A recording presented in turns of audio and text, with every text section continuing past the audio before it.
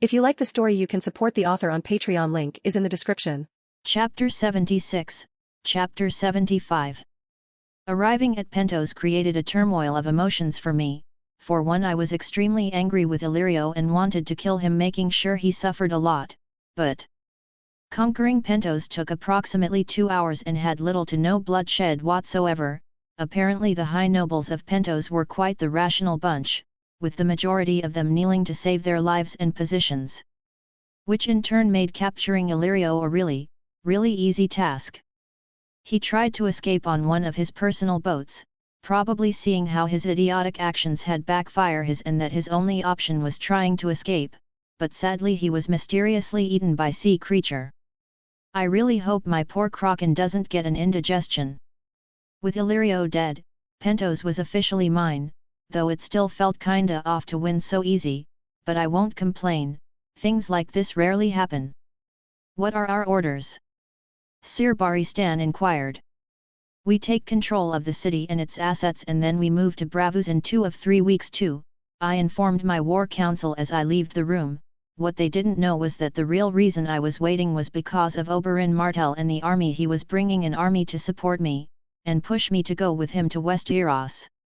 Which was an idea that had already occurred to me, because after taking Bravos under my control, which was by far the biggest threat on this side of the sea for me, I would be able to leave this continent and focus on the Iron Throne. Leaving Daenerys behind. I would leave Daenerys with a small part of my army to protect her and the cities we had already taken, and with that I would move all my attention solely on Westeros, attacking the kingdom while it was weak and vulnerable. Taking a deep breath, I decided to go to the kitchen and prepare something good. It had been quite a while since I had eaten anything made by me, being a lord and stuff. And much to my horror, Westeros didn't have any pizzas or hamburgers, so I had to improvise to emulate those delicious godlike creations. As I walked to the kitchen, Daenerys approached me with the twins, who were stretching their arms begging to be with their dear old dad. Smiling, my beautiful wife inquired, "Where are you going?" "To the kitchen, I wanna make some burgers, and now that I'm a dad it feels just right," I answered with a smile. Daenerys looked at me for a second before she asked with curiosity, "What is a hamburger?" "One of the many items any dad needs to know how to make, is parenting one-on-one." I chuckled. If she wanted to know, she would have to eat one. The burgers were a massive success. Maybe I'll rip McDonald's off. My family seemed to love them, including my old man, who even helped me with the grill, and while I'm still angry with him, I couldn't call that hate anymore. After everything everyone had done to me during the last few years, he really doesn't seem so bad. Technically the assholes of this world made him look good by comparison, and if I had to be rational about it, he wasn't inherently a bad person, just the most stupid person I have ever met, and that's bad, but not batshit evil Cersei level. So, I decided to give him a chance, because why not? He already had enough punishment with not being able to hold any lands or ever restore his lord title. He had no power over me, and he seemed to be trying to atone really hard. "These burgers are amazing," Yora said, trying to make some small talk. "Sad attempt, but keep trying," I chuckled, leaving him behind. "These are really good," Daenerys complimented, "maybe we can make a business out of it." And there it was, my influence on her showing off. I was thinking the same. "How about we call the business Corn Donald's?" I chuckled. Daenerys giggled, which in turn made the babies laugh with her. "Sure, we can also sell some corn, I suppose." I kneeled to the baby's level and with a baby voice said, "And our mascot will be Ronald Corn Donald." "I already exist, master." Out of nowhere a raven that kinda looked like the Joker flew to my shoulder. Existence is pain, master. Caw, our lives are fleeting before us, don't you understand, master?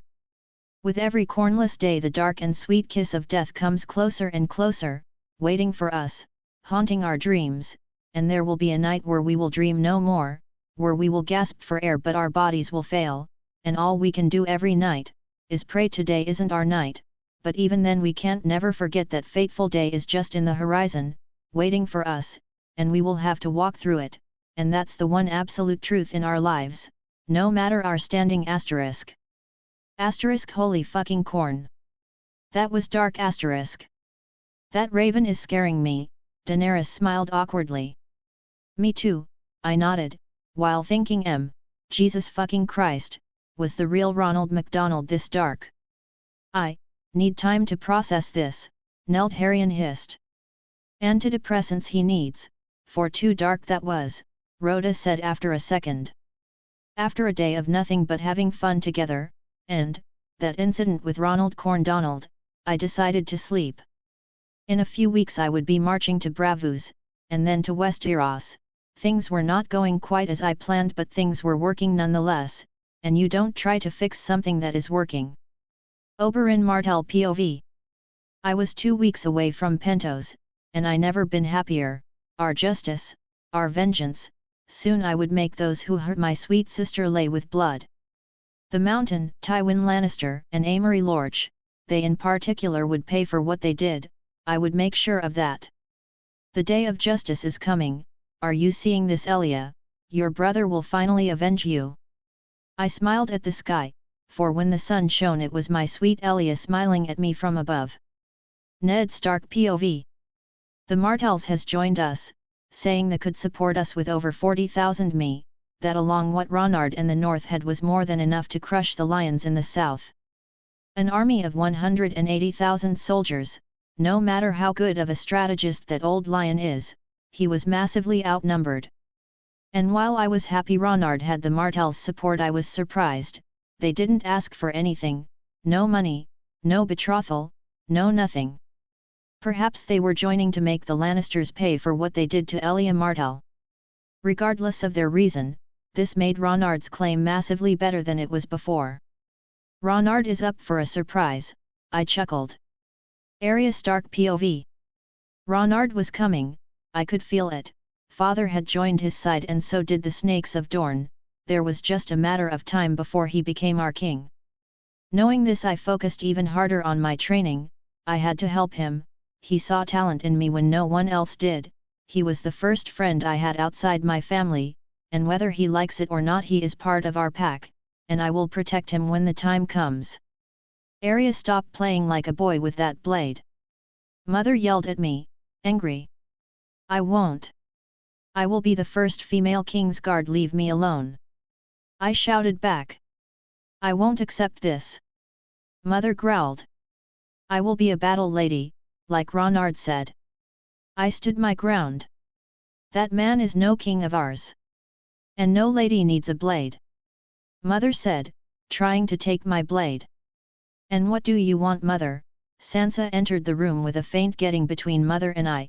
All you are teaching us is how to open our legs, and frankly that curriculum lacks a lot, or maybe it doesn't. I'm sure that opening our legs will work if we lose a battle and some men try to us. Sansa. I will not tolerate this, you are out of line, I will, Mother tried to say, but Sansa cut her. We have Father's permission, you are the one out of line, Sansa replied calmly, which in turn made Mother slap Sansa on the face as she stormed out of the room. Wow, that was awesome! I said, smiling at my sister. I suppose I am, Sansa giggled, rubbing her face, but do try to avoid her when training, I don't want to be slapped on a daily basis. Will do, I laughed. Comment. Chapter 77, Chapter 76. 3 weeks passed since the grill day. Oberyn had yet to arrive, but I wasn't going to wait for him any longer, and I was already outside Bravos at my war camp clothes, that was conveniently a few miles away from them, which apparently triggered the Bravasi Sea Lord because I was awakened by one of my Raven scouts who tells me that our camp will be under attack soon. Which made me glad I had decided to left Daenerys behind on Pentos for this one with 5,000 soldiers, while I fought the Bravasi right now. With a grunt, I jumped out of the bed and looked outside down the hill, confirming that a large group of soldiers was indeed approaching. Seeing they were at much 1 hour away, I quickly dressed as grabbed my weapons. Get ready! Bravos is coming! I shouted loud and clear for all my men to hear. The Unsullied were already ready and alert, with the Dothraki being the second part of my army to follow suit. They have a dialogue flag. One of my men shouted, so they wanted to talk, let's. Bravus wasn't like any other place in this world, they were kind of democratic with the power structure. By kinda I mean the position of Sea Lord is not hereditary, and is given in a pseudo-electoral way, that works, kind of fishy.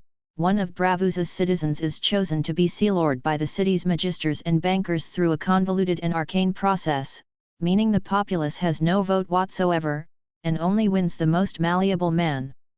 The choosing process apparently is intense by how the rumors go, but once chosen, the new Sea Lord serves for life. Bravus's current Sea Lord was Farago Antirion. All I know about him is that he is a member of House Antirion, a noble house, and that he is who currently serves as the current Sea Lord of Bravus. But a Sea Lord was nothing without his sword. Each Sea Lord selects their first sword, who serves as their champion, captain of the guard, and ambassador sometimes. They were known for their immense prowess in battle and unique fighting style. Caro Valentin was the current first sword of Bravus, and probably the man I would have to kill soon enough. "Welcome, Lord Mormont," the Sea Lord greeted with a disapproving look on his face. "Is King, please be sure to remember that for however long you have," I said with a playful tone, letting him know he meant nothing to me. See, at first, I wasn't so sure about conquering Bravus. They seemed like an alright place, so the idea of opening a peaceful dialogue with them occurred to me once or twice, but the moment they allowed someone to commission a ton of fucking wildfire, well, let's just say I don't have any more doubts. Bravus, and the Iron Bank are one. The fucking bankers are an important part of their electoral process, which means they knew of this crazy project and still allowed it. Fuck them with capital F. "Do you really think this will end well for you?" the Sea Lord inquired with an apathetic tone. How prideful this bastard could be. With a smile I thought two could play this game, so I leaned back, putting my hands behind my head and my feet up the table. "Yet, have you seen my record? History would prove I'm right." "How dare you disrespect the Sea Lord this way?" the first sword of Bravus growled, clearly infuriated. "What is a lord to a king?" I chuckled playfully. "As much as I like this nonsense, I came here to discuss the terms of your surrender," the Sea Lord said with a judgmental look on his face. "Sure," I smiled, with a joyful expression forming up my face. The two of them seemed happy for a moment, and I knew it was my moment to strike. "So, you will lay down your weapons, give me all your money, and kill yourself? Sounds fair." Both the first sword and the Sea Lord were astonished of my response. They surely didn't see that one coming. "You are making a grave mistake, kid," the Sea Lord said with a hostile tone, trying to kill me with glares. "No," I said with a dark tone, "you are the one that made a mistake. When you let Ilrio buy 1 ton of wildfire, just to kill me, your greatest sin was making an enemy out of me, so do yourself a favor and kill yourself, because as long as your body is not underground rotting, I won't stop, I won't slow down. One way or another, you will die, and it will be because of me." "How dare you!" The first sword pulled his weapon him, which in turn made Grey Worm, who was one of my selected bodyguards, jump in front of me, spear ready to pierce any threats, followed by Sir Baristan Selmy. "Allow me to kill this man, my king," Grey Worm requested, glaring at the first sword. "You think Bravus will fall to you?" The Sea Lord chuckled, but I could see his bitter tone miles away. No Bravasi would kneel to a slaver. "Oh, wow, you need to upgrade your spy network," I chuckled. "We are no slaves, we serve the Kull of the West, the breaker of chains, the father of dragons, the king of the known world, because he is worthy of being followed. We are the ones that aren't worthy of his guidance," Grey Worm said, and I could feel he meant every single word. "Insolent fool!" the first sword growled, taking a step forward. "Boy, I can cut you 20 times before you reach my king, so do your job and think wisely, or this might be the last decision you ever made," Sir Baristan said, sword ready to slice the first sword. "You will die, and every Bravasi that dies will be because of you," I said, standing up. "We are leaving, these two idiots are not worth my time." Grey Worm and Sir Baristan nodded, as they followed me out of that place, leaving behind the soon-to-be dead idiots. I went back to my camp satisfied how the peace reunion had gone. Surrender, ha! They should have thought of that when they paid for a nuke. You do not sponsor a nuclear deterrent and later say, we are doing it for peace. How do you want to proceed with this, my king? Sir Baristan inquired. Well, I have just the idea for this, I smiled as I started to explain my round table, consisting of, Sir Baristan Selmy, my most trusted blood rider Ng, and Grey Worm, who I would rename Lancelot. Can't stand calling him Grey Worm, it feels like I'm insulting him. Oberyn Martell POV.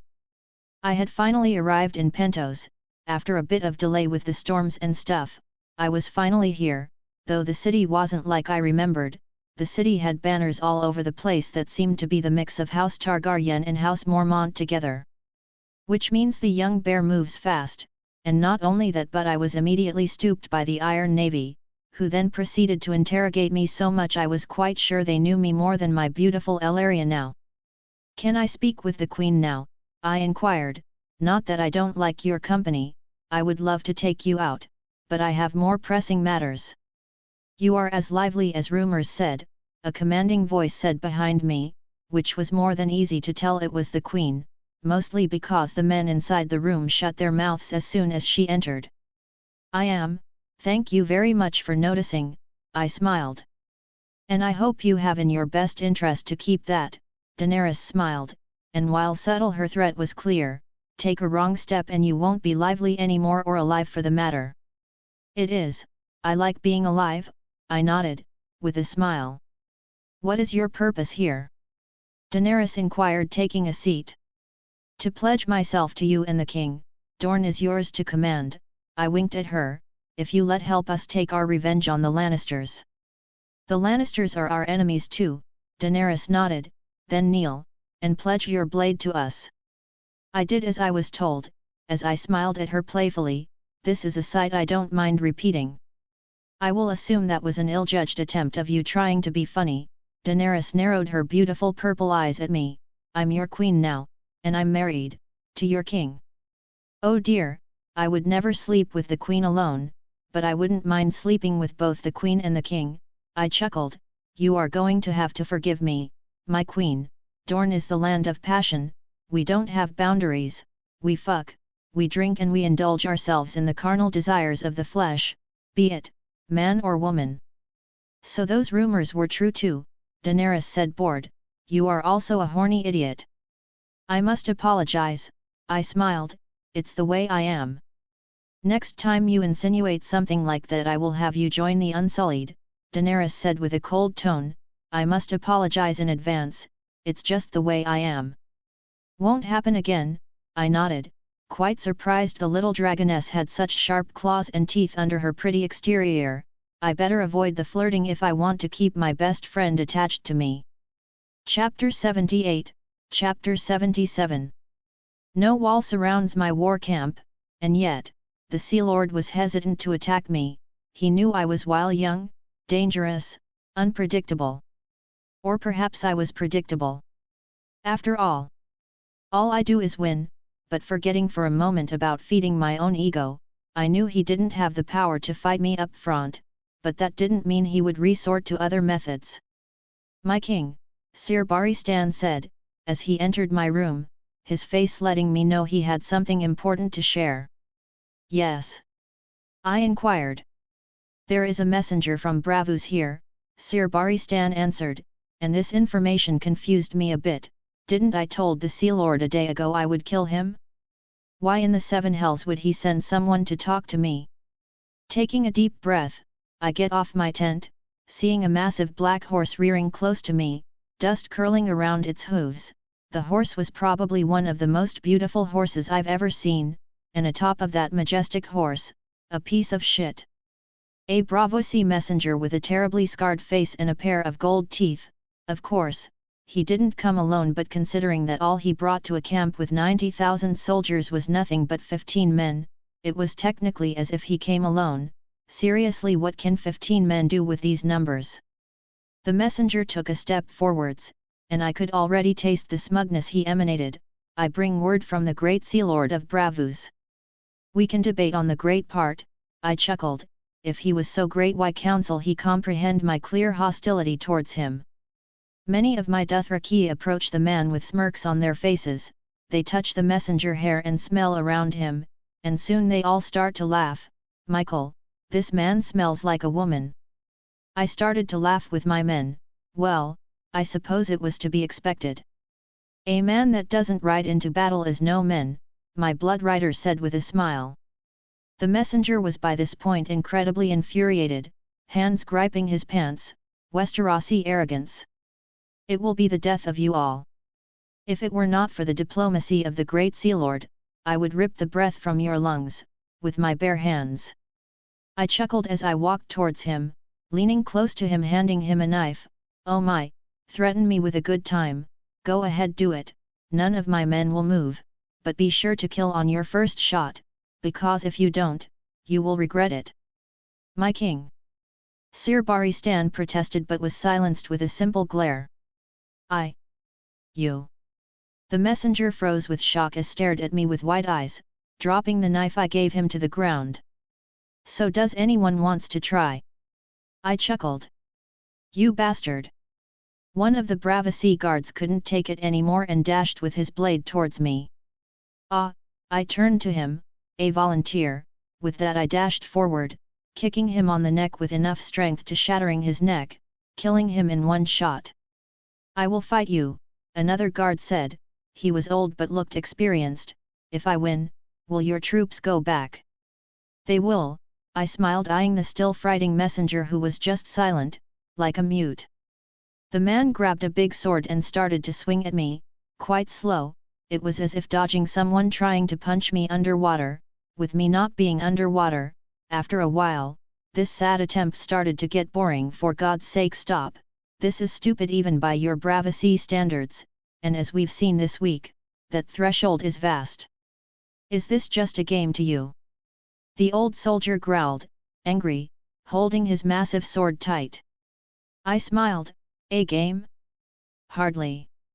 If this were a game I would be having fun, or killing Joffrey. Now that sounds like a good time. The old soldier rushed at me, giving his last battle cry, that lasted for a few seconds before his decapitated head landed with a heavy thud on the floor. Now, that was depressing, I chuckled, eyeing the messenger. The messenger composed himself a bit, and said with the utmost confidence, if you value your lives over your complete annihilation, you must turn back now, while our great Lord is forgiving. I sighed, wondering where did he get all that bravado. He just saw me effortlessly kill 2 of his guards, before continue to shit through your mouth. Bravasi, know that I am in a really bad mood today, so even a Lord's messenger, you will be held accountable for the words coming out of your mouth, is that clear? Leave, and submit to the Sea Lord, and all will be forgiven, the messenger said, ignoring my threat. Just how stupid can someone be? Submission, he wanted me to submit, how fucking dare he? If you don't submit, he will kill you and everyone you love. Weaponizing my family, I see, and who's going to swing the sword? I inquired angry, your Sea Lord. That was laughable, you. Not in a million years. As I talk I continue to move towards the man, and his guard's sword out. This. You can't kill the messenger. The messenger said, ordering his men to attack, but those were soon intercepted by my own guard, who were dealing with them quite easily. I told you, I whispered close to his ear, next time, learn to listen. With that I pushed my blade through his heart, as I stared deep into his eyes, seeing his life slowly drain out of him. Panic, fear, anger, were just a few of the emotions I was able to read on his face before the sweet release of death came for him. Kill everyone but one, I ordered my men. After all, I wanted someone to deliver the message that peace was never an option. They threw that to the trash when they helped my enemies. Oberyn Martell POV. The beautiful, but really scary queen, had ordered me and my army to go and help Ronard. Apparently, he is fighting with Bravus. I didn't bring many men, but she said that I had to prove my loyalty by being there for my king, the things I do for revenge, the things I do for love.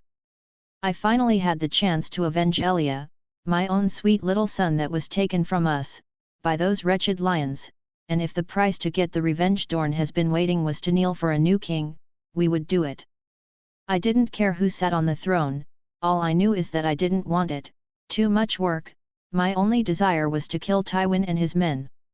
Let's go men, we are going dancing to Bravos, I ordered, not really sure if any of my men understood my clever word play, about Bravos water dancing.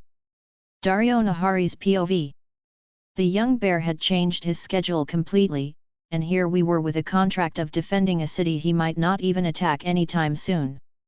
But I suppose getting paid for doing nothing was also acceptable, but one thing was absolutely true, I still had no idea how we would win, when all we had was 500 soldiers. I'm not really sure what the masters of Yunkai expect. Because unless we each kill 200 of his army without dying, this was a suicide. Tywin Lannister POV. Dorne had pledged their loyalty to the young bear in Essos, that alongside the north gave the bear around 80,000 soldiers. That alone was very troubling, but to trust was just the beginning. The boy had also managed in Essos to acquire an army of 100,000 soldiers, which would bring his army to 180,000 soldiers. And while the young bear continued to grow and grow, our resources, our men, and everything we needed for this war was benign depleted, slowly but surely, every day we were weaker, and because of that we would pay. If only we could get the Tyrells to join us, we would have a better chance at winning this. Renly needs to die, with Renly dead, we would be able to marry Margaery to Joffrey, and in the process we would even the numbers out, because so far, the boy was ahead of us, then again he doesn't have to deal with the idiocy of my children, and the mad rat for a grandchild I had, Joffrey. Chapter 79, Chapter 78. The time had come, the time for war, I would be leading the cavalry, with my entire Khalasar moving as one unit, while Lancelot aka Grey Worm attacked the gates of the city. Our forces were numerously superior to theirs, but they could still prove to be worthy opponents. Bravos had hired all the sellsword companies with the exception of two, the Golden Company and the Storm Crows. But even with those two out of the picture, they still had managed to amass 40,000 outside soldiers, which put them in a total of 60,000 soldiers on their side.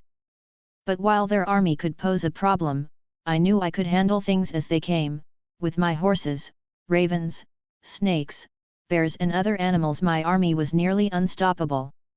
But I wasn't going to let this thought of near invincibility cloud my judgment, only fools think of victory before it.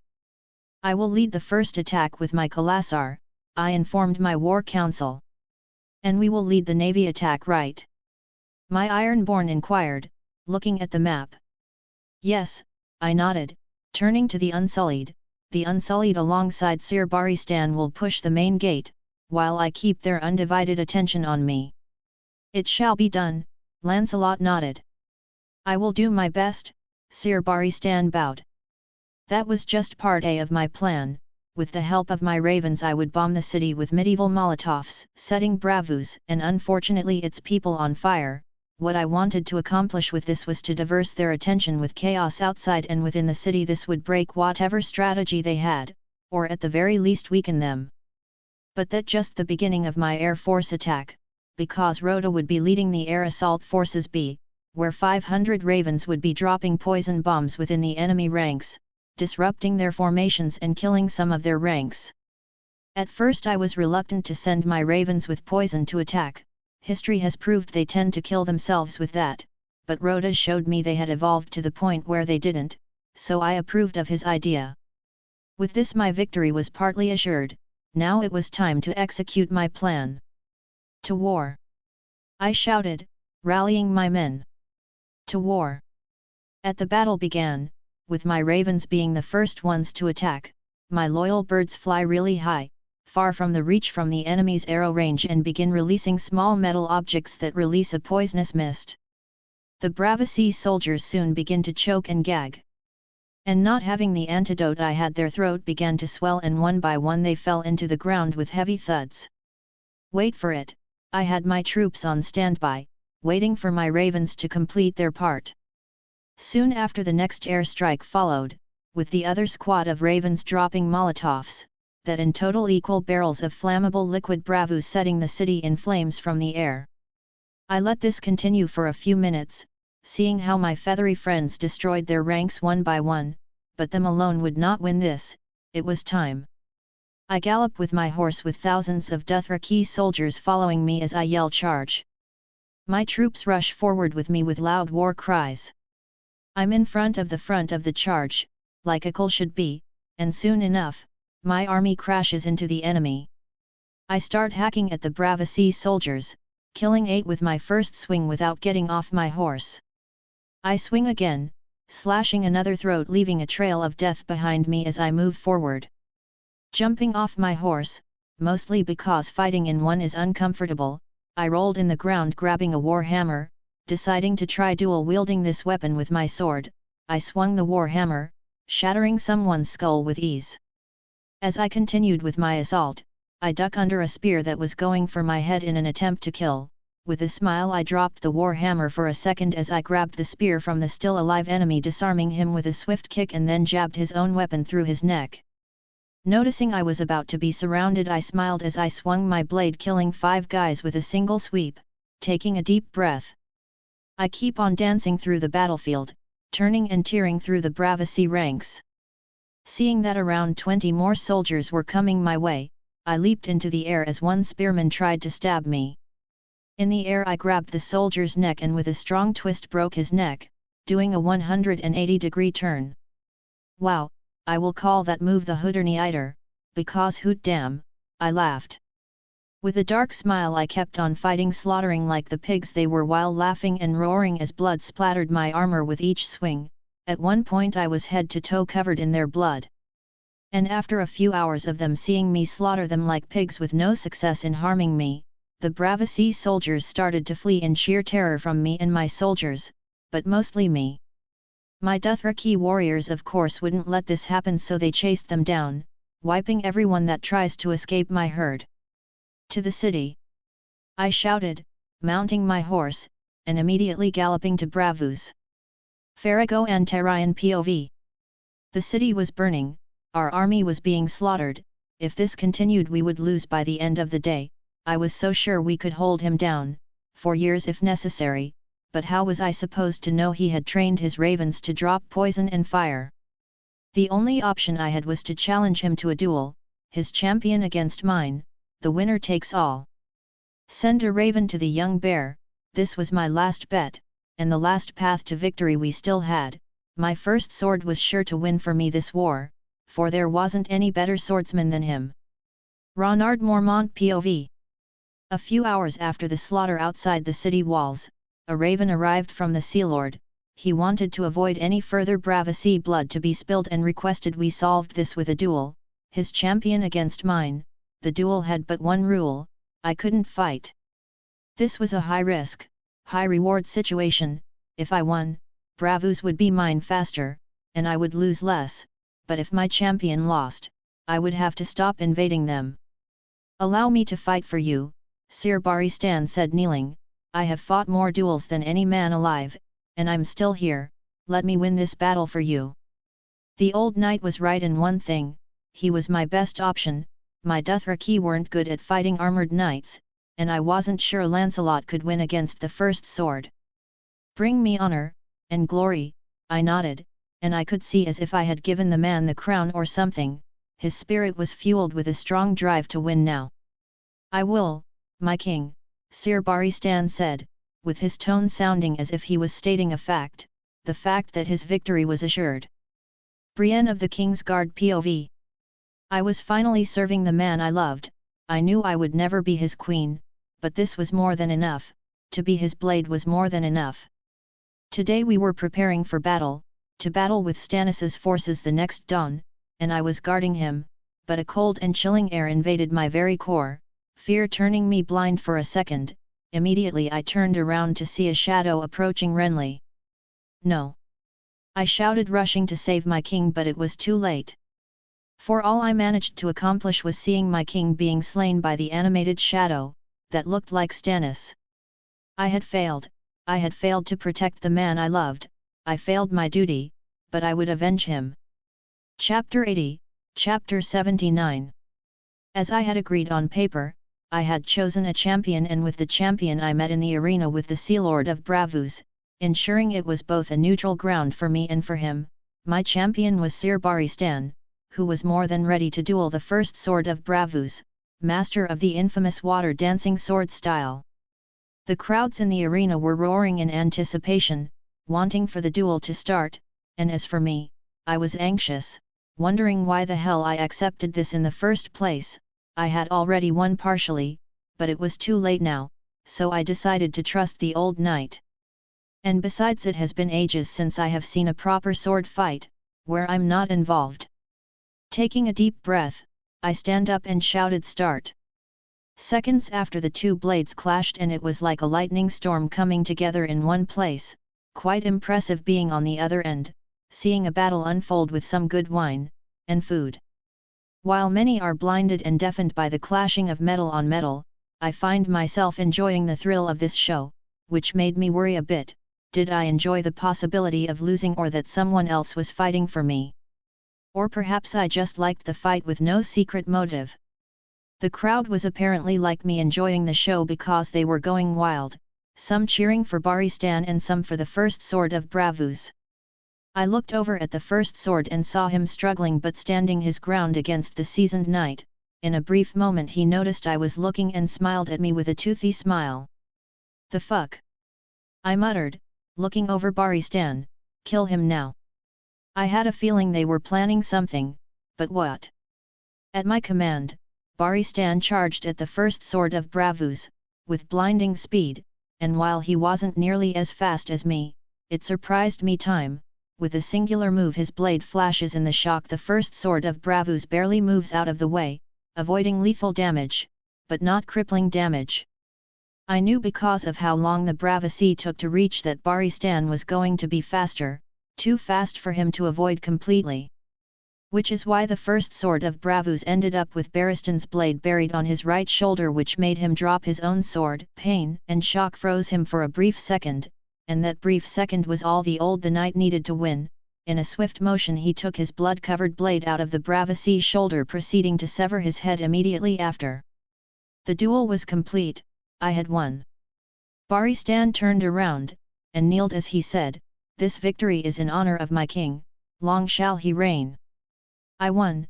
I turned with a huge smirk on my face to see the Sea Lord of Bravus smiling. "For now," the Sea Lord cackled. "Okay, please enlighten me." I sighed, wondering what they did to think they still had a chance. "Any moment now the poison in your wine will take effect," the Sea Lord smiled, looking at my wine. "You won the battle, not the war, young bear." "And my men?" I inquired. I had brought 100 guards with me, keeping my army outside, and while I doubted he managed to poison them, I had to ask.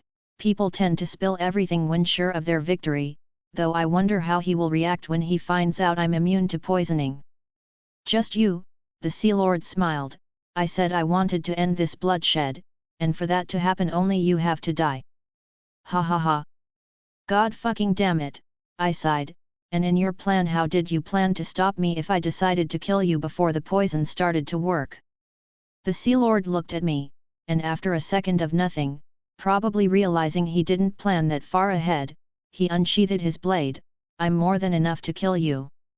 Ha ha ha ha ha, I laughed, which apparently made the Sea Lord really angry. "Oh dear, you were serious, then please, allow me to laugh even harder." Ha ha ha ha ha. How dare dash the Sea Lord was about to probably say something along the lines of, "I am the best blah blah," but I had enough shit for one day, so I shut him up by putting my hand on his mouth. "And, I am done, Sea Lord. While there's absolutely nothing I'd rather do than stand here and listen to you bluster at me until the heat death of the universe, I literally have a million better things to do, like killing Joffrey." So with a huge smile, I threw him like a bag of trash into the arena. Loud gasps of shock could be heard around, as I landed beside him. "How dare you!" the Sea Lord cried out in pain. The following act contains violence, coarse language, and adult situations not suitable for minors. Viewer discretion is advised. I chuckled as I grabbed the crying Sea Lord by his shirt, snapping his neck like a stick before he could even process what was about to happen. Time to rip off Perfect Cell even more, ladies, gentlemen, boys and girls, and those idiots that still think you can best me. I am Ronard. And you may recognize me as the young bear, or as the Cull of the West, or perhaps as the mighty conqueror. But that's not what I'm here to talk to about today. Today, I'm making an announcement. At this point I had everyone's attention in the arena, all the nobles of Bravus staring at me. I will take this city, that much is a fact. It can be by blood or not. I'll let the people of Bravus decide. I'm not that bad, but you will only have till tomorrow at noon to decide. Murmurs could be heard among the crowd, fear spreading among them like a pandemic. Just what I was looking for. Fear breeds submission. That should give everyone plenty of time to prepare and get ready to fight me. Or for those that know that it is impossible to beat me but are too stubborn to surrender, time to connect with loved ones, get your affairs in order, or maybe just kill someone. Get a purge going. Live a little. Because in 18 hours, I chuckled as I pointed to the dead Sea Lord, so, keep that in mind and the shit in your parts, and I'll see you all tomorrow at noon. Also, feel free to pray to your God. But spoilers. I won't be listening. With that I walked out of the arena with my men following me close behind, leaving a mute audience of nobles that were so shocked by my display they couldn't even muster words. That speech was certainly terrifying, Sir Baristan said. I learned that from a friend, his name is Sel. I chuckled. Well, he is really good at making things both oddly appealing to the audience and terrifying, Sir Baristan said. War sometimes is more about the mind games than the soldiers, I chuckled. That is a wise statement, my king, Sir Baristan nodded. Gordon Ramsay Ravenicku's POV. I was the royal chef for the dragon siblings, and all I did was fucking tasty, corntastic. I was the proud owner of 3 Cornchulin stars. Can I eat it now? Neltharion said, trying to take a bit out of the pig I was roasting. Caw. Can't you see is raw, you stupid baboon? I shouted angrily, slapping the young dragon prince away. I will let you know when it's ready to go. Ha ha ha, Regal laughed. Serves you right, moron, Crow chuckled. The fuck you called moron? Neltharion growled, smoke coming out of his mouth. I can add dragons to the menu. So stop your idiotic activities in my kitchen, I caught at them. Sorry, the 3 young dragons said in one voice. Chapter 81, Chapter 80.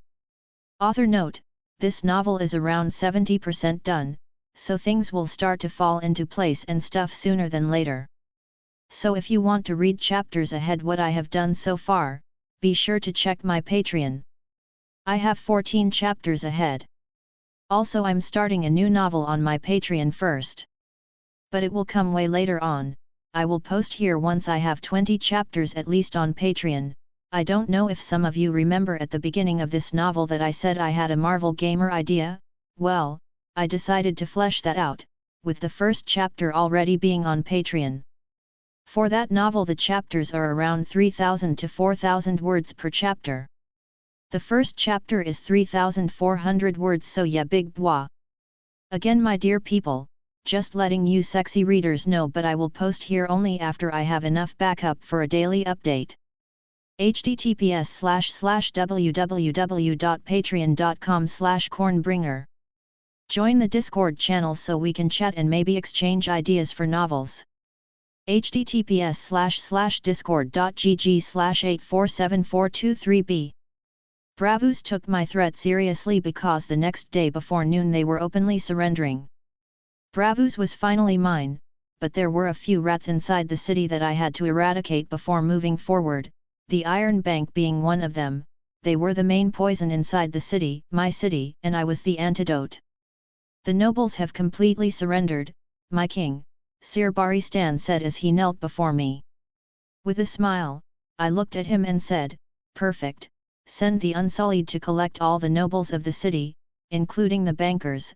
To make sure I wouldn't suffer a coup in the future, I had to first gather all the rats in one place and then purge the untrustworthy ones, leaving only those that I could trust because they were loyal, or they feared me. Either one worked.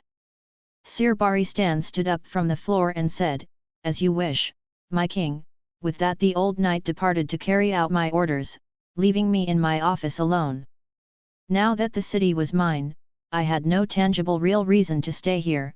I had my army, and no real opposition on this side of the sea, so I had to start planning my invasion of Westeros.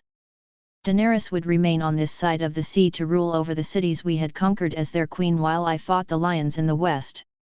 There were many other reasons as to why I wanted to leave her on Essos. For one, she would be safe and sound, and so would the babies. "A man is surprised," an unfamiliar voice said in the shadows. Following the sound, I found a man who could only be described as a hobo, but had a dangerous air to it. "A faceless man, here for another chat or?" I inquired, taking a deep breath, wondering what did they want this time. The assassin looked at me, his eyes devoid of any emotion and personality, without fear, without anger, nothing but an empty sheet of everything that makes us human. "A man wants nothing, a man can't kill you, but a man can hurt you." Immediately my mind went to my children, my wife. If they couldn't kill me, they sure could try and hurt me, but although the idea of my family being hurt terrified me, I had planned ahead against this scenario for a long time. Daenerys had hundreds of animals always keeping an eye on her and the babies, animals that couldn't be fooled by a fake face. My bears alone could smell strange people from miles away. With a hard look on my face, I turned my gaze to him as I said, "What's to keep me from destroying your region?" "Valadoha Eris, Vala Morghulis," the faceless men smiled. "All men must serve, and all men must die. We are not afraid of death, we serve it." That much was true. They served death, and were like roaches hard to kill, because you don't know who belongs to the order unless you see them in person. "I'll be honest, I'm confused as to why are you here." "A man wanted to strike a deal," the faceless man informed me. "Go on," I sighed, "maybe it would be beneficial for me."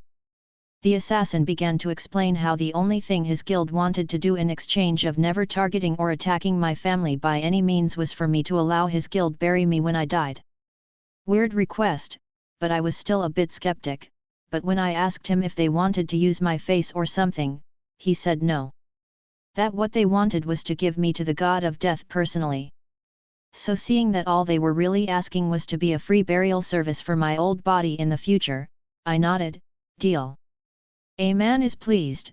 With that the weird assassin left, leaving me with more questions than answer, but at least I had one less thorn on my ass to worry about, fully at the very least.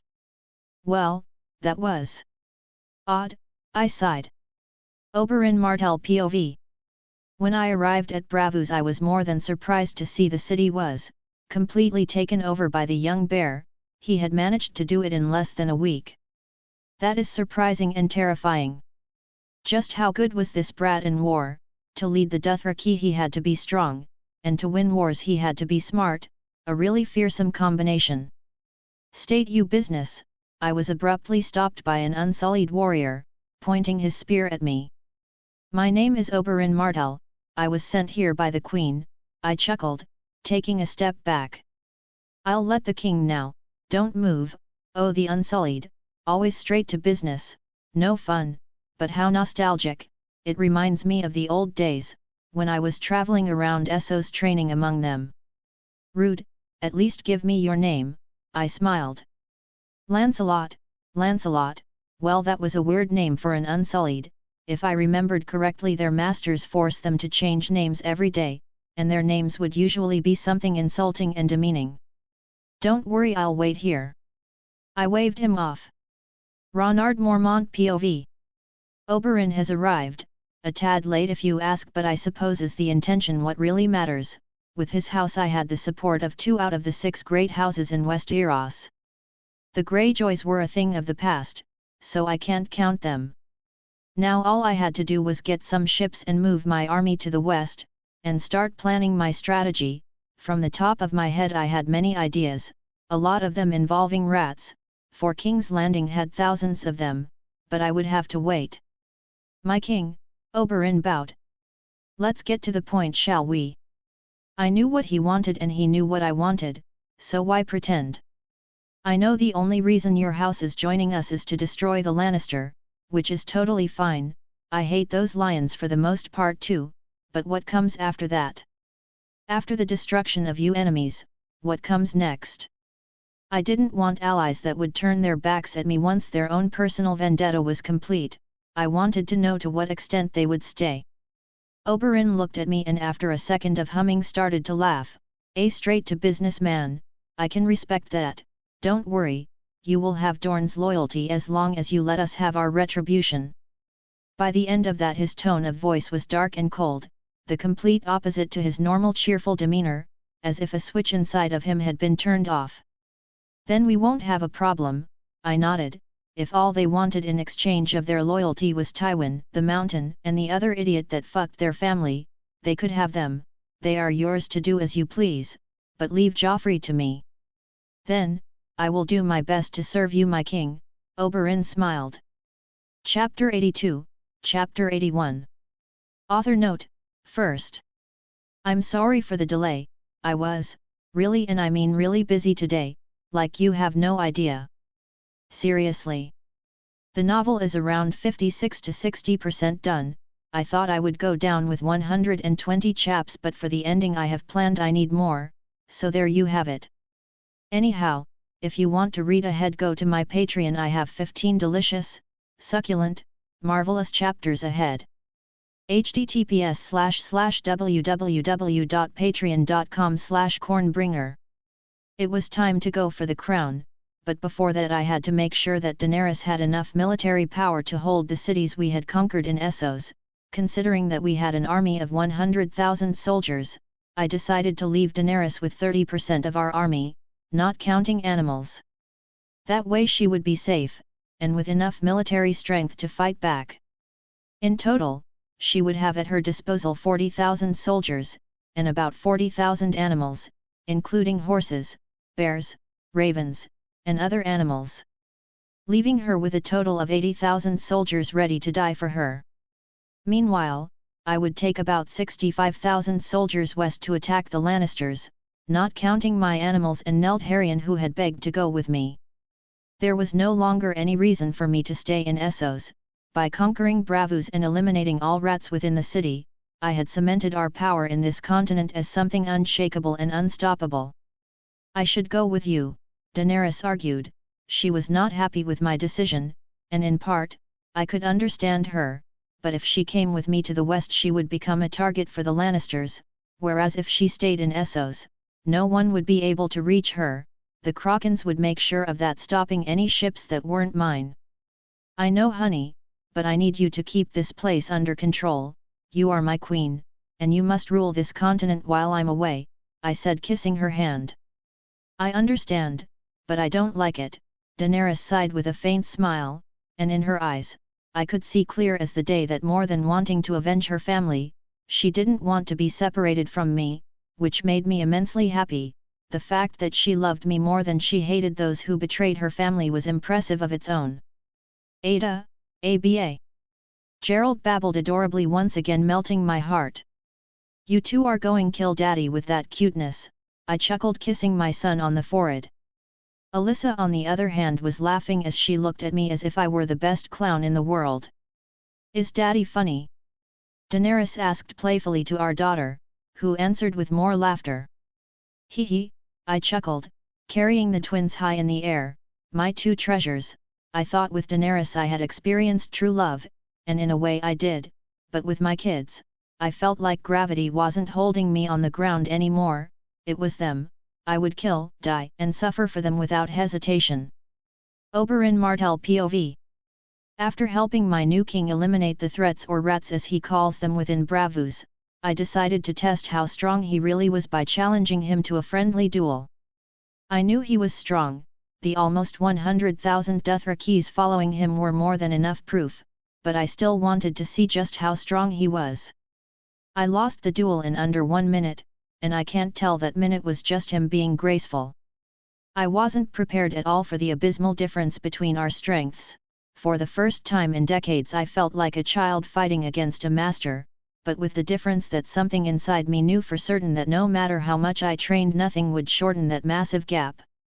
But this didn't bother me at all, on the contrary, I preferred to follow a king with strength and intelligence, someone who would lead his army by example, risking his life first so that others would do the same for him.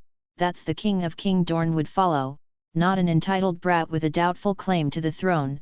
We didn't care he came from a small house, or that he didn't have royal blood within him.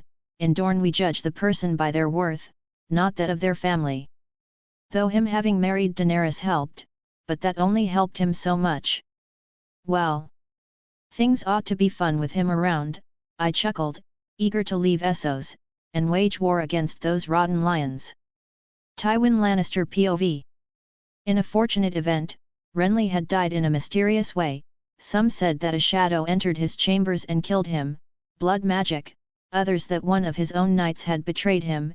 In the end, it didn't matter how died, because with Renly out of the picture we could turn this war in our favor. By marrying Joffrey with Margaery Tyrell we would secure an army that alongside ours would be able to face the young bear and his army. The idiot of a daughter I had was not happy at all with my decision to marry her little mad dog off to a Tyrell, but her opinion on the matter was irrelevant and non-important. Without this alliance we didn't have much of a chance of winning this war. Cersei will not forget this, father, Tyrion said with a sigh. Perfect, let her, she is not here to rule. If she were we would have already lost the crown by now, I replied with apathy. Cersei had to understand that she was not as clever as she thought she was.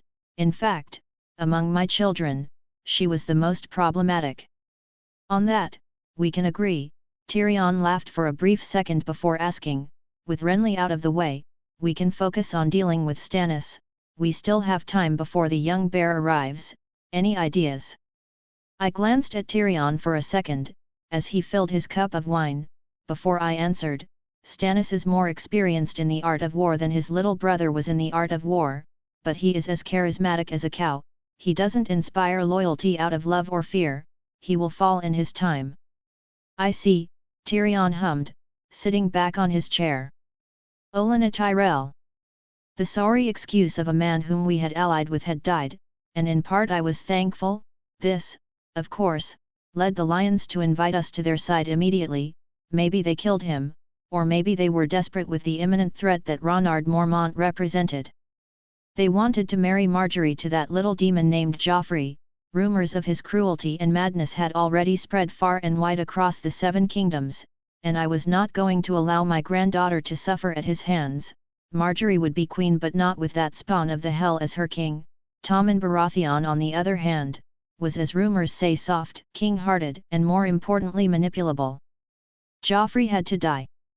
Besides it not like anyone but his mother would miss him, but I doubt even Cersei is that blind to love that thing.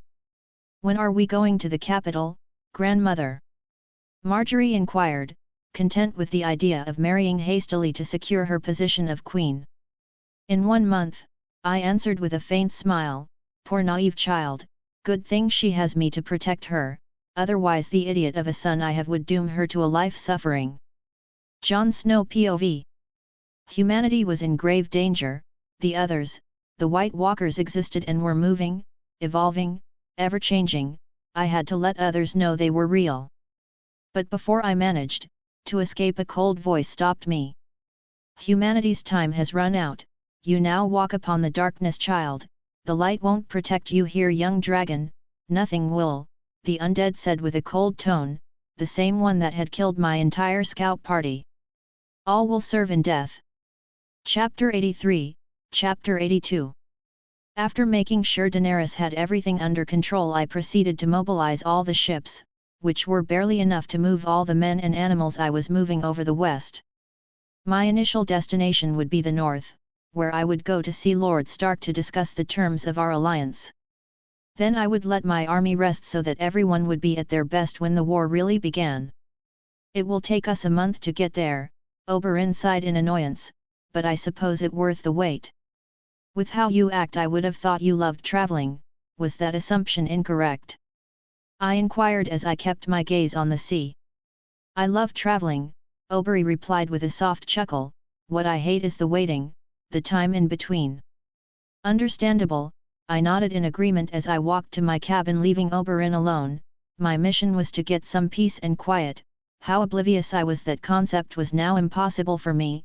Not only I was a king, I was a dad, which made peace and quiet an impossibility for me.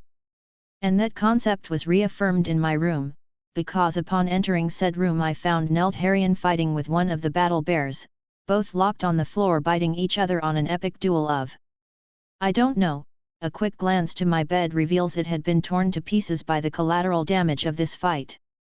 Neltharion had taken it upon himself to fight anyone, and when I asked him why, he would only answer that he wanted to be as strong as me and he needed the experience, which usually made me ignore his odd behavior, because, well, I'm not made out of stone. That he wants to be like me is adorable and pushes all the right buttons for me to let him do his thing. I'm too tired to be dealing with this shit, I sighed as I walked out of the room not wanting to defuse whatever situation they had. My new destination, my backup room, a room especially designed for these types of emergencies. Jon Snow POV. Fear was a common thing, you can deal with it, but that doesn't make you fearless. All my life I had dealt with my fears, but what I saw that day.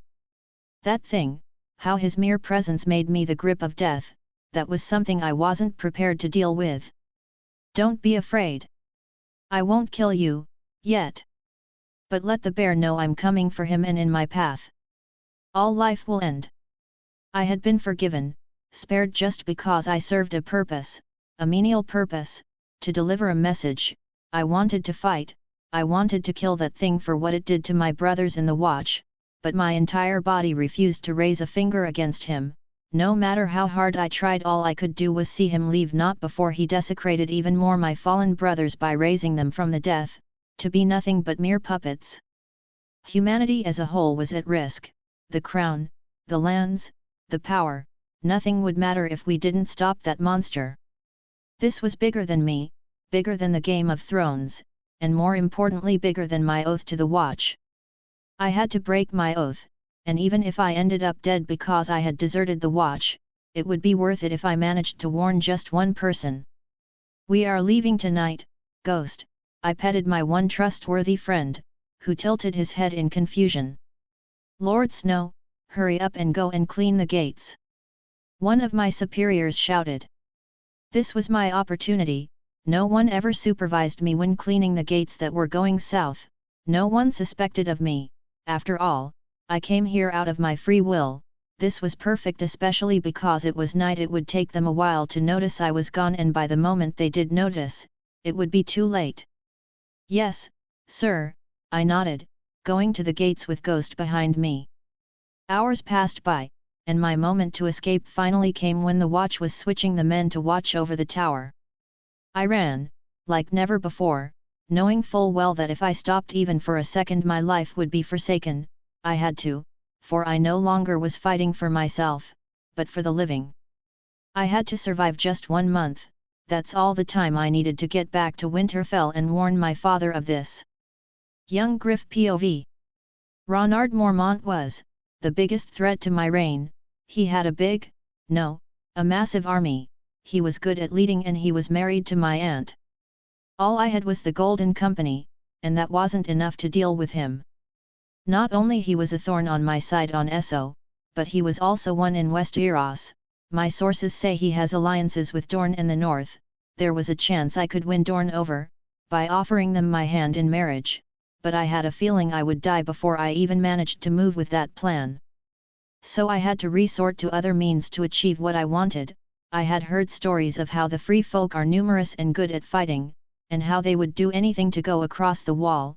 Them alone were more than enough to fight Ronard, perhaps even outnumber his army, and all I had to do in order to win, was offer the wilding what they have always wanted, their freedom, in exchange for loyalty. Are you sure this is the best idea, my king? John Connington inquired. It is, I nodded. We need the army, for the bear to fall. The Golden Company is with you, my king. the commander of the gold company said, kneeling. "I'm glad, my friends," I smiled, "for we are about to venture to wild lands, we are going beyond the wall. We'll follow you there, and to hell if necessary, my king," my men chanted. And I knew things would turn just fine. I was born to be king and no bear would stand chance against a true dragon. Daenerys POV. Ronard had left, once again. These days it seemed like our time together was a thing of the past now, and while I knew it was for our cause, I couldn't help but miss him. But I had to play my part. He was trusting me to keep Essos under control, and I would do more than that. I would conquer the rest of Essos in our name, so when the time to go west comes nothing will ever tear off apart. I had Crow and Regal with me. With them I would destroy our enemies on this side of the sea with blood and fire, for my husband, and more importantly for my kids. "What are your orders, my queen?" Daisy inquired. "We are going to Yunkai," I informed her. "We are taking that city. I will finish what my husband started. I will eliminate our enemies." Daisy looked at me for a second before kneeling. "My sword is yours to command. I would die for you, not because you are my queen, but because you are my family." I smiled, and I am glad every day of my life to be part of it. My words were nothing but the truth, and because of it I would protect them, with fire and blood.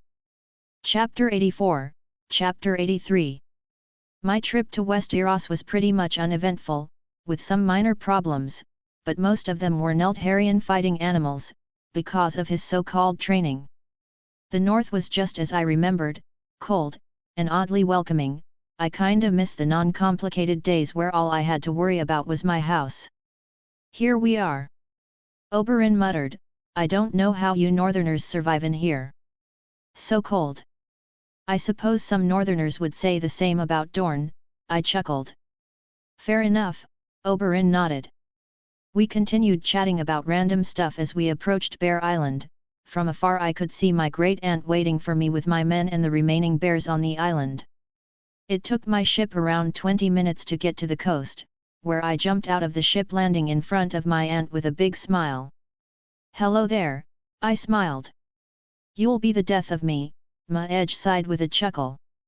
"Doubt it," I gave her a look that said, "Your two daughters are maybe worse than me, going to another continent and stuff." "Well, every Mormont woman is crazy one way or another," Ma Edge laughed. I hummed, pretending I was deep in thought before nodding. "I can testify to that." "So what can we do for your highness?" Ma Edge said as she knelt. No sign of hesitation, no anger at me for going for the crown, nothing. I actually expected her to be a tad more volatile this reunion. "Well, for now, any news?" I inquired. "The Starks pledge themselves to you, and offer a betrothal between Daisy and Robb," Ma Edge informed me, which in turn immediately made me laugh, to the point of gasping for air. I knew they wanted to marry Robb to Daisy, not that I would accept, but if Daisy accepted this proposal, I can already tell who will be the lady on that equation. "I'm sorry," I finally managed to say, after composing myself a bit, "but every time I imagine them together, it makes me laugh." Ma Edge eyed me for a second before starting to laugh. I thought I was the only one. "Anyway, we are going to rest here for a couple days before leaving to Winterfell," I said, deciding to go back on track. "In the meantime you are in charge of accommodations, also start gathering our men, Ironborns included. We will march full strength soon, so it's better to have them ready." "As you wish," Ma Edge nodded. "Perfect," I smiled. Jon Snow POV. I have no idea how long I've been running, hiding, making sure my brothers in the watch don't catch me. It has been a rough for me. By this time I thought I would be home, with my family, but evading the party they had sent after me had derailed me from my original path. But I had to persevere. My life was inconsequential in the great scheme of things. I was but a mere messenger, but one with a very important message. That night will forever haunt me, the night I fully realize I was too weak, a bastard that couldn't even die right. But besides the fact that winter was coming for us all, there was another thing that didn't make much sense to me. why did that monster refer to me that way, calling me a dragon? Did that had something to do with my mother? No, I must focus. I'm the only know that knows about the dangers beyond the wall. What or how that monster talked to me is irrelevant right now. If we keep this pace we should be in 1 or 2 weeks. Ghost, I petted my companion. Growl, Ghost tilted his head. I don't know, but we are in it together, I chuckled, feeling as if he asked me what would be of us after we delivered the message. I would probably die for deserting the watch, but Ghost could stay with my family, after all he didn't break an oath. Ned Stark POV. John had deserted the watch, a raven from the wall had arrived with this problematic news. This was unexpected and unbecoming of him. Why would he do such a thing? Why would he abandon his oaths? He must have a reason to do it. But what? He was safe on the wall, he was finally out of everyone's reach. I promised his mother, my sister, I would keep him safe from this world, from this game, and he was safe in the wall. If the wrong person discovered his real identity, it would the end of him. Ronard would kill him if he thought John represented a threat to his claim, and even if that didn't come to happen, the watch would claim his head for deserting them, so the only way to protect my son was finding him first. John, where you? I muttered. Ronard Mormont POV, 3 days later. John had deserted the watch. Well, that was unexpected. I always thought him to be the kind of guy that never misses a day of work, and follows every rule in the book. Then again in the TV show he kinda banged a wilding, the supposed natural enemy of the watch, so perhaps he is a rebel in disguise. And now he was going to die because of it. Nonsense, how utterly stupid the system of the wall is. I can understand criminals being forced to stay and never fuck, but volunteers should follow different rules. John is an idiot, not going to sugarcoat that, but he is a good idiot. One that happens to fill or fit a position I had in mind. With his total lack of ambition, the job was made for him. John Targaryen, Lord of House Targaryen, he would be the perfect lord, being that he would be the only one not trying to stab me for power. All right, I nodded, deciding I would help the stupid wolf out of this situation, so with a smile I ran out of my room, to Oberyn's. Oh, for the love of Dorne, you need a bell, Oberyn chuckled, pointing out I had startled him. What can I do for you, my king? Well, how do you feel about going to hunt a missing crow? I smiled. You aren't giving me much information, but yes, sure, I'm in, Oberyn smirked, but if you wanted time alone, we don't need excuses. I slowly raised an eyebrow as I said, you are barking at the wrong tree, pal, I don't swing that way. Oberyn smiled, you can't judge a man for trying, now can you? I can, and I am. I wasn't really sure if he was confident on his sex appeal or was delirious. Just don't tell the queen, Oberyn muttered, I would make a terrible Unsullied. Yeah, I kinda want to now, I smirked at him, wondering what the hell did my beautiful wife tell him, for him to lose his cool demeanor for a second. Oh well, on the bright side, I already have a bunch of kids, so I suppose it already served its purpose. Oberyn laughed. I have to admit, Oberyn is an interesting guy, that even on the side of losing his best friend, he keeps on smiling and joking and messing around. I wonder if everyone in Dorne is like him. Nothing against your preferences, but don't hit on me again, got it? I informed him. Duly noted, but it was mostly a joke, to be honest, Oberyn chuckled. How so? I inquired. Since the day we had our little duel, Oberyn sighed, I was made aware of the vast difference between our skills, and I don't like that. I like to be the one leading, if you catch my drift, but I was curious to see how you would react to me hitting on you, frankly better than your wife, she can be quite territorial. Oh, I see, I nodded as I pushed him against wall, holding his body by neck above the ground with my hand. If you hit on my wife again, let's just say your brother will be able to kick your ass from that wheelchair of his, understand? Scratch my last statement, Oberyn coughed, gasping for air, you two are territorial. Then don't mess with us, I growled. Roger that, Oberyn nodded, his eyes turning a bit red before I dropped him. Wow, well, good to know your triggers before I trigger them. Anyway, what was that about us hunting a crow? Chapter 85, Chapter 84. Finding John was easy, barely an inconvenience. Being that I had over 100 ravens looking for him, it took a few hours to get his location, and another few to arrive where he was. From afar I could see he was tired, like he hadn't slept for quite a while. His entire setting was depressing. By his side, there was a big white dire wolf, quite the creature, majestic if I might add. A few hundred meters away, I could hear the hounds from the watch, coming for him, howling in their persecution. We are looking for that kid.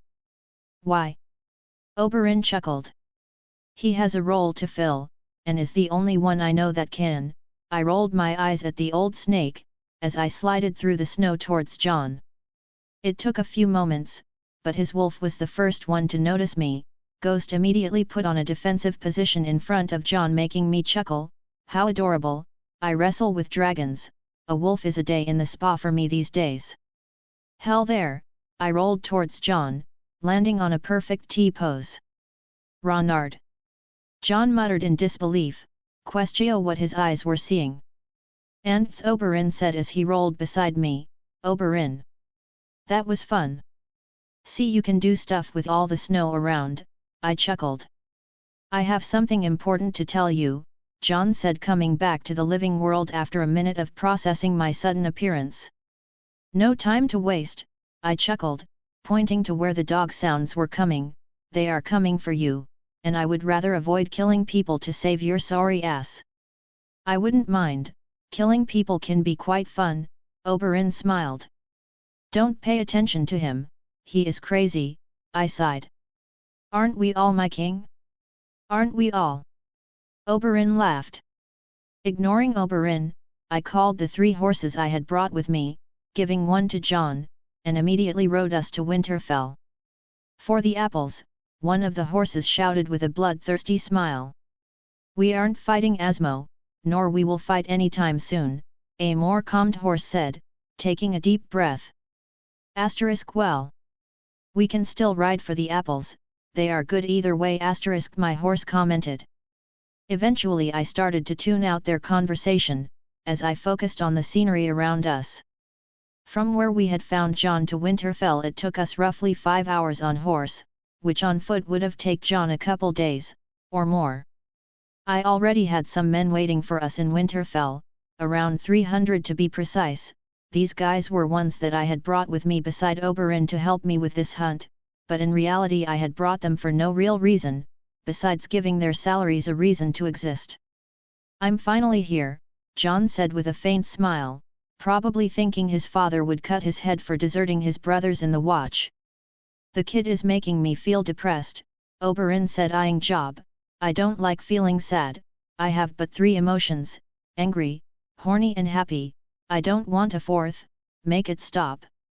I had to stifle my overwhelming desire to laugh, as to avoid making John feel even worse. It's okay, John, no one will kill you. Today at least. I don't fear death, John sighed. I was ready to die the moment I decided to break my oaths. Once I deliver the message I came to deliver, I will be fully ready to embrace death. I eyed him for a second before sighing. You know nothing, Jon Snow. That feels like something catchy, like a motto. Oberyn smirked at John. I like it, I will use it now. Perhaps death is a gift. John muttered, glaring at Oberyn, as he followed us as we entered Winterfell. Inside the walls of Winterfell, there was all the Starks waiting for us, practically in the same formation they had when they welcomed Robert Baratheon in the show. Ned Stark was the first one to greet me, with a smile that tried hard to hide his doubts, not of following me, but wondering if I still resented him. My king, I have kept the North safe for you, Ned Stark said as he eyed me for a second, before adding, you have changed a lot. I nodded. Lord Stark, good to see you alive. I'm glad my countermeasures to keep the North stable worked. That was partly a lie. I had originally made the deal with Varys to save the girls.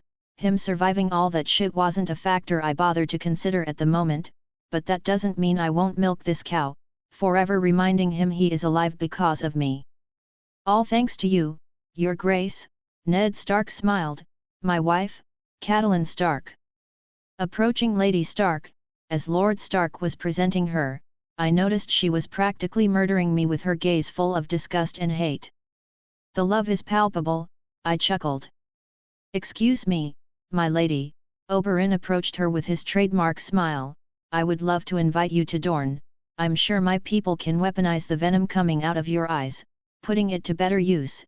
Everyone gasped in shock, while Arya and I shared a silent chuckle.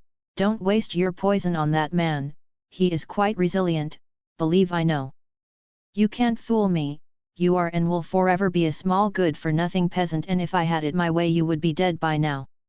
Catelyn hissed at me, but you will soon, so don't trust anyone in the north, Your Grace. Cat! Ned shouted, by this point his face red with anger or embarrassment. Oberyn approached me and whispered with a smile, I haven't seen someone hold this amount of hate since Cersei Lannister, and let's just say it's not normal. You are nothing but a dash. Catelyn was about to start her verbal assault, but a glare stopped her for a moment. I'm not interested in the puny thoughts of an idiot, I said, making sure each word was loud and clear.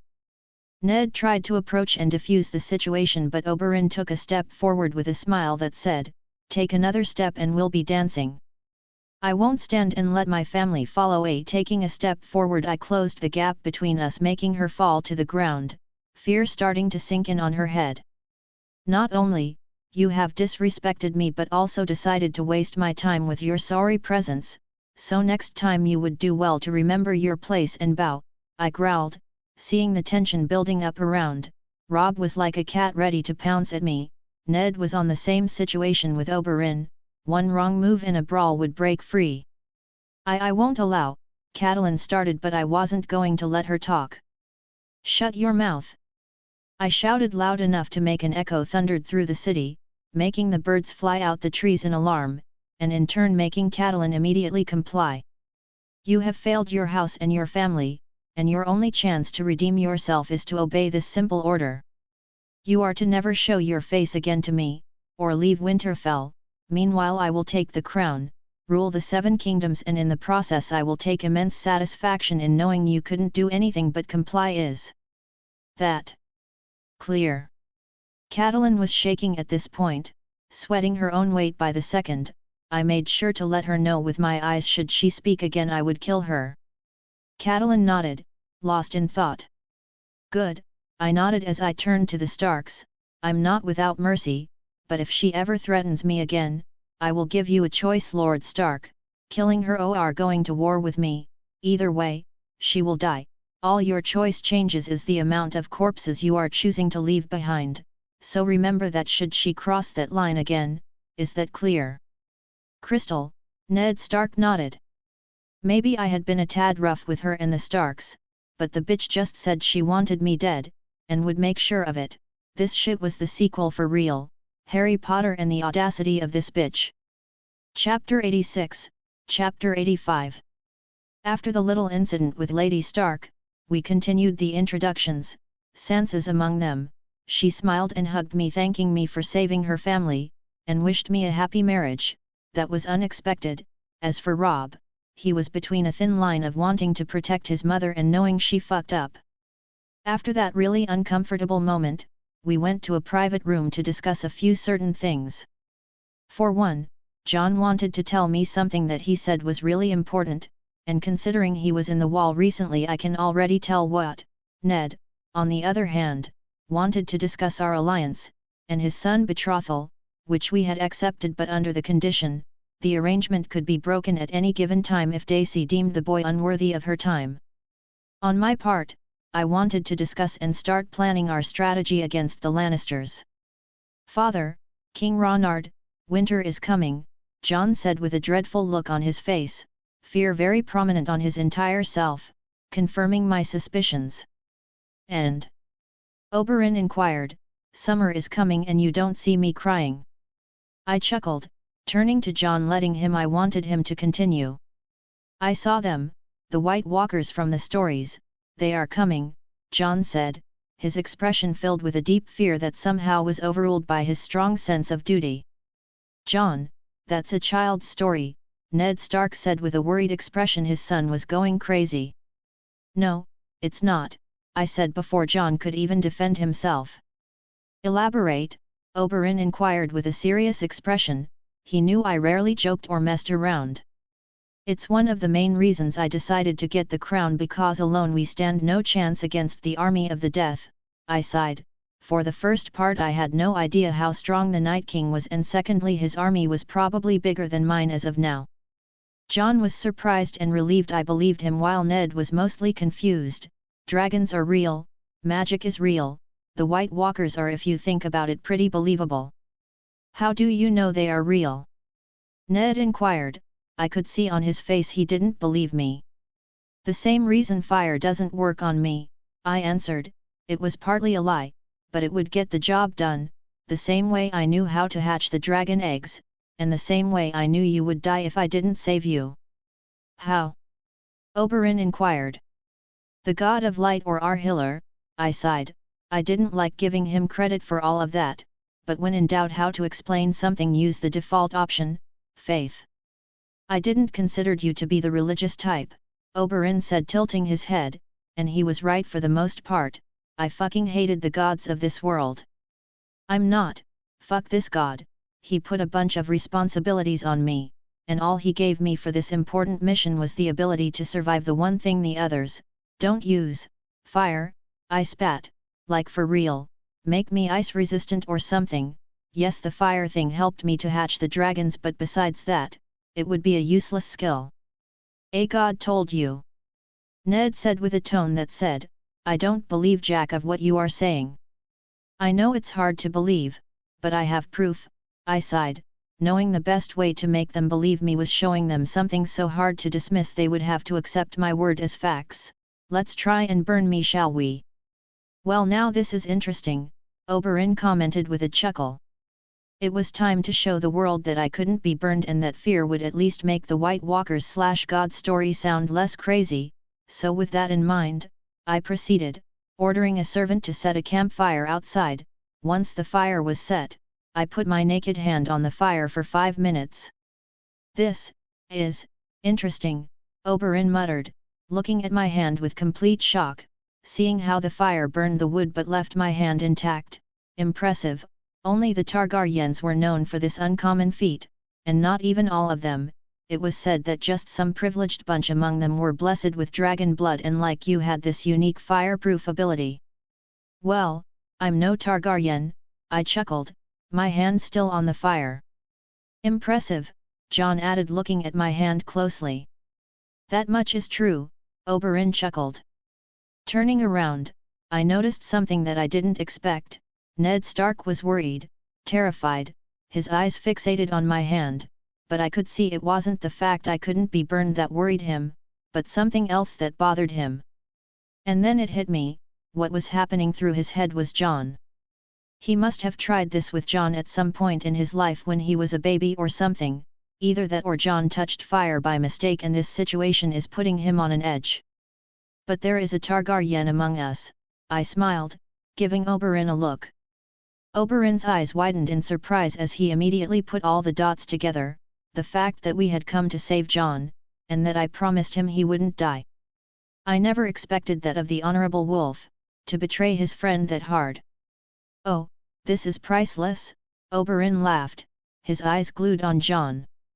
Ned Stark was at this point sweating, which was by itself very hard considering the temperature around us. "I don't know what dot." "Ned, it's okay, I won't hurt him," I sighed. If there was someone I wanted to be a lord was John. He had no ambition, and was loyal as fuck. "Who, what is going on?" John asked, looking at his father. "You," I pointed at John. "Me, no. I'm a bastard," John said with the utmost confidence of what he was saying. "Nope, your father is actually your uncle." This comment made Ned tense up. "Your mother was Lyanna Stark and your father was Rhaegar Targaryen," Oberyn finished for me. "It all makes sense now." Ned Stark breaking his oaths? That was hard to believe, but him lying was even harder to believe. we always assumed John's mother was a Sheridan, but, even that was far-fetched. Father, tell me is a lie, or a joke of bad taste, please.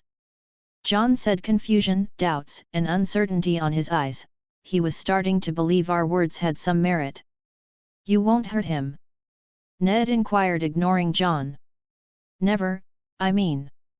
If he tries to hurt me, then yes, but otherwise, we are good, and that was the truth. I would never hurt John just because he had Targaryen blood, because of how he was raised. I knew I could trust him. Father. John was on the verge of melting down, his emotions fluctuating like a Christmas light. It's true, John, Ned said with a faint smile. Know that this doesn't change anything. I love you, and you will always be my son. Know that I didn't want to lie to you, but it was the only way to save you, to keep you out of Robert's sight. All this time, my mother was right underneath us. And I? John said with tears rolling down his face, all this time I thought I was a mistake. An error, something that shouldn't have existed. John. Ned Stark said, approaching to try and hug the crying man. You let everyone hurt me. John shouted, anger finally taking over. Lady Stark, Theon, everyone in the household, you let them treat me like trash. And the worst part was that I felt like I deserve it. Why? You could have told Lady Stark at least. To be fair with him, Lady Stark is not the smartest gal around, so it was wise of him to not tell her. Then again, I don't really know if she knows how to keep a secret. While it was true Ned managed his situation quite badly, he didn't do everything badly. My experiences with Lady Stark say she would have killed John by telling her sister or something. Shut up! John cried out.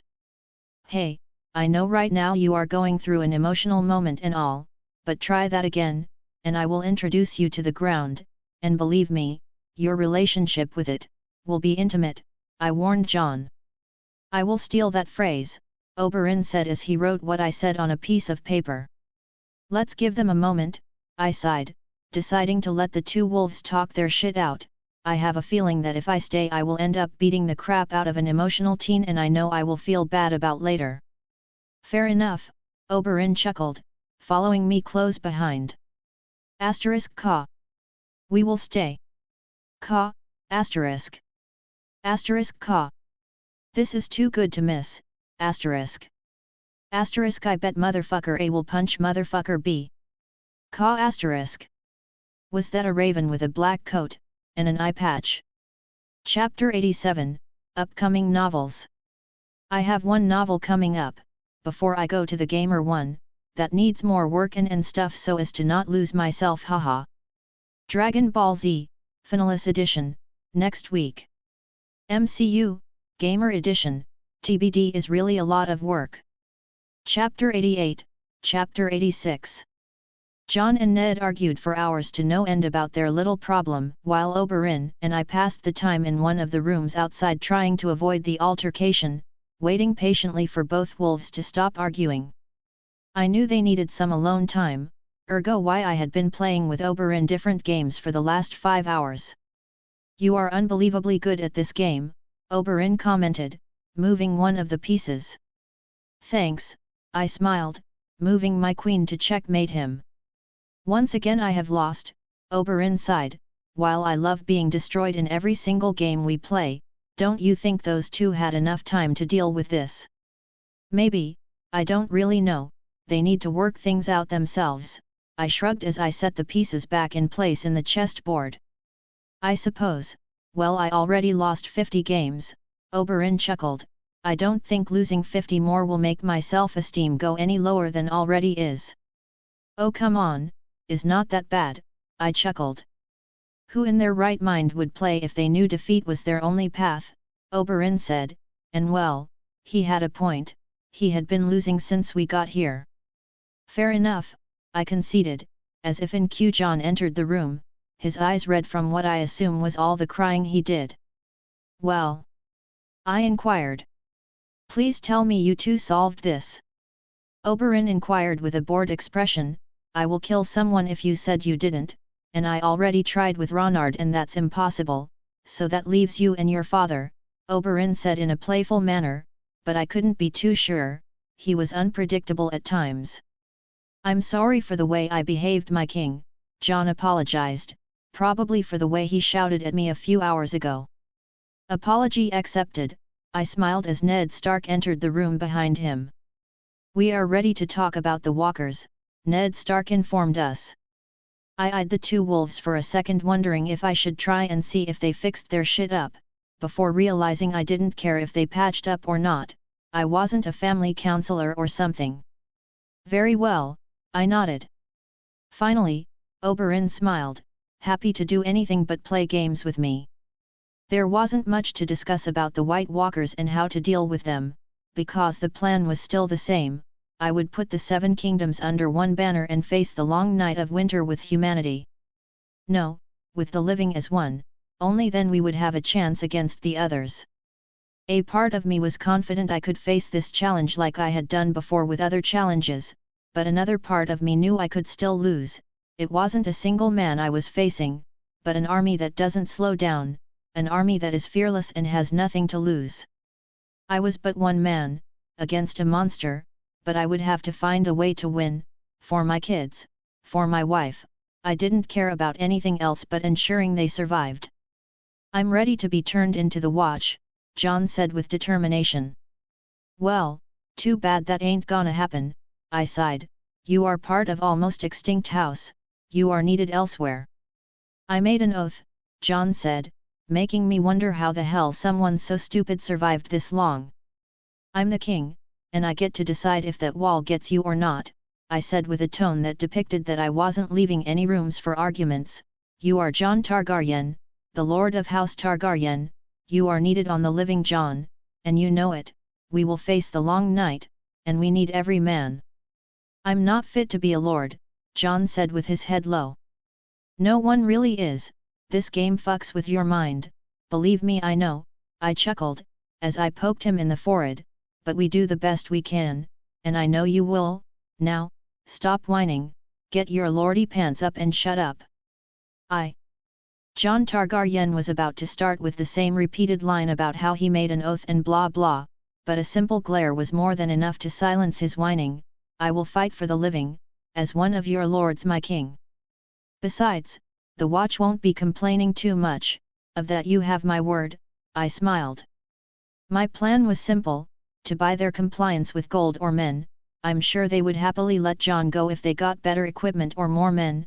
Of course this plan could still fail, in which case I would use force to subdue them, so I suppose I will see when the time comes.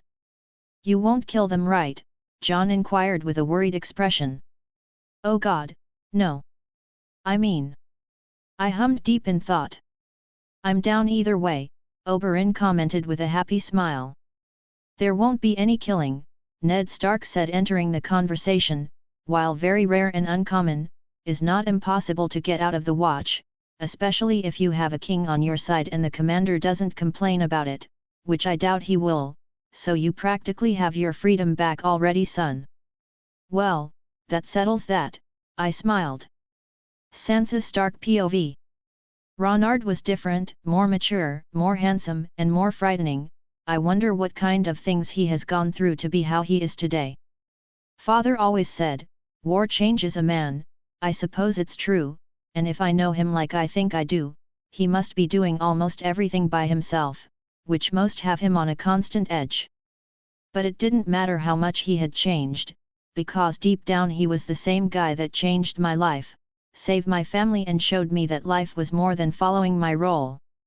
Ronard sure looks awesome, Arya said as she practiced with her new rapier. I wonder how strong he is. Well, he has yet to lose a battle, I giggled.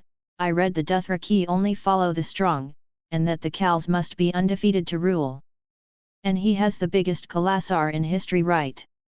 Arya inquired excitedly. Yes, I nodded. Then I have to train extra hard if I want to be his best warrior, Arya smiled, as she continued with her training. I'm sure he will be delighted to hear that, I smiled at my little sister. Catelyn Stark POV. Fear was the main emotion I felt when thinking of Ronard now. I was afraid of him, his eyes promised me death should I cross him again. I had never seen such a monster before. He wasn't the young man I had met years ago, nor the bear of the stories that came across the sea. No, he was a monster, a very dangerous one. Please gods, guide me, I prayed, as I begged the seven to help me. Ronard POV, outside Winterfell. After a long day of seeing two grown men cry, I decided to go out for a walk, to cool my mind off. Working every day of the week can be quite taxing, and walking does wonders to a troubled mind. Hello, a cold icy sharp voice said, startling the crap out of me. With my sword out, I turned around fast like a thunder to notice that the voice came from a raven, but this wasn't one of my ravens. No, this one was clearly dead, or at least it should be, because it was showing its empty rib cage with no organs. That the fact that his eyes were glowing blue pretty much gave that shit away. You are? I inquired, knowing the answer myself already. A dead talking bird only meant one thing, the fucking Night King. You know. The bird said in an emotionless tone, I came here to warn you, to tell you, you won't win, no matter how many men you gather, or how many monsters you tame in the end, you are alone, child. And whether you want to admit it or not, there is only darkness and death awaiting for you and your people. No victory is truly assured, I glared at the bird. A mortal sentiment, that doesn't apply to me, for I will command an unstoppable army that will lay waste on the living until every light in this world has been extinguished. The raven said with somehow an even colder tone that I could swear made the temperature drop a bit. I will stop you, so don't get your hopes too high, I said with determination. You are strong, Ronard, that much is true, but I am beyond strength, I beyond the living. I am the end, and I have come for all of you, and there is nothing you can do to stop it, the undead raven said, so enjoy the time you have left, for it's the last breath the living will take in this world. With that the raven fell to the ground dead. Fuck! I shouted. Chapter 89, Poll for New Novel. Alright, after talking with some friends that said my 3 ideas were good, I decided to let my readers guide me.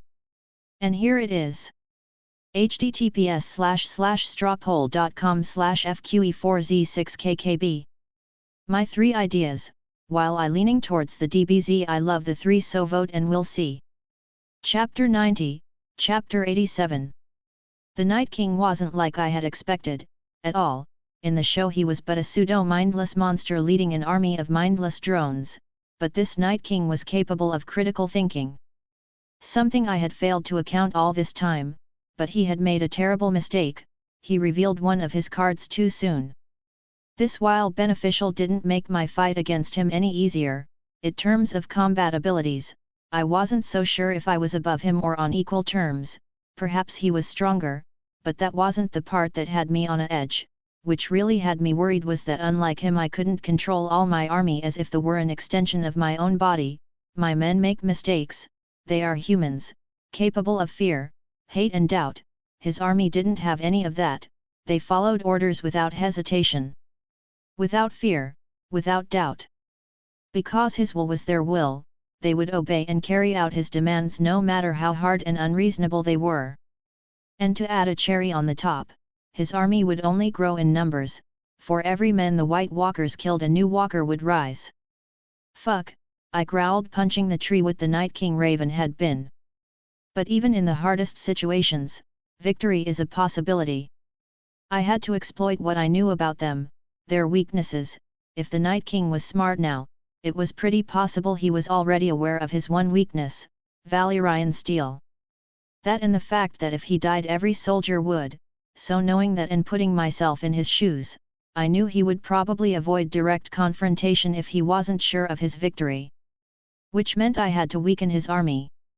The only known weaknesses that the White Walkers have shown were their vulnerability to weapons made of dragon glass or Valyrian steel, and fire. But their weaknesses weren't all equally effective. For example, in the show it was shown that a White Walker, upon being stabbed by dragon glass, would make its body change as if freezing, slowly turning to ice from the point at which it was stabbed, causing the walker apparently a massive amount of pain. Depending on where the walker was stabbed, it will depend how long it takes the monster to die. Eventually the walker will succumb to the wound and begin to crack and fall apart, as its icy body shatters until there is nothing left but powder. On the other hand, Valyrian steel is exceptionally better at dealing with them, having the same effect, but working much rapidly, shattering White Walkers with a single blow regardless of where said blow is. But not only that, Valyrian steel is also the only metal capable of parrying White Walker weapons that are entirely made out of magic, making it so that normal steel can't handle them at all, because it shatters on contact with the magic weapon. Fire was the weakest weakness in part, killing the walkers but being the slowest method available, but the most exploitable. I already knew how to make small explosives that would set things on fire and or kill a man, and if I tweaked that right I could improve my explosive with dragon glass, making a pseudo-nail bomb, but instead of nail it would be an explosive packed with dragon glass shards to maximize damage dealt to the White Walkers. I need to make weapons for everyone, 2 wars to win, so little time, I muttered, knowing full well that if I didn't bring my A-game to this war I would lose. If I made one wrong move the others would win, and I would be the sole responsible of their victory. Because for all I knew my presence made their imminent threat massively higher than it originally was. If only I had more information about these fuckers, perhaps I could devise a plan to stop them. Holy shit, the children! And then it hit me, the children of the forest had created them, and one point they even controlled them, so they had to know more about them. How the fuck did forgot about them? But the last known children of the forest were beyond the wall with the 3-eyed raven, and I had no way of getting there without dying. The Night King had proven that he had the ability to spy on me if I didn't play my cards right. With his undead ravens and animals he could hunt me down and kill me the moment I went beyond the wall. You know, if you really want to help humanity, this would be a great time to pitch in. I shouted and waited and nothing happened. What a surprise! A fucking god that does nothing, damn it! With anger I punched the tree with all my strength once more, which made some snow fall down on me, and considering all the shit of today that would have been my highlight, but something else caught my attention, the snow of it melted going from snow to water to steam. Okay, what the fuck? I looked around me noticing the snow around my feet started to do the same. This in turn threw me even more out of loop, turning my anger into confusion. Whatever I had done stopped immediately after, because soon the snow covered whatever I did melted. 3-eyed raven POV. The Night King has changed, he had evolved. One night he was one thing, the next he was somehow an even bigger monster, coordinated, with conviction. It was my duty to try and stop him. I was humanity's watcher, but since he changed I had been trapped unable to fly. He knows I can't control animals that are dead or that are too far away from me, so he has killed every animal in the area, leaving me a mocking message behind. You are nothing now, stay here and watch humanity fall as you rot. He had cut my wings, and through the visions on the tree I couldn't contact people. All was left in the hands of that anomaly, Ronard Mormont, the boy that shouldn't have lived. He changed the song, he changed the history beyond comprehension, and it was now on his hands to win this. With that in mind, all I could do was watch him. I will go and see the promised one. It's all you can do now, Leaf sighed. The first thing I found once the magic of the tree took me to Ronard, was that he was angry, punching a tree, but what I saw after that was nothing I had seen before. It was as if his body heated so much that the snow turned into steam. He really is the promised one, I muttered. I had my doubts, but this was unbelievable. He had a connection to the light. What the fuck? Ronard muttered. With enough time, he could probably win this. But that was the main problem, wasn't it? Time. Time we didn't have. Sooner than later the Night King would strike and he wasn't prepared to fight this version of it. He needed time to fully spread his wings, and only then he would vanquish the long night back to hell. I needed to buy him time, all the time I could. For each second the Night King wasn't onto him, he would grow like a wildfire. Chapter 91, Chapter 88. I had melted the snow around me, the how. It was still unclear for me, did the God of Light gave me more than I thought he did? I was certain I didn't have any fire-related powers before. Shaking my head, I decided to focus on that later. I had to start mobilizing for the first war at hand. While my main enemy was certainly not what I had expected, the plan was still the same. I had to unite the 7 kingdoms, and fight the Forsaken with the living as one.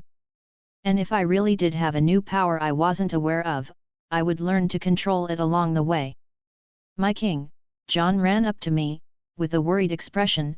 You shouldn't be out here without any guards.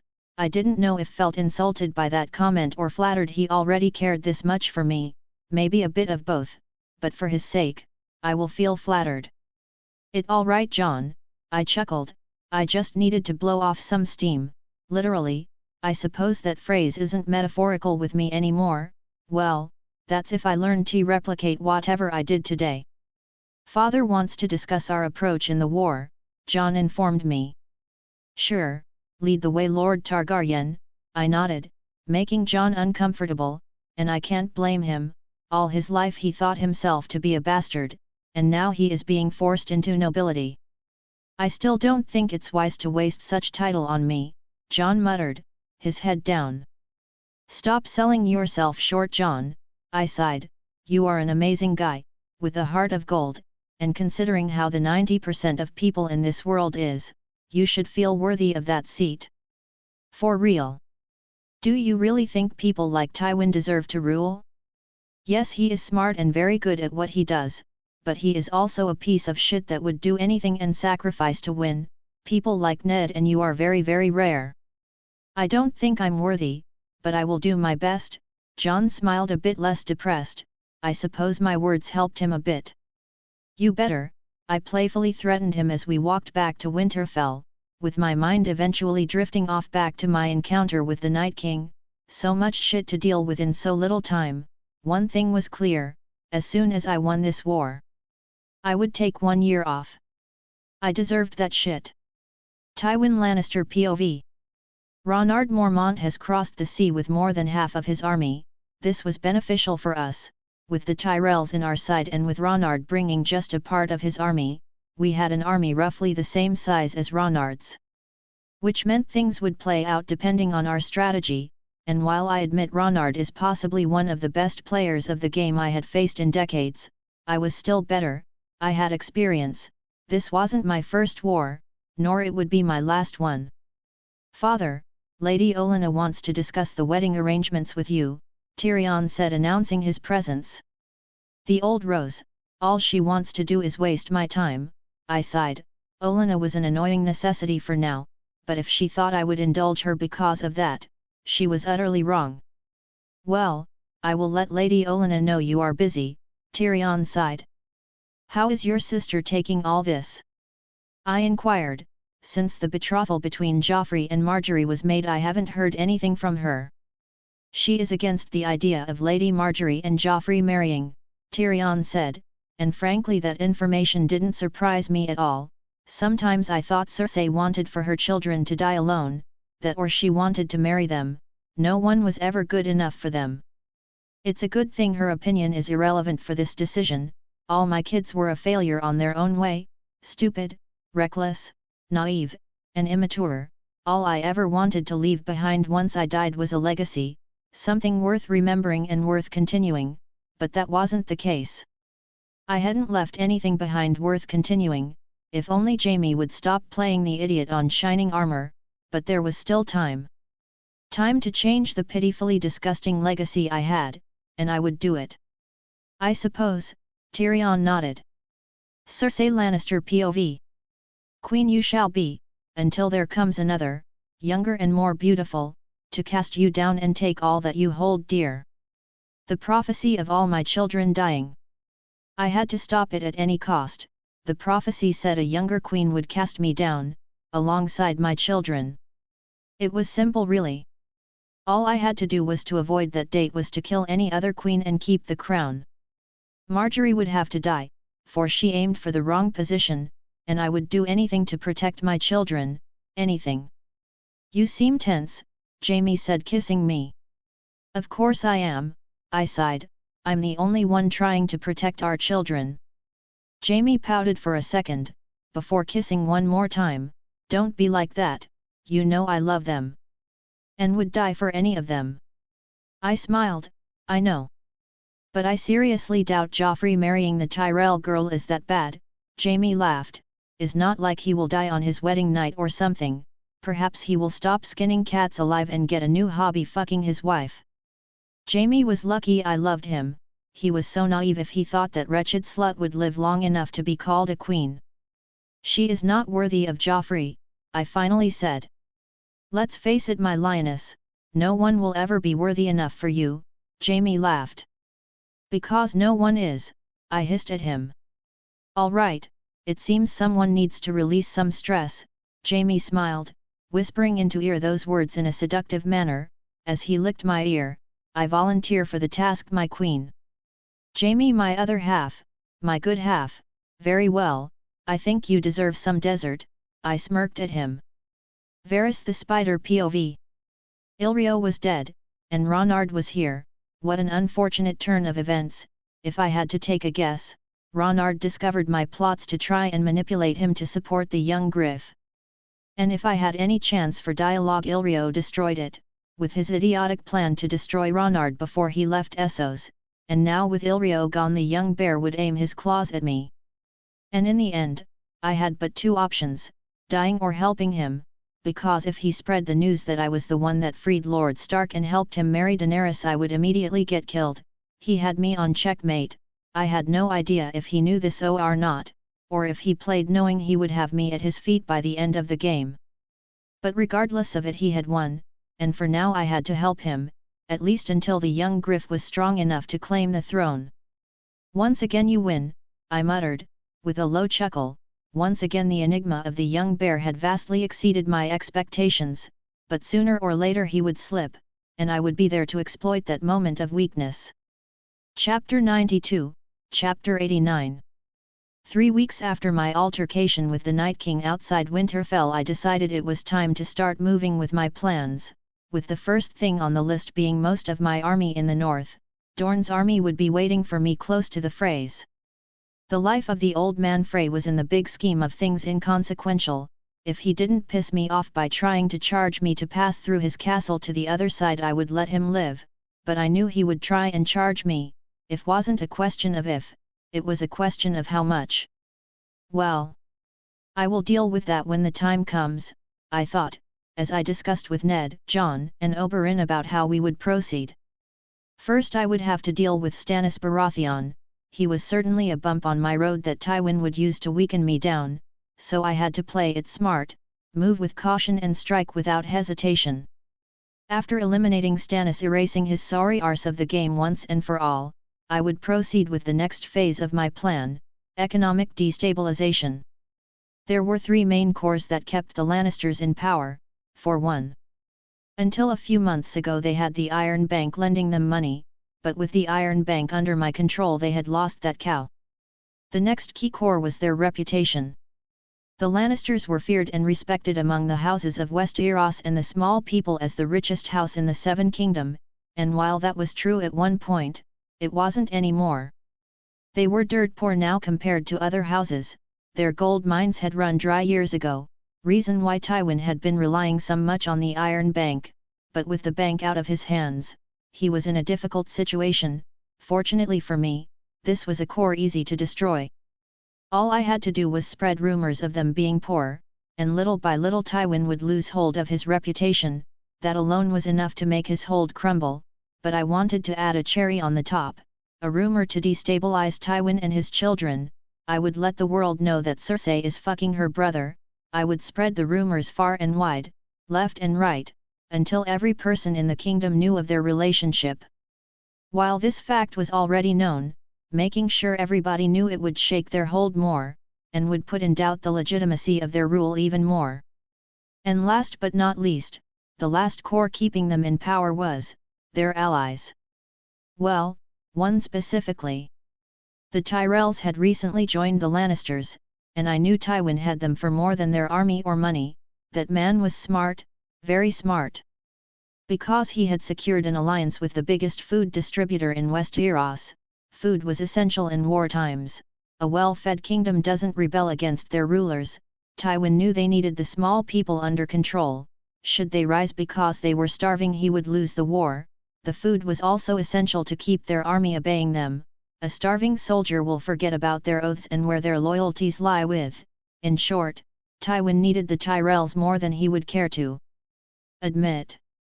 Destroying the Tyrells would destroy their house of cards, creating a domino effect of chaos and anarchy. No food, no money, and no legitimate rulers.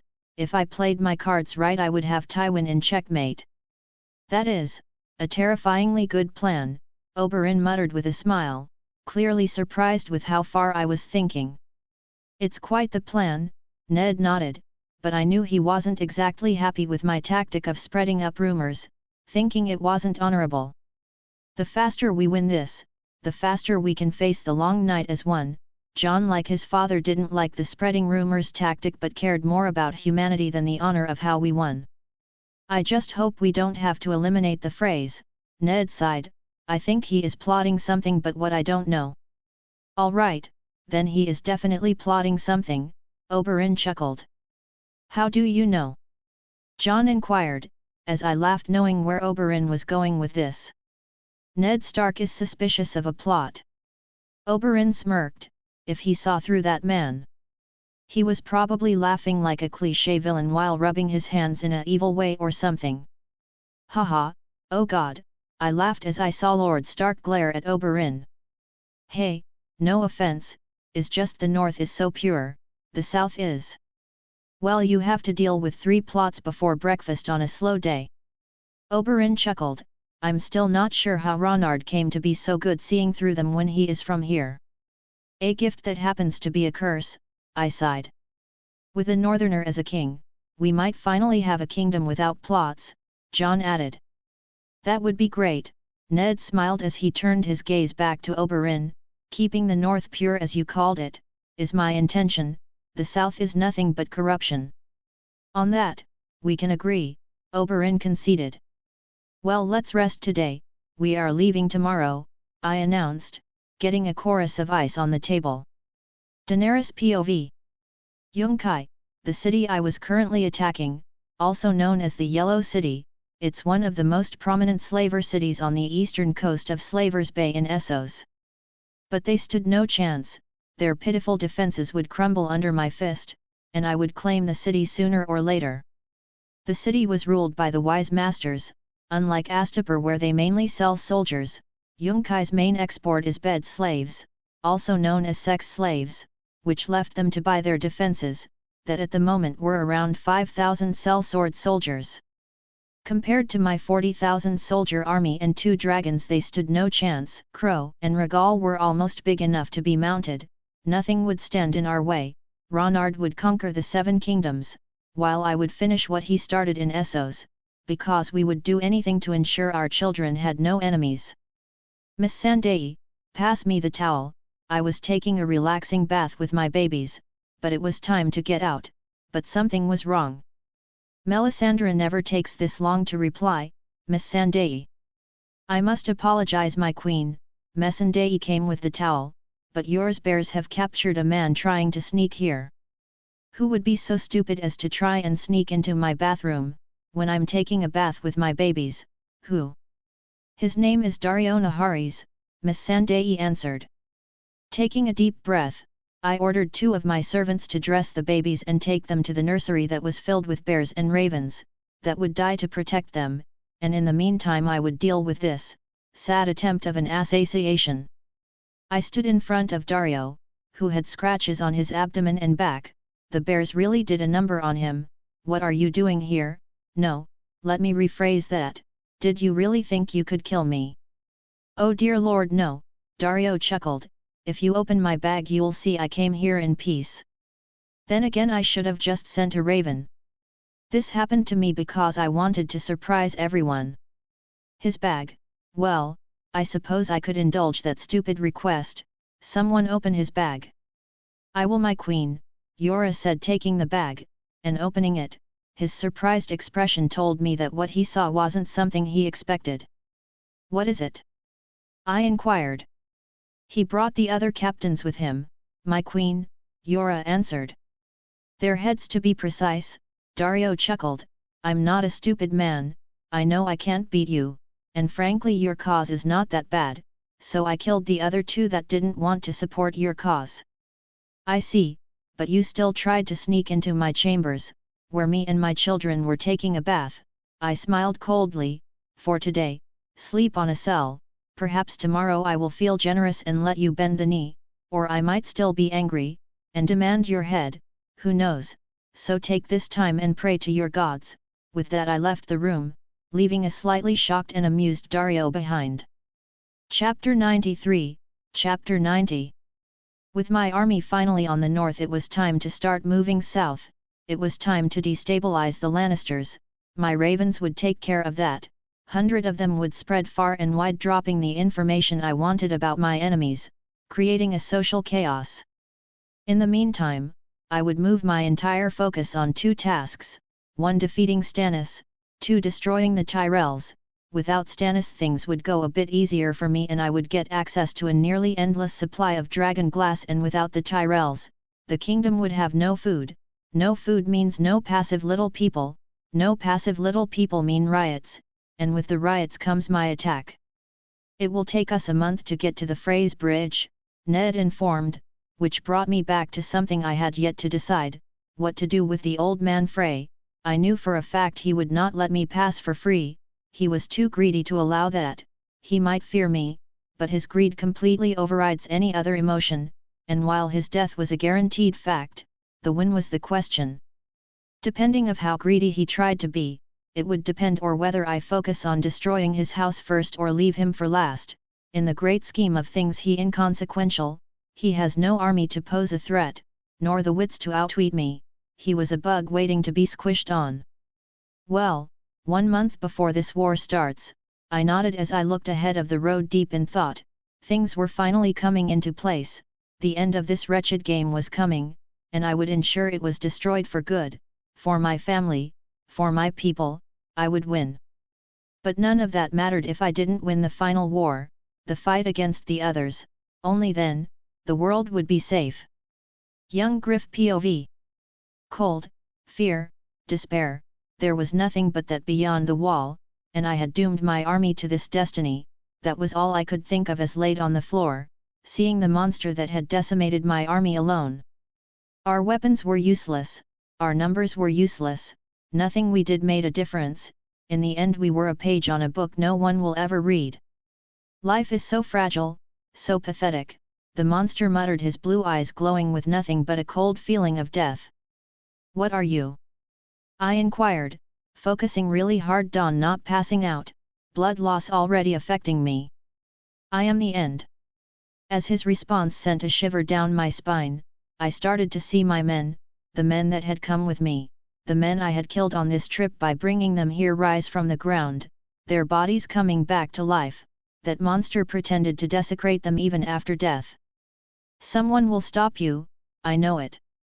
I chuckled as I felt my life starting to slowly fade away. I'm not the prince that was promised, that much is for sure now, but the real one will end this darkness. Light, so pathetic, light thinks it travels faster than anything, but it is wrong. No matter how fast light travels, it finds the darkness has always got there first, and is waiting for it, the monster said with a cold, chilling tone as he approached me. Before light, before life, before creation, before everything, there was nothing but darkness, and I will bring back the world to its original state. Now begone, fake dragon. With that the monster stabbed my heart, and as the pain spread through my body I felt a cold, chilling sensation taking over, and I knew he was going to do the same he did with my men. Fuck you, I muttered with my last breath of freedom, with my last breath as a living man. Tywin Lannister POV. Ronard and Stannis, the last 2 contenders for the throne. Ronard represented a bigger threat in a military point of view, but on the other hand Stannis had the bigger claim. If I killed one, the other would rise from the ashes stronger. Why aren't we destroying them? Cersei inquired angrily, sitting beside Tyrion much to her dismay. The opportunity of defeating our enemies will be provided by the enemy itself, I said calmly.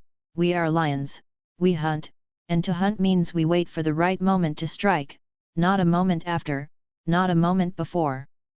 So we do nothing. Circe growled, they are trying to take our throne and we do nothing. Behave, or I will remind you why you fear me, child, I said with a cold glare that shut the idiot of a daughter I have. All warfare is based on deception. Hence why when able to attack, we must seem unable, when moving our forces, we must seem defeated, when we are near, we must make the enemy believe we are far away, and when far away, we must make them believe we are near, and when they expect us to attack like now, we must bid our time and strike when they least expect it. So shut your mouth and let me do what I do best. The question is, who should we eliminate first? Tyrion inquired.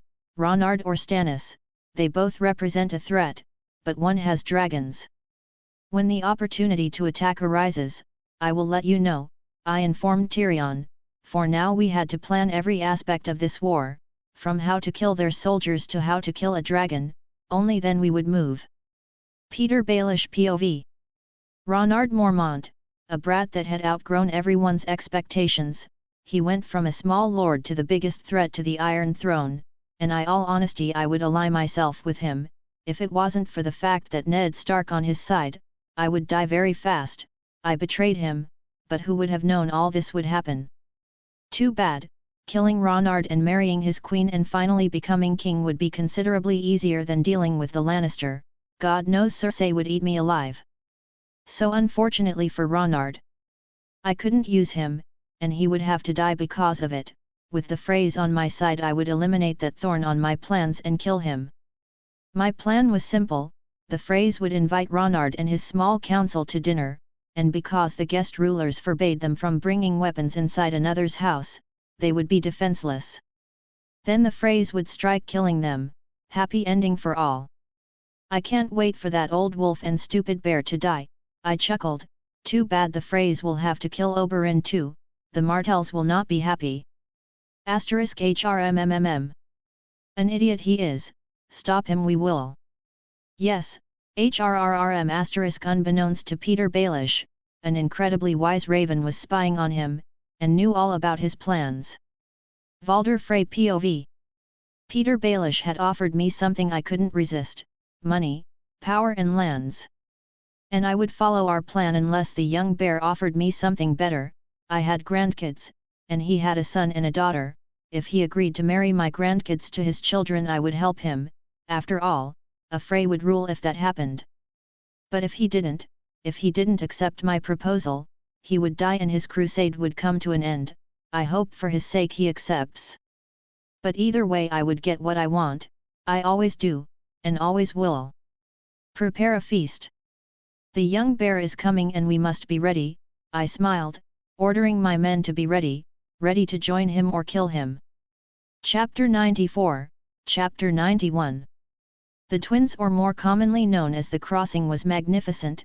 I know the lord leading them is a piece of shit, but the castle and seat of House Frey is quite the sight. We are here, my king, Ned informed me. He had repeated in the trip over 100 times that I had to be cautious with Lord Frey because he only played for his own benefit, not shit Sherlock. I know, I nodded, seeing the Frey's castle from afar. So far I could note that their castle consisted of two near-identical towers that were considerably bigger and a fortified bridge over the green fork of the River Trident, which made it almost impossible to cross to the south without paying them. Quite a smart tactic of the Frey's predecessors to rise in power, to be honest. After all, they made the twins represent the only crossing point over the green fork for hundreds of miles in either direction, turning their entire castle in a barrier to travelers and merchants traveling from the north to the western riverlands. And while you can go around, it would be quite the trip. Moving from one point to the other while avoiding the twins would require an absurdly lengthy detour of hundreds of miles to the south, or hazardously traversing the bogs and swamps of the neck to the north. Like I said, the Frey that had this idea was a genius. Too bad that what it took 3 generations to build in 600 years would fall under my iron fist. The Freys were unfortunately for them unimportant and brought more problems that helped, so I would have to erase them from the nobles' houses. It seems they were waiting for, intriguing, Oberyn smiled, as I turned my attention to the gates, and like Oberyn said, it seems they knew I was coming and were expecting me, because a few men were coming out towards me in horses, Lord Frey among them. I wonder what plot is cooking that old bastard, I chuckled. Well, whatever it is will end with him screaming and us laughing, Oberyn smiled making me laugh, while Ned and Jon sighed in disapproval. I won't kill people for fun, but that doesn't mean that when they do deserve to be killed I won't enjoy it, I smirked as the self-righteous duo. Amen to that, Oberyn nodded. Lord Frey had invited us to a feast, but requested we didn't bring our weapons. Sometimes I wonder. Do I have a sign on my head that says I'm an idiot? Or something, like even without my knowledge of the Red Wedding I could still see through this shit, but what it was new was that he wanted to talk to me about alliance first. So if I had to take a wild guess, I would say he wanted to see if I could offer him something better that he had been offered, but unless he was looking for a slow death ending in decapitation and the total annihilation of his house I had nothing to offer. My king, take a seat if you want, Valder Frey said with a friendly tone. Impressive he can hide so well his motives, I suppose he has lived this long for a reason. I would rather not, I answered as I gave him a look demanding for him to say whatever he wanted to say so we could get this over with. Wine my king. Joyeuse Erenford said with a weak tone, she was the wife of Valder Frey, she was around my age maybe younger, and was forced to marry an 80-year-old man. Her face of utter despair and defeat were more than enough to tell me she didn't like her life at all. Don't ask and do it, woman. Valder Frey barked at her. I must apologize, all women are good for is to spread their legs and push babies out, and both require them to spread their legs. Haha, he laughed, the bastard laughed, I'm sure you must understand the feeling. Was this your plan? To infuriate me so much that I would unavoidably jump at you and rip out that head of yours apart with my bare hands? I growled.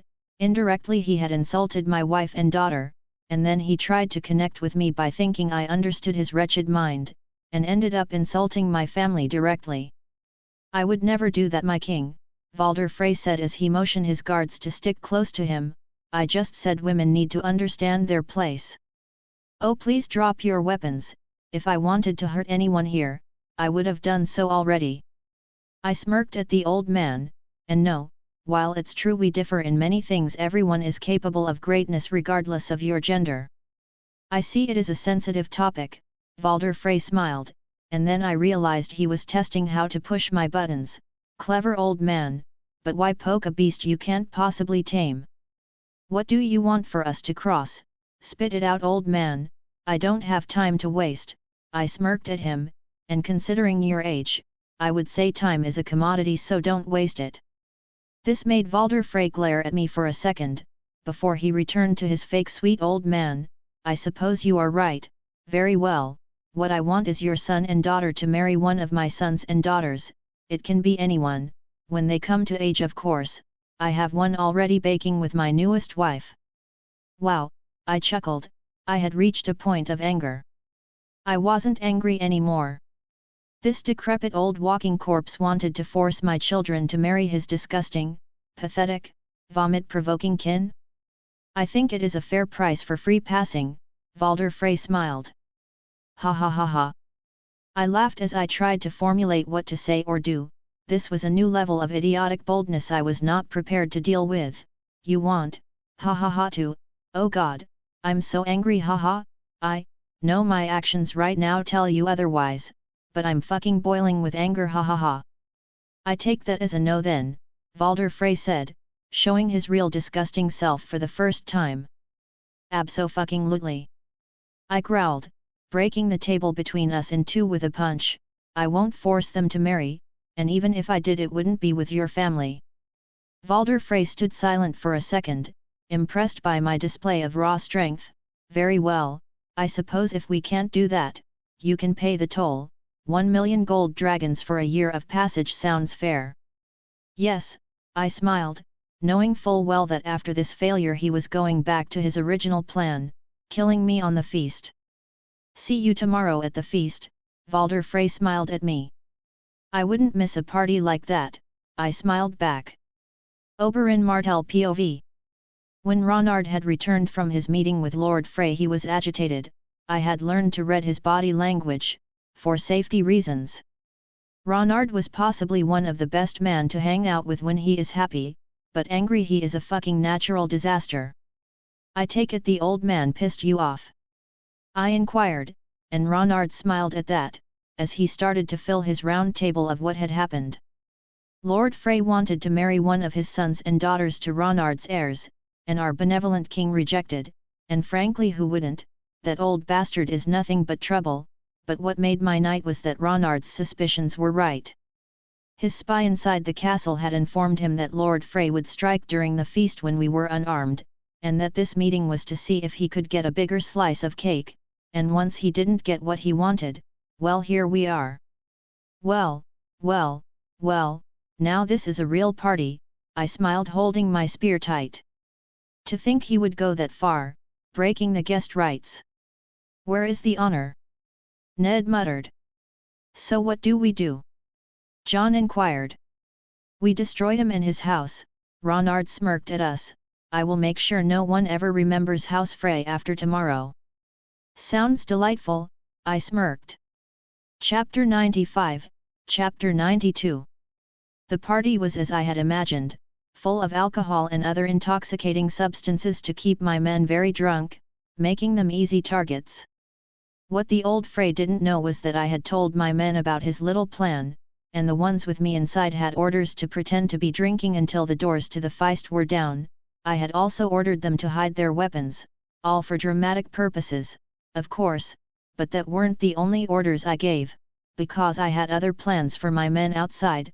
Knowing his plan to the letter made it easier for me to counter his moves in every step. For one, I had already replaced his archers and crossbowmen with mine. All while we were pretending to enjoy the party. You would be surprised how little sound a man makes when dying if you know where to strike. Little by little my men would eliminate his outside, making sure to not make any sounds. And by the moment he decided to end me, all he would have left of his house would be his decrepit arse and his soon-to-be dead children. For now, all I had to do was wait, and let things fall into place, nothing more but enjoying the show. Your Grace, Valder Frey said as he stood up his chair with a cup in his hand, making everybody take a seat except for the members of my round table, Ned, John, Oberyn, and of course myself. I feel I need to do something more to show my appreciation and support to your cause. I'm intrigued. Go on, I smiled, as I looked up seeing the signal from one of my ravens that the men outside the castle were all dead. That was fast. Valder smiled as he signaled the little men he still had something. I've given you meat and wine and music, but I haven't shown you the hospitality you deserve. My king is too sad you didn't want to form a bridge with us, an alliance. Oh, I see what you did there, a bridge, haha, because your house sigil is a bridge, I chuckled. This either triggered the old man or made him see I was seeing through his plot all along. Kill them, Valder Frey ordered, tired of my playful attitude. I might create another house after I kill yours, Raven House. I pondered as Oberyn jumped over the table, killing a man with a fucking fork. That guy sure is resourceful. Finally, Oberyn laughed, pulling 2 long daggers off. I don't know. Where is your honor? Ned shouted, demanding the old men for an answer as he fought with a short sword barely long enough not to be considered a dagger. Honor is worthless, Valder Frey smirked down at us. All right, this got boring, I said, snapping my fingers. Seconds later arrows started to fly down on the Frey soldiers inside the room, killing one by one. Frey had a look of shock and terror as he started to put the points together. My attitude, my confidence during all this ordeal. He was old and stupid, but even he knew, now that is, that I had on checkmate since the beginning. Don't bother trying to escape, I smiled, I already took over this castle.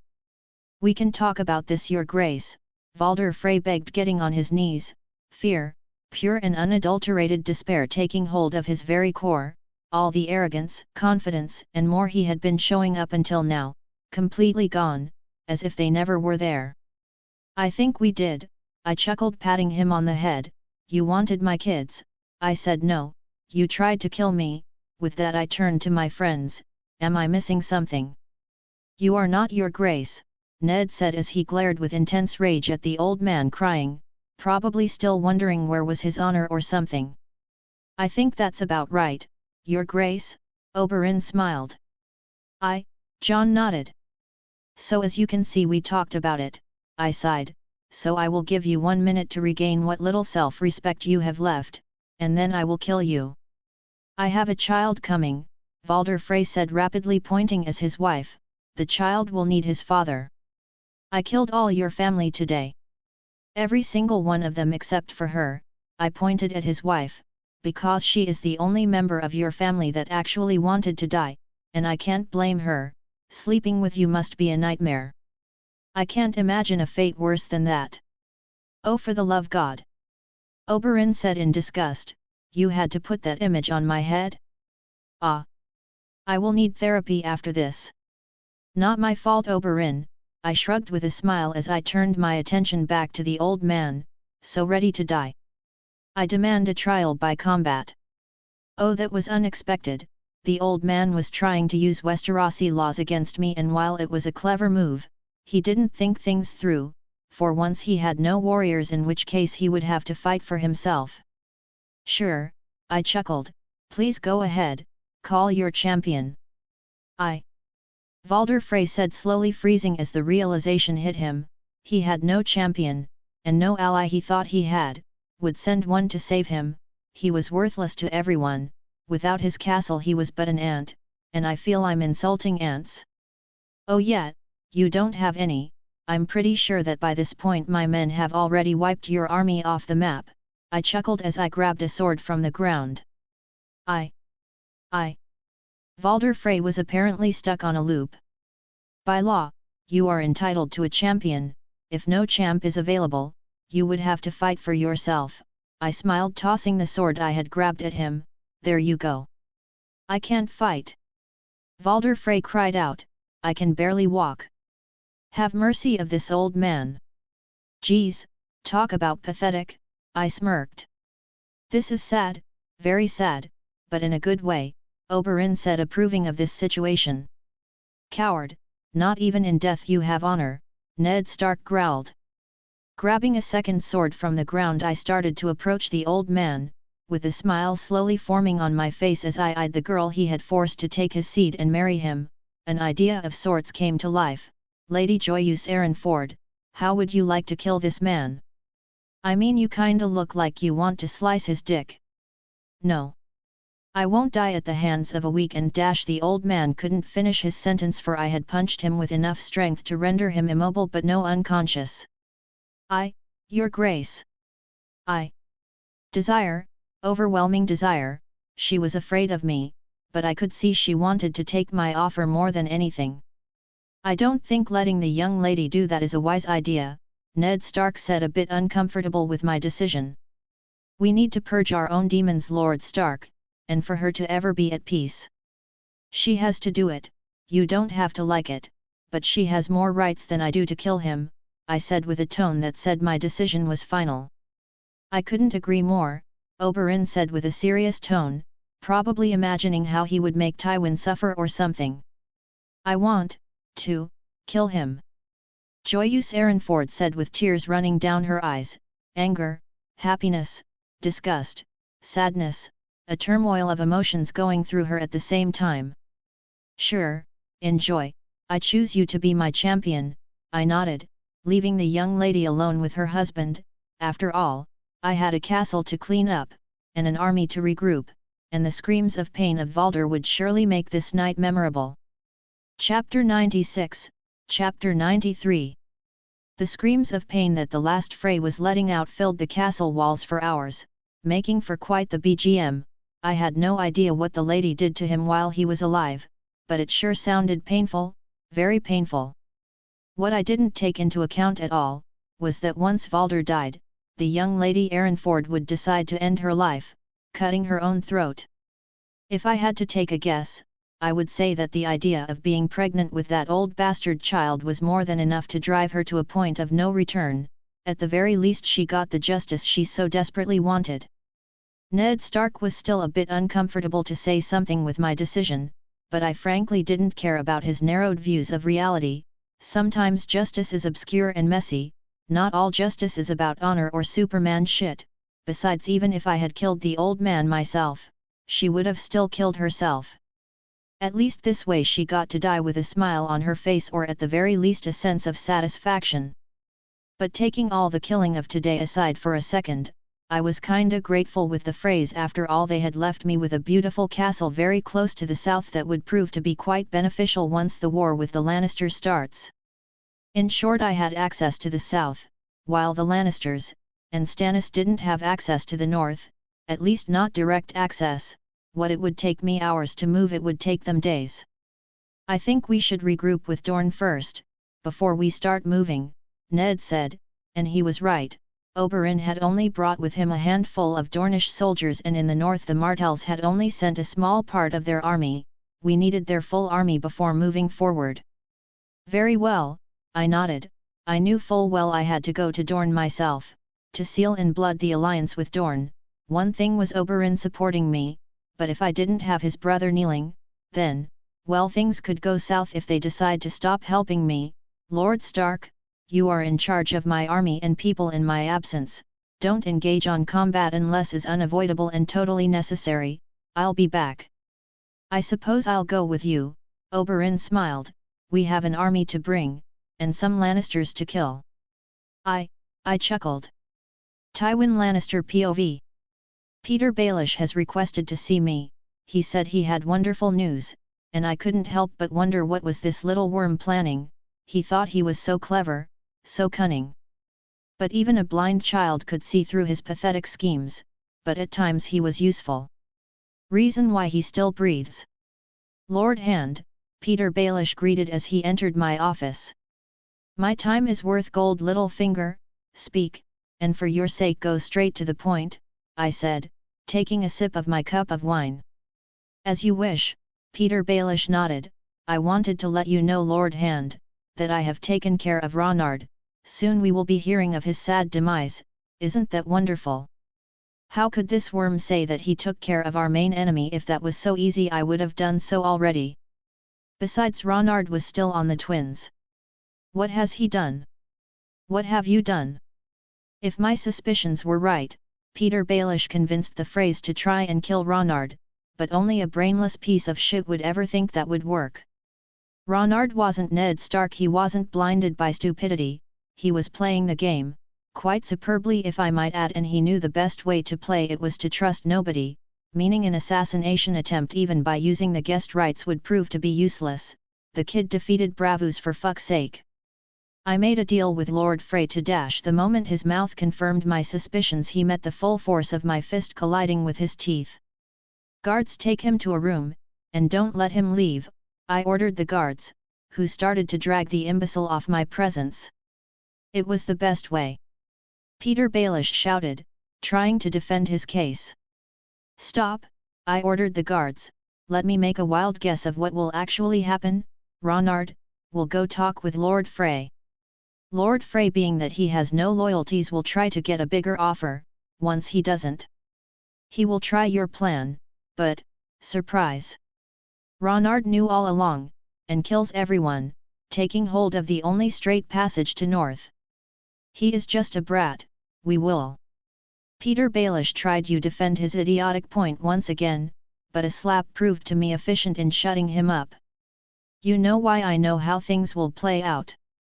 I asked Peter Baelish, who shook his head, afraid at this point for his life.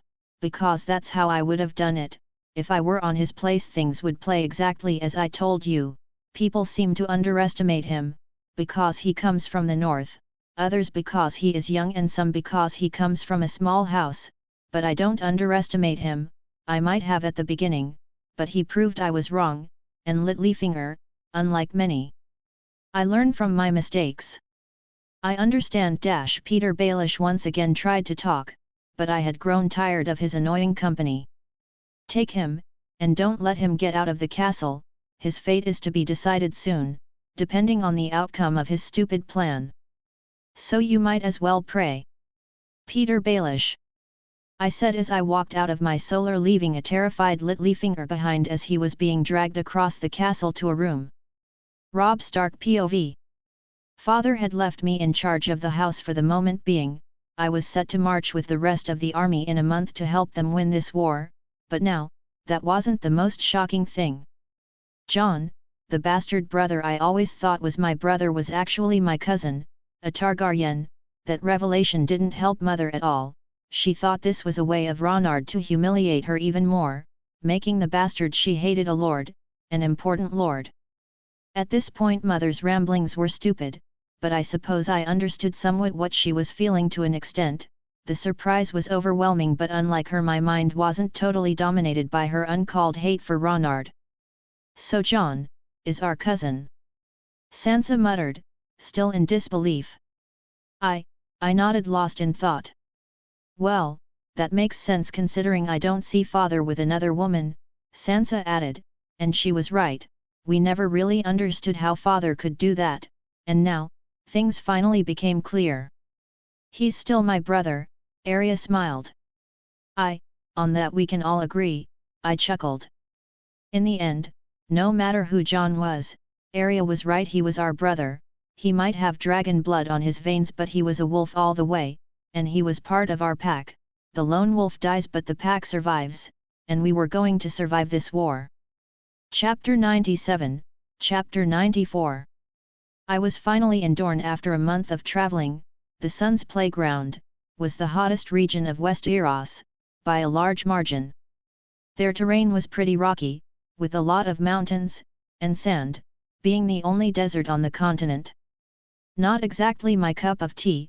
I hate this climate more than anything. It was suffocating, but it would have to do for now. Isn't it beautiful? Oberyn smiled. It's unique, I nodded. I didn't want to say no, simply because sand wasn't my thing. But I wasn't here to enjoy the sights. No, I was here with one sole purpose, to discuss my alliance with Doran Martell. While it was true that Dorne was the least populous kingdom of the Seven Kingdoms, it was also true that Dornishmen were able to raise around 50,000 soldiers, and for what I had seen and heard from Oberyn, their fighting style was pretty much the same to the Unsullied, making them a force to be reckoned with. Well, while I would love to give you a tour, we have no time, Oberyn smiled. My brother is waiting for you, so let's make haste. Sounds good to me, I nodded. The faster I dealt with this, the faster I would be in the battlefield kicking the Lannisters' ass, oh yeah, and Stannis' ass. It didn't take us long to arrive at the ancestral seat of House Martell, and for a second I felt I was still in Essos. The old palace had a unique architecture with a slender spear tower coming out of it, alongside a massive stone tower, with both stretching over 150 feet tall above the ground. The old palace had a dome of gold and leaded glass, making that the throne room. The floors were of pale marble. For them not being the richest house, their castle was one of the most expensive ones possibly. Odd, I thought my brother would be here, Oberyn hummed deep in thought. Since we entered the castle he had taken upon himself to find his brother. Maybe this is his way to give me a tour. He must be at his solar. As we walked around the castle, down to Doran's solar, a girl rushed at Oberyn, hugging him. At first I thought that it was one of his many lovers, but I was proven otherwise, when she called him daddy, which still had me at doubt, but then he called her daughter, and to be honest I still wasn't completely sure. My king, allow me to present you my daughter, Tyene Sand, Oberyn smiled, as the girl bowed, and holy shit was she different to her TV counterpart, like a fucking lot. They didn't share any similarities at all. A pleasure to meet you my king, Tyene said in a sultryous tone, biting her lips. Jesus, does the horny runs in the family, the pleasure is mine. Not yet, Tyene winked at me, but soon. I kind of feel I need to sleep with an eye open, or I will wake up with her riding me. Holy fucking molly, sorry but I'm a married man, and I don't think your queen is into trios. Honey, for the sake of daddy's balls, don't hit on the king, both him and the queen are very, very scary, Oberyn pseudo-joked about it. No fun, Tyene pouted, as I was lost at how different she was to what I expected. So far everyone was somewhat similar to their show counterparts. Yes, they had their differences, but not by this much. Tyene has a fair white almost snow-colored skin, with golden hair and deep blue eyes with dimples bloom in her cheeks, and she also had a gentle sweet voice, almost as if she was naive and innocent. Perhaps that was part of her game, to make others lower their guard. "Father, you are back." Another voice came into the scene. Turning around, I found a woman around 29 years old approaching Oberyn with a smile. Unlike Tyene, this one was easy to recognize. While she was indeed different to what I had expected, she wasn't so massively different that I would miss the similarities. If I was right, she was Obara Sand. Obara. Oberyn hugged her, as Tyene just kept on staring at me, with hungry eyes. "Did you miss something?" I inquired, raising an eyebrow at Tyene, who simply giggled in return. "My king," Obara bowed, "I apologize for my sister, she can't control herself at times." I could see she had a hard, tough look, with well-defined muscles that screamed she had dedicated her life to the martial art way. She was a warrior in all accounts. "It's all right, nothing bad with some window shopping from time to time," I smiled. "It's when you get handsy, that you get into some trouble." "I love that." Oberyn laughed. "I will use that line sometime." Now it was only a matter of time for the last snake of the desert to appear. I wonder how Nymeria will look. Would she be within what I expected or completely out of the spectrum, like Tyene? "Father." Bingo. Sometimes, if like the universe listens to my thoughts, inwardly chuckling, I turned around to see Nymeria running towards Oberyn with a wide happy smile. "Nymeria." Oberyn smiled back at her.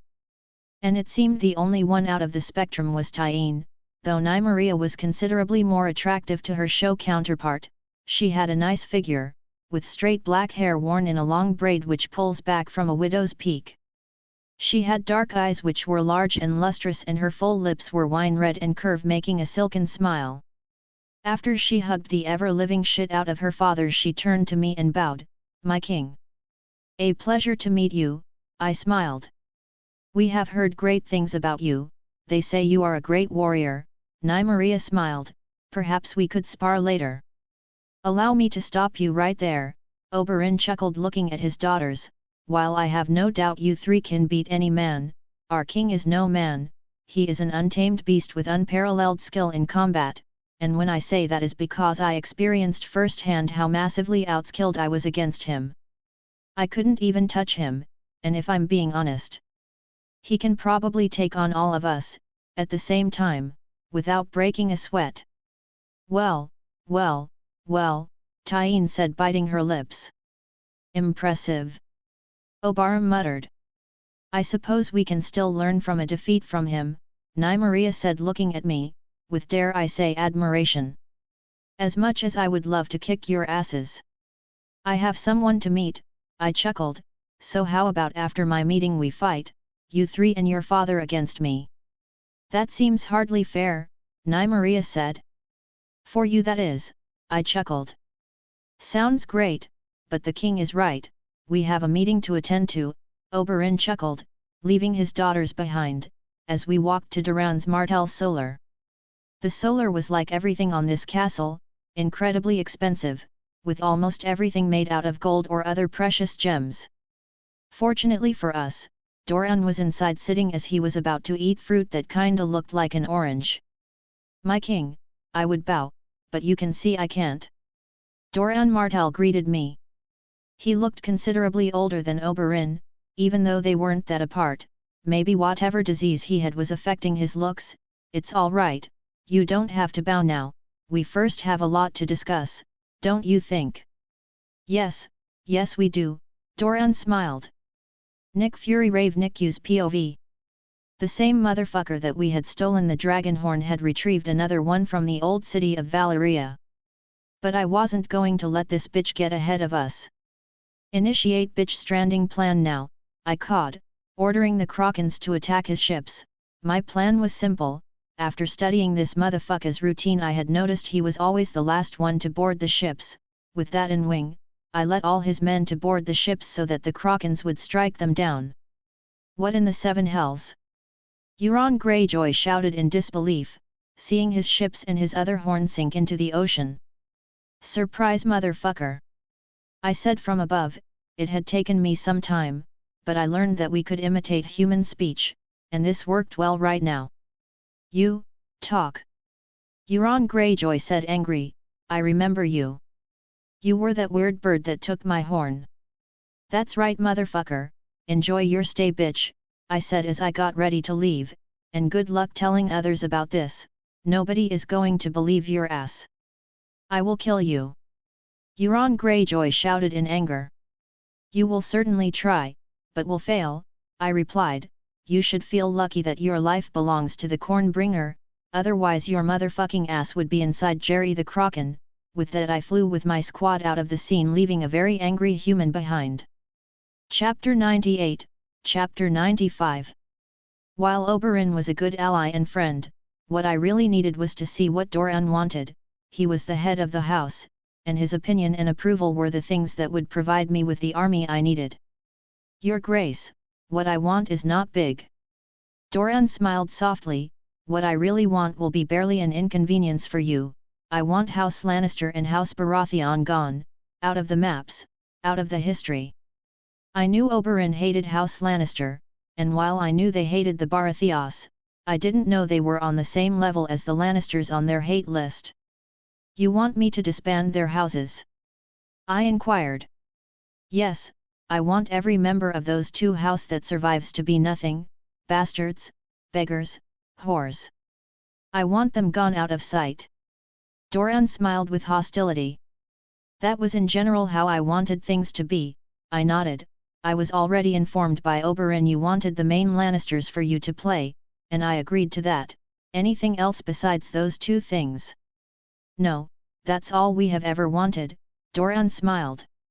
So all that is left is for you to kneel, brother, Oberyn snickered behind his brother. You have to make everything sound perverted, don't you? Doran sighed in exasperation. If not me, who else? Oberyn smirked at him. No one. I sighed. With a lot of effort, Doran got off his chair, and slowly but surely started to kneel. I pledge my house and my people to your King Ronard Mormont, first of his name. I smiled at his effort, as I walked up to him, for as long as I live. For as long as my house stands we will stand by you. I gave the Lord a helping hand as I added, together we will bring upon our enemies the justice that has been denied to not only your house but the world. I desire nothing but that, my liege. Doran smiled full of hope, but his eyes denoted anger, not directed towards me, I knew that much, but still I could see his eyes sparkling with hate and excitement. After all, this was probably the first time in years he finally had the chance to let go of his emotions, because he finally had a chance to get his revenge. Well, it seems Dorne is yours, Oberyn smiled.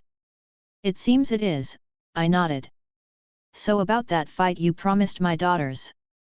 Oberyn smiled. The king did what? Doran inquired. Oh, nothing, just a friendly match between allies, in which we will get our asses handed to us. Pretty badly, might I add, Oberyn chuckled. I suppose it would do us go to see how good is our king in combat, Doran sighed. Oh, believe he is good, Oberyn chuckled, too good. Thanks. I wasn't sure how to respond to his praises, not really used to get them so often. The sand snakes of Dorne ve me, I had to be honest, they were good, better than the 80% of people I have killed, and at least 90% more lethal with all the poison they used on their weapons.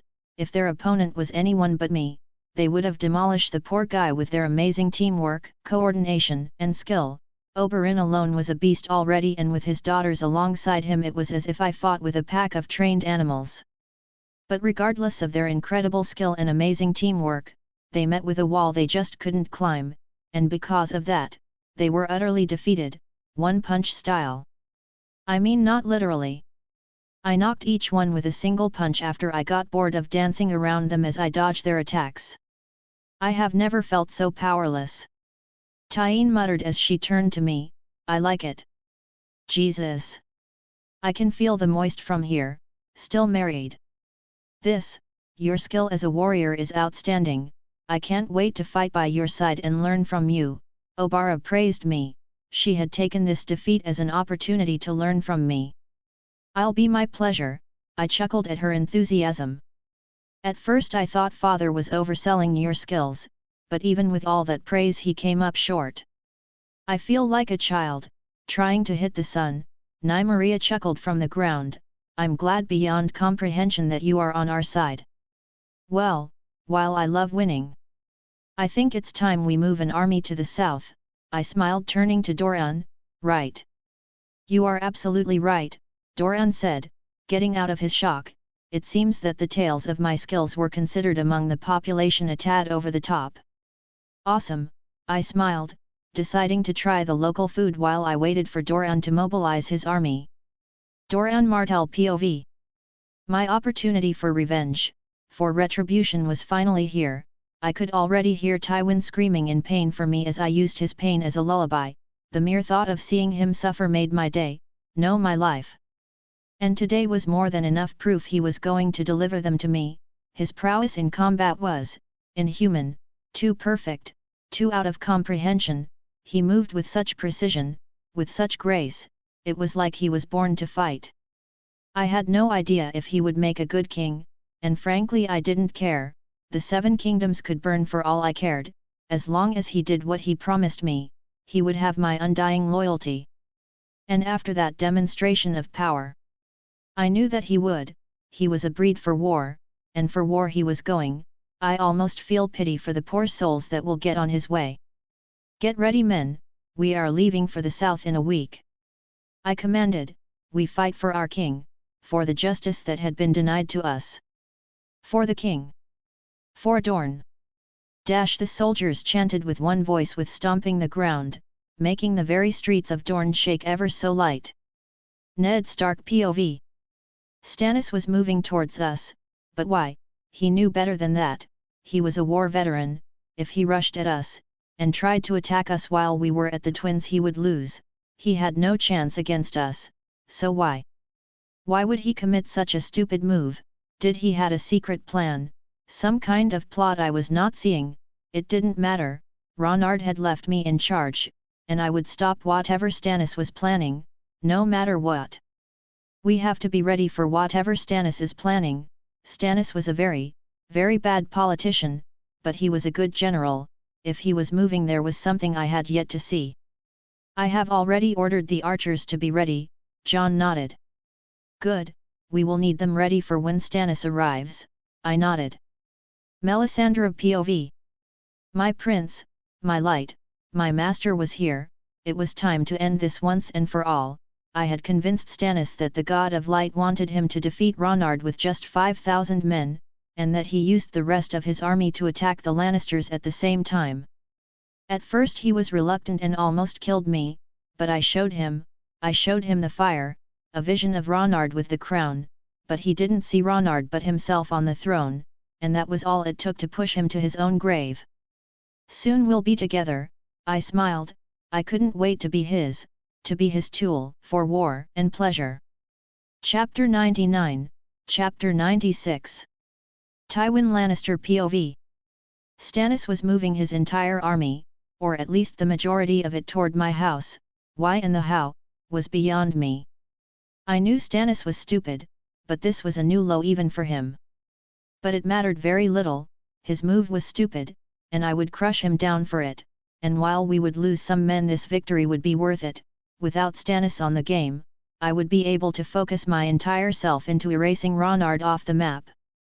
This was the opening we needed to destroy Stannis, he had let himself wide open, and I would strike without hesitation, and if I had any luck, I would be able to absorb whatever Stannis leaves behind. Tell Jaime to be ready, we are marching home, I ordered my men, as I walked out of the war tent, wondering what brought this stupid move on Stannis' part. I knew since the beginning he would lose, but not like this, something else was into play but what? Stannis Baratheon POV. The crown, the throne, the 7 kingdoms, everything was finally within my grasp, that vision, the fire showed me a king, a brave king fighting against the others, a king that was loved, feared and respected, and that king was me. Finally I would get what was rightfully mine and bring Westeros to an era of glory and peace. Melisandre, my trusty advisor, had showed me the will of the light, and I would obey, for I was the champion of the light, the paragon of justice, I was the chosen one, and as the chosen one I had to obey my God, for he had blessed me with his pure magnificence. And for me to bathe on that beautiful glory I saw on the fire, all I would have to do was to end Ronard, with an army of 5,000 men, just that. At first I thought Melisandre was trying to kill me, but I was a fool to trust the emissary of my lord, my beautiful lord. She was but a messenger, and I had the audacity to strike her because I doubted her words, the words of my God. We will win, because the light is with us. I cried out with a smile on my face, because it was true. No matter how many soldiers they had, no matter how many walls they had, no matter how many allies they had, in the end it didn't matter, because they would fall. No man can stand against the will of a god, and I was the will of light incarnated in flesh and blood. Do not fear. The light is with us. My king. I don't think this is the best idea. Davos muttered in a barely audible tone. The will of the light is absolute. Do not fear, Onion Knight, the light will protect you, I said as I glared at him, so stay silent and obey. As you wish, my king, Davos bowed as he left my sight. No matter how much my men thought I was crazy, it would be worth it. Soon, the world would be mine. Sir Davos Seaworth POV. She finally did it. That crazy wretch led Stannis into her same level. At first was tolerable, she didn't do much, burning the monuments to the Seven, that was fine, spreading the word of her religion, sure, why not? But then she decided to turn the crazy a few thousand notches above. Burning people. Kids. And here we are. Marching to our imminent death, 5,000 men against 8,000 men. Yeah, the God of Light was going to save us, he might as well burn us now and save Ronard the trouble of cutting our heads. I suppose I should make peace with what is going to happen. I lived 40 long years, more than many, I had many kids, I did many things, perhaps it was better to die here like a dog. The little lady will be sad, that's for sure, I muttered. That girl was so innocent, so naive, yet so smart. She even learned how to read better than me in less time. Not that I read very well, but still, 42 years old is not that bad. At least I will be remembered as an idiot. But remembered nonetheless. Joffrey Baratheon POV. Ronard was at last here in Westeros, and it was finally the moment to show that worm who was the superior being. I would kill and destroy everything he held dear. His wife and children would be raped to death in front of him. Seeing him powerless would cement me as the most powerful king to have ever lived. His tears, his pain, the screams of his family, they would all bring me endless hours of happiness. I just couldn't wait. Soon, for now you'll do, I laughed, as I decided to focus for the moment on what I was doing, skinning one of the maids alive, while she wasn't Ronard. Her screams of pain every time I broke some, or ripped something was, the best. You should feel grateful, a king seems you're worthy of his time, whore. No, hold her down, I will take her left eye out. MPPPPH. The maid tried to scream, her terror overtaking her. Yes, this is what I wanted, seeing her face, her pain, her suffering, this was the absolute best. Bob the Raven POV. I'm Gary. Unlike the majority of my high brothers and sisters, I don't have a unique trait. I don't wear weird clothes, I don't talk weird, and I am not a master chef. I just plain old boring Bob. And while I might not have special abilities and or personality like some of my brothers and sisters, I would still do my absolute best to serve the great Cornbringer. Scream! Scream! I could faintly hear Joffrey shouting with pleasure. Deciding it was best to investigate, I flew to the source of the sound, finding Joffrey with a skinning knife above. Oh God! Asterisk Ka! For the love of corn! Well, it's settled, Inbreeding between humans is an atrocity against every natural law. I caught leaving the area, feeling sorry for the poor thing under him, but soon that mutilated human would have the justice his or her mutilated body deserved. Ronard was that for everything justice and corn, not necessarily in that order. Daenerys POV. Yunkai was ours, with every masthead hanging on the wall of the city as a display of what happens when you try to oppose the might of the bears and the fury of the dragons. My queen, Dario Naharis said as he knelt down, there are reports of the other slaver cities preparing for you. No matter how much you prepare for a natural disaster, when it hits there is nothing you can do, no matter how much they tried or prepared, they would fall. My queen, Miss Sandai said as she entered the throne room of Yunkai with Geralt on her arms, the young prince has been asking for you for hours. Mama, Geralt babbled, extending his arms towards men eager to me on my arms. The princess is sleeping, Miss Sandai answered before I could even ask. She was definitely the best babysitter I could ask for. You wanted to be with mommy. I smiled, as I bombarded my sweet little bundle of joy, my treasure with kisses. All right, you can be with mommy, how can I say not to that cute face? Is like switch. Dario muttered. You said something. I inquired with narrowed eyes. He did let me burn him. Crow flew towards him, he was now bigger than bear. Could you please stop trying to burn everything? Rhaegar did the same but for some reason slapped his brother with his tail. Neltharion is out there with dad, while we stay here doing nothing. It's not fair. I want to burn things too, Crow hissed at his brother, probably angry for the tail slap. I know, but focus that burning desire into other things, like training, or I don't know. Singing, Rhaegal hissed back calmly. Burning desire. Was that a pun? Crow narrowed his eyes at Rhaegal as he hissed. Maybe, Rhaegal hissed one last time, flying out of the room, with Crow chasing him close behind. I will get you. Puns are stupid, all right, that pun didn't tip the scales in my favor, Arg. That was the last one, I'm sorry. Without Ronard I can only imagine what are they saying, I chuckled, wondering what were my two dragon babies fighting about. All right, let's stop. I don't want this battle to drag on. I will burn your balls. Maybe wisdom beyond human understanding, or maybe just a playful game between brothers, no one would ever know. Chapter 100, Chapter 97.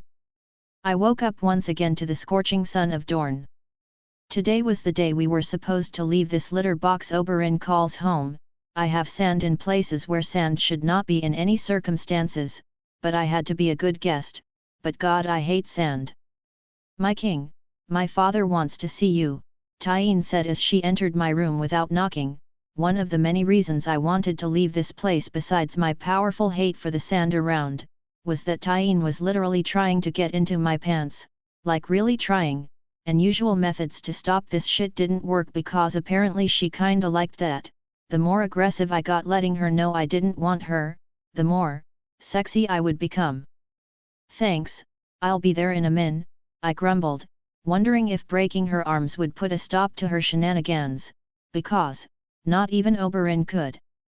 It's a pleasure, Tyene said, biting her lips, as she approached me with a hungry look. Okay, I tried being vocal about it, but that didn't work, so I'll be physical with you. I smiled with no emotions behind the smile besides annoyance and a tad of anger. Try hitting on me again and I will snap your neck, is that clear? Tyene smiled, Crystal, my king, and even after a threat the fucking crazy bitch was horny. What is wrong with these people? I swear is like she took what Oberyn had and turned that shit to 100, like even Oberyn has a sense of self-preservation, but this crazy bitch has none. Even if I was single I would not fuck her, not at all. Rule number 1 of the man manual, you don't stick it in crazy. Begone now, I grunted, pushing the crazy woman off my room. Nick Fury Rave Nick use POV. My mission to stop the bitch-ass motherfucker of Euron who the fucking cares was a total success. The idiot was stranded, walking alone, slowly succumbing to his imminent death, and I was here with my special squad, enjoying every moment of it. I can't die here. Euron muttered weakly. He was starving, and very weak. Oh no, are you dying? I flew toward a rock nearby. If so, let me get some corn, I wanna enjoy this show. You fucking talking bird. I will eat you. Euron growled, crawling over to me. Oh no, if only I could fly. Oh wait, I flew off the rock. Well boys, load your guns and shoot. I ordered my squad, who did as they were told. Enjoy what's for dinner, bitch. Soon after, every raven took a number 2 on him. Enjoy is the chef's special. I will end your fucking species, Euron growled, his clothes and head covered in bird shit. We'll be back after lunch. The boys are practicing their aim, so we'll be back after every meal. I flew off with a sense of satisfaction after I said that. I wasn't entirely sure he would survive long enough to get anywhere. Back to Ronard POV.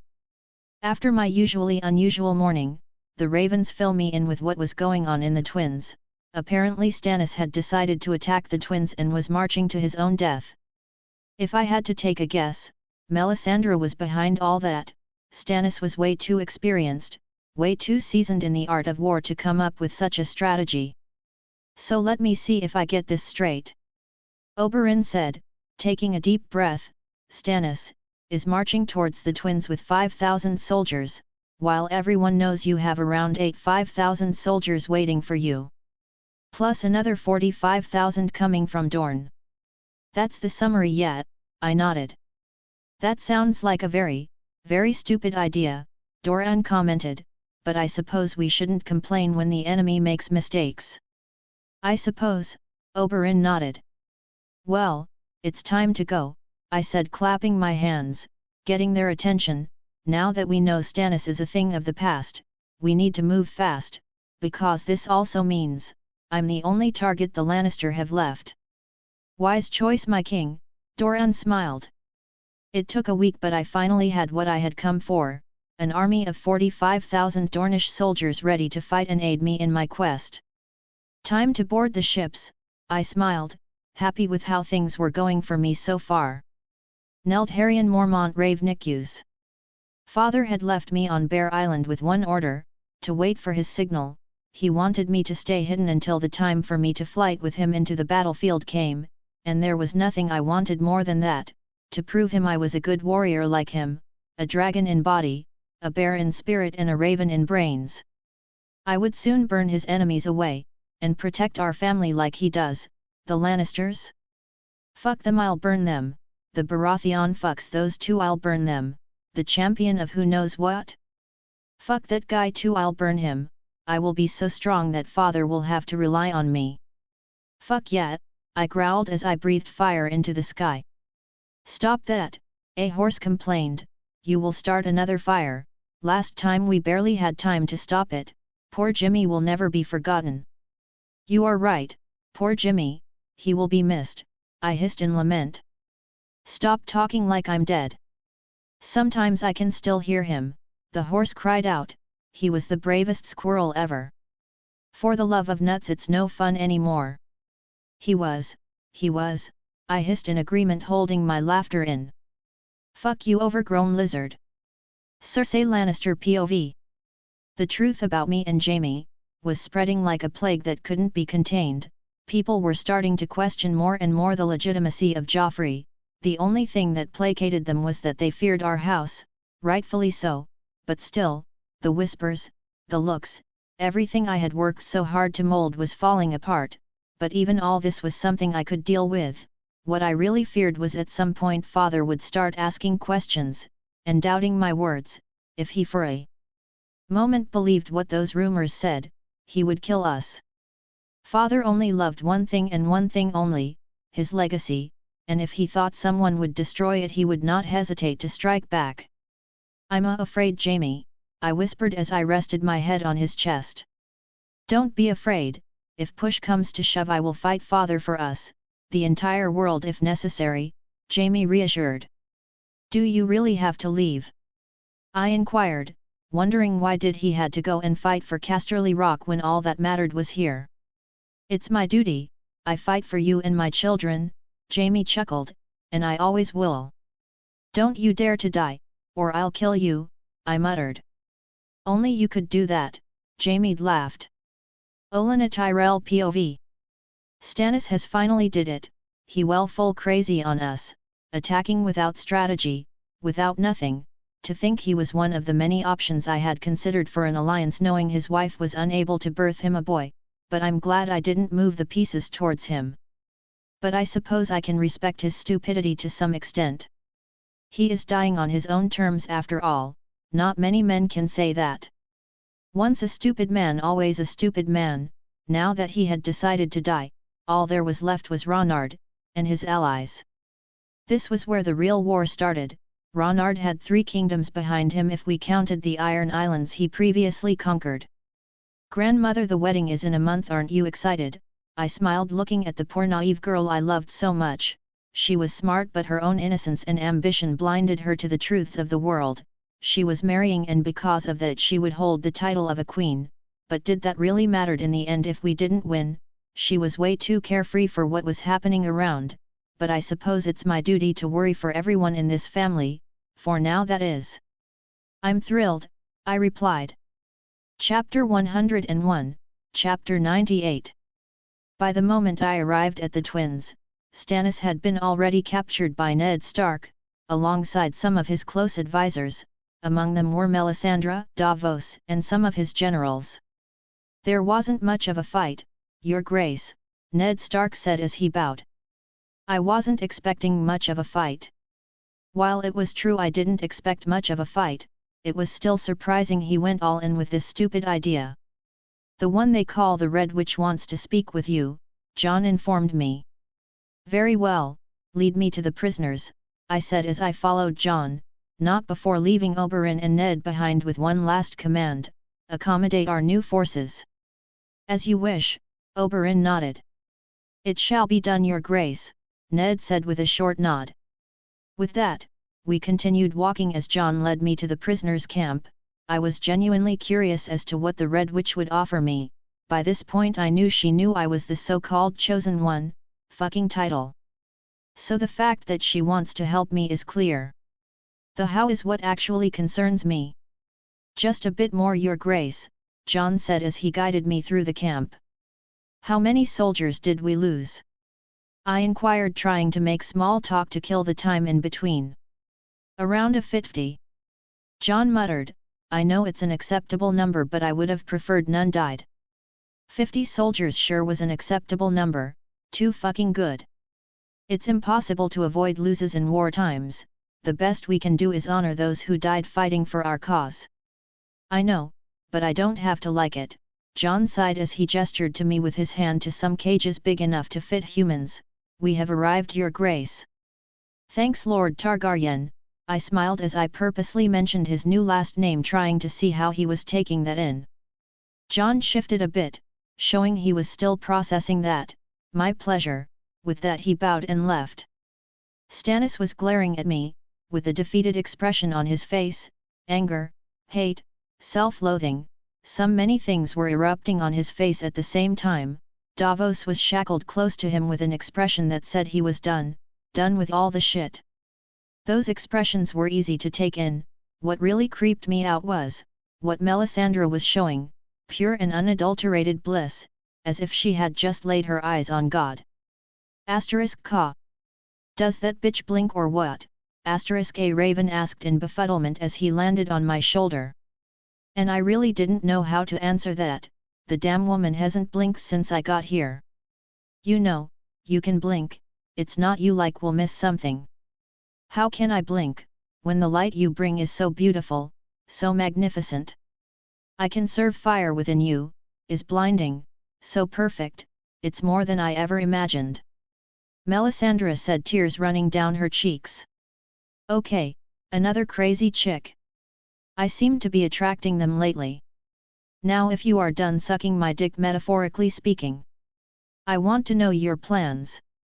All I have ever wanted, to serve you, Melisandre said, staring at me with happy and crazy eyes. And if I wanted to kill you? I inquired, narrowing my eyes. Dying by your hand would be the greatest honor anyone could ever hope so, Melisandre said, and I could see in her face she meant every word she said. I really don't like you, burning people, childs, but unfortunately I think I need you. You are probably the only one that can answer some of my questions, and talk with the asshole that chose me, and decided to leave me alone to deal with this. I sighed. I will let you live, but if you do one thing, one little thing that I don't like, or anything in general without my approval, I will do the one thing I think you would hate. I will let the Night King kill you. This got Melisandre's attention. She tensed up. After all, I had practically told her I was going to turn her to the Satan of her religion. I will follow your every command. So he was the chosen one. Stanjays muttered with venom on his tone. How naive I was, how stupid I was.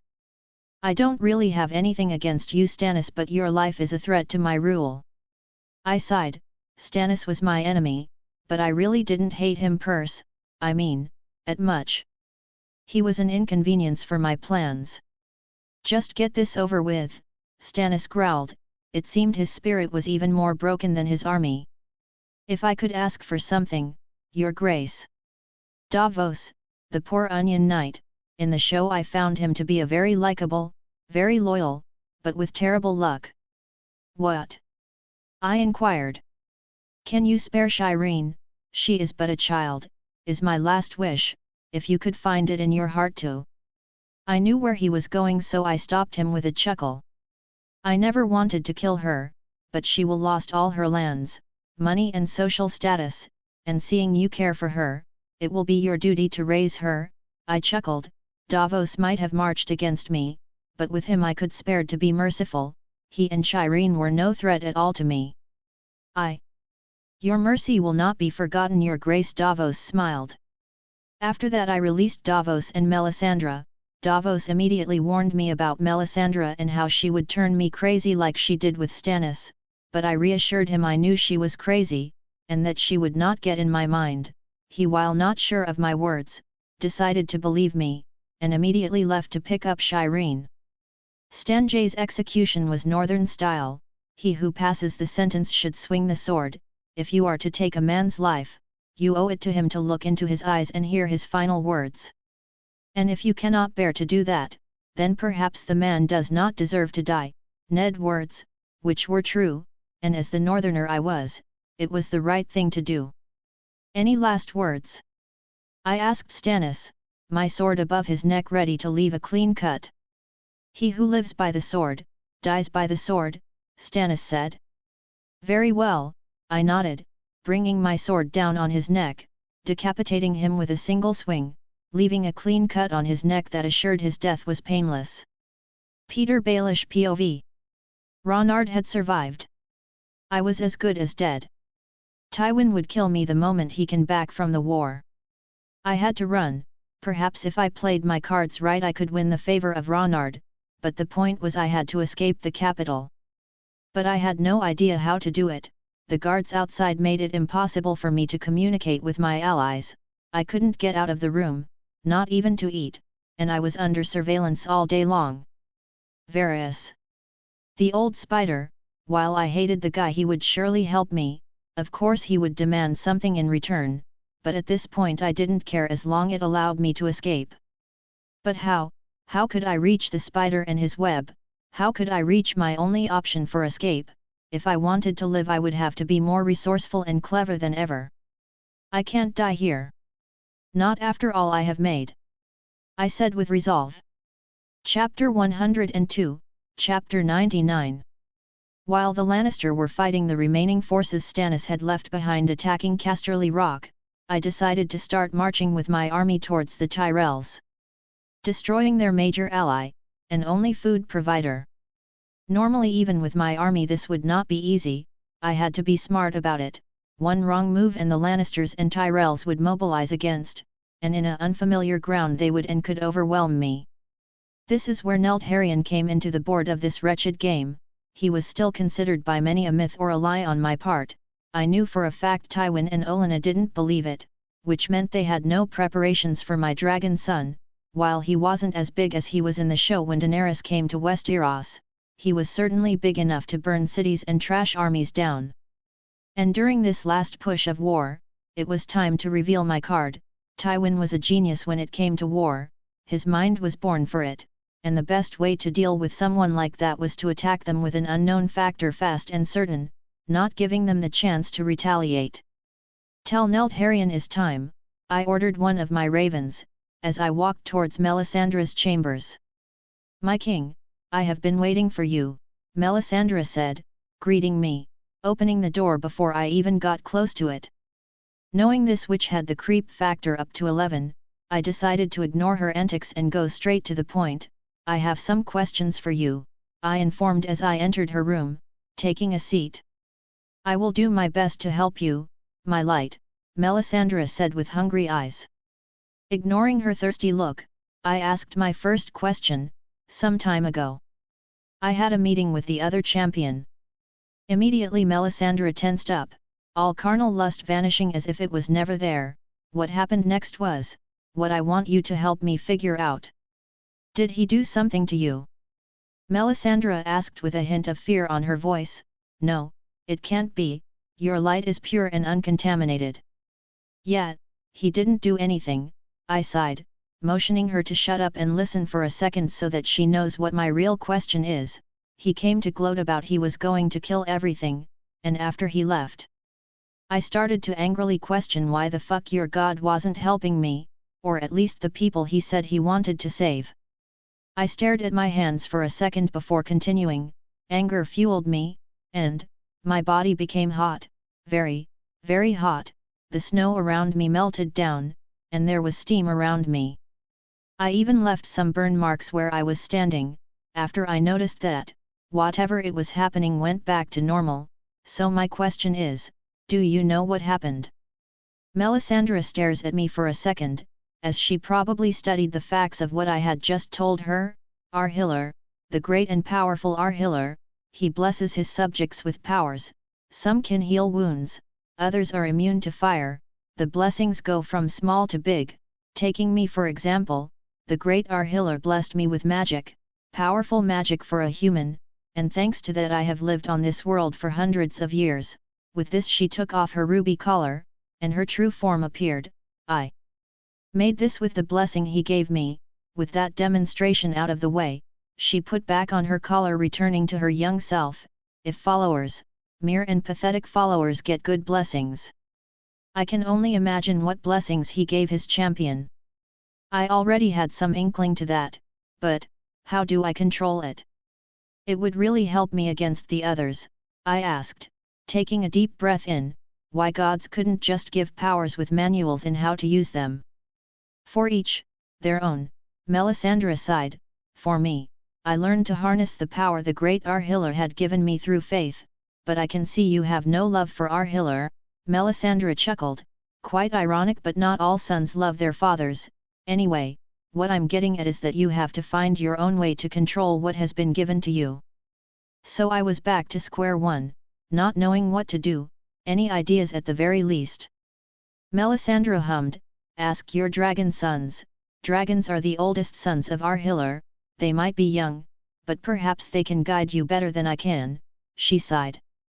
"Very well," I nodded, at least that was something. "Anything else, my king?" Melisandre inquired. I nodded. "Yes, as you know, the others are weak to certain things." Getting a swift nod from her, I continued.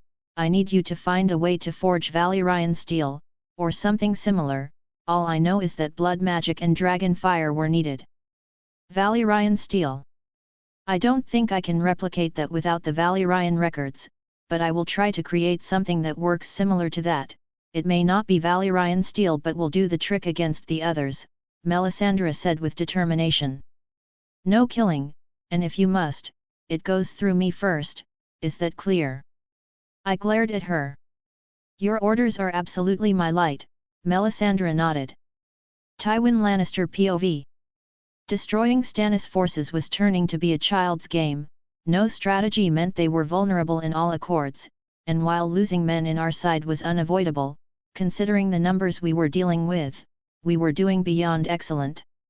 Our scouts said there still are around 20,000 soldiers left, but retreating, Jamie said as he entered my war tent, as always unscathed. We have barely lost any men, 2,000 so far, for each man we lose they lose 10, one of my generals added with a prideful smirk. Don't feel pride on this victory, we might as well be fighting a child, I muttered with annoyance.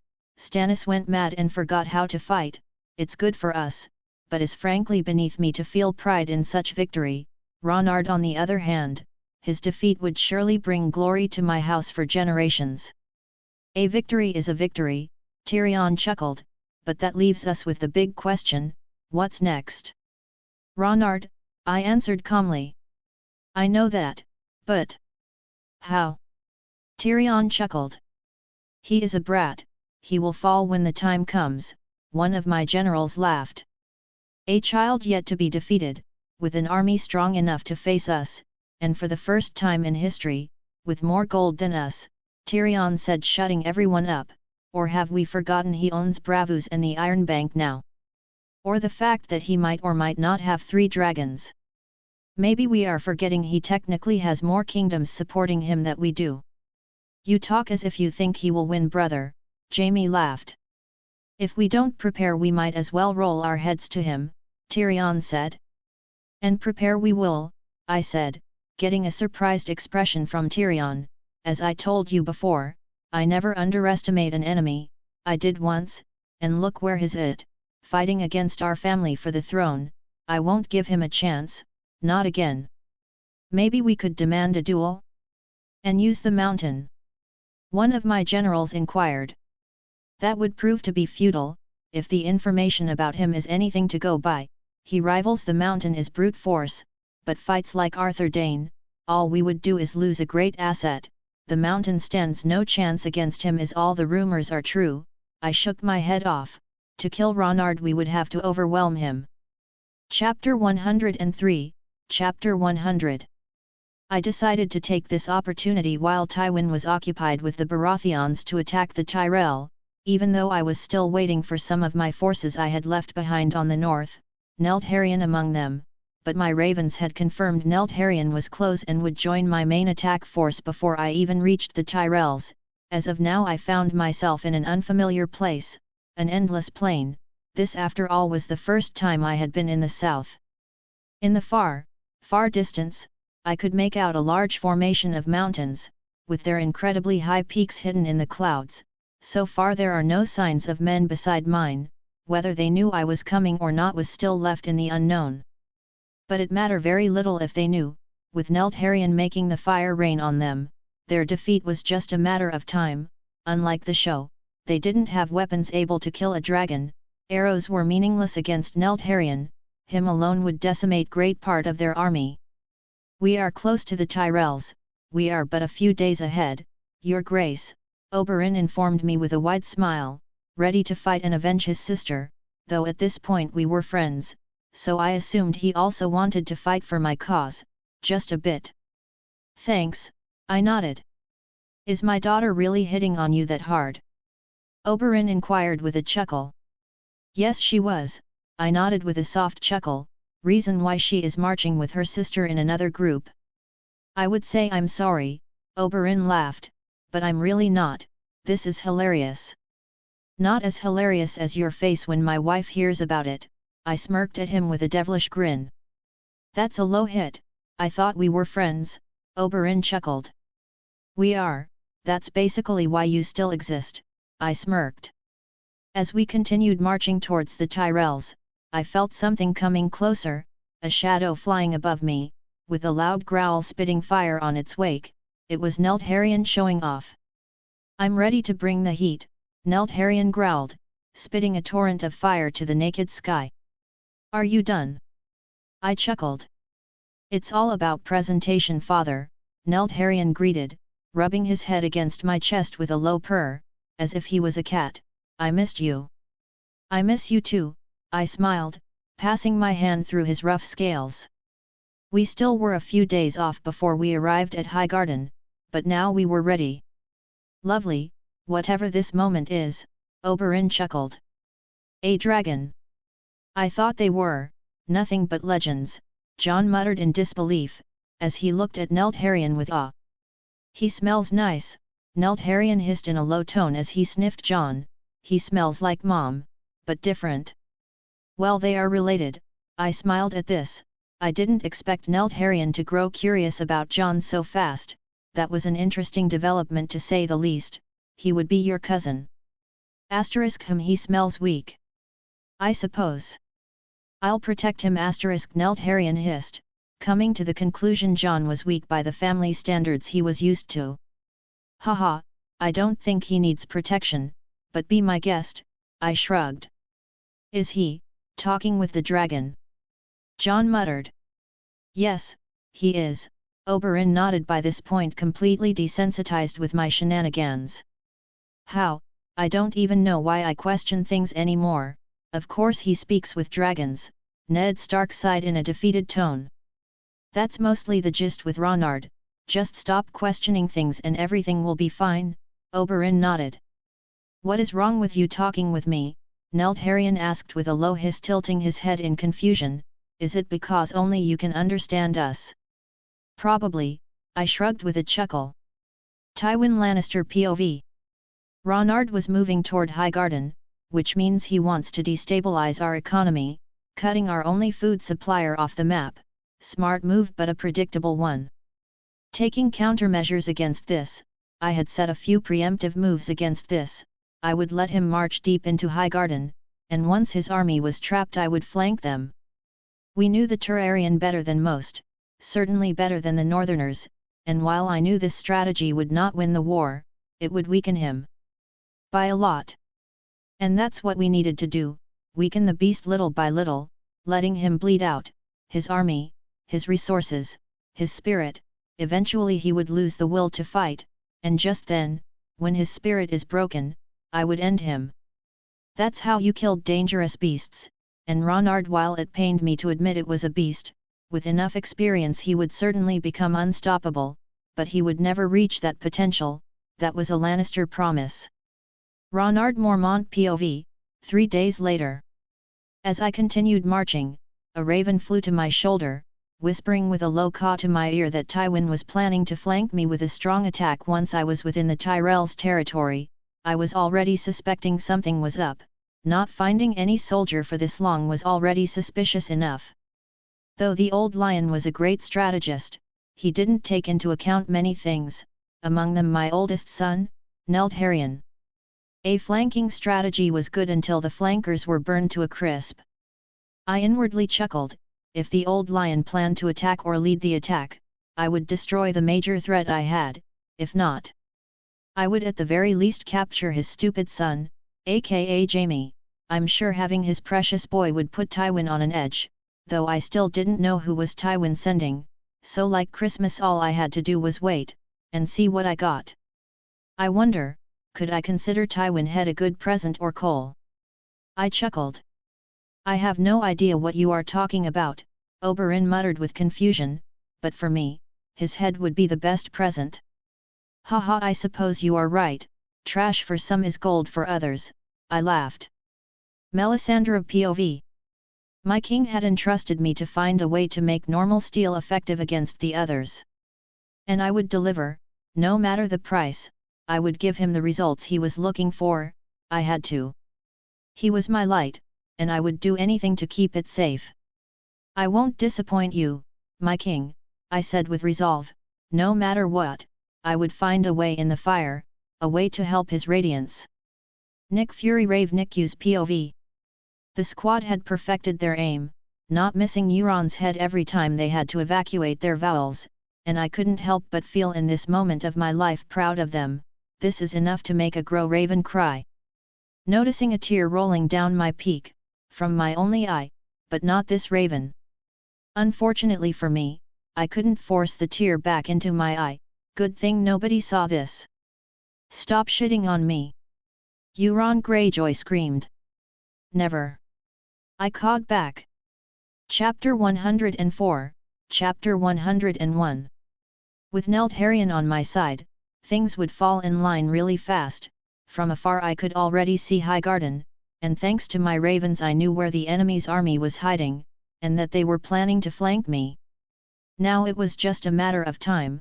With my dragon son hidden I would have the element of surprise. With it, I would catch Tywin off guard and burn his troops to a crisp. Tywin was smart but he was still human, and when facing the unknown we humans panic. It's in our wretched nature. There is no one here. This feels like a trap, your grace, Ned Stark muttered. I smiled at him. After all, I didn't expect him to catch up about that. That's because it is. Ned blinked in the realization that I knew about it and stared. We must warn the men. I shook my head. No, they don't have to know. I have been moving them around with the trap in mind. For now they must remain ignorant. I had told my men to expect traps and stuff before leaving. Now it was a bit too late to let them know.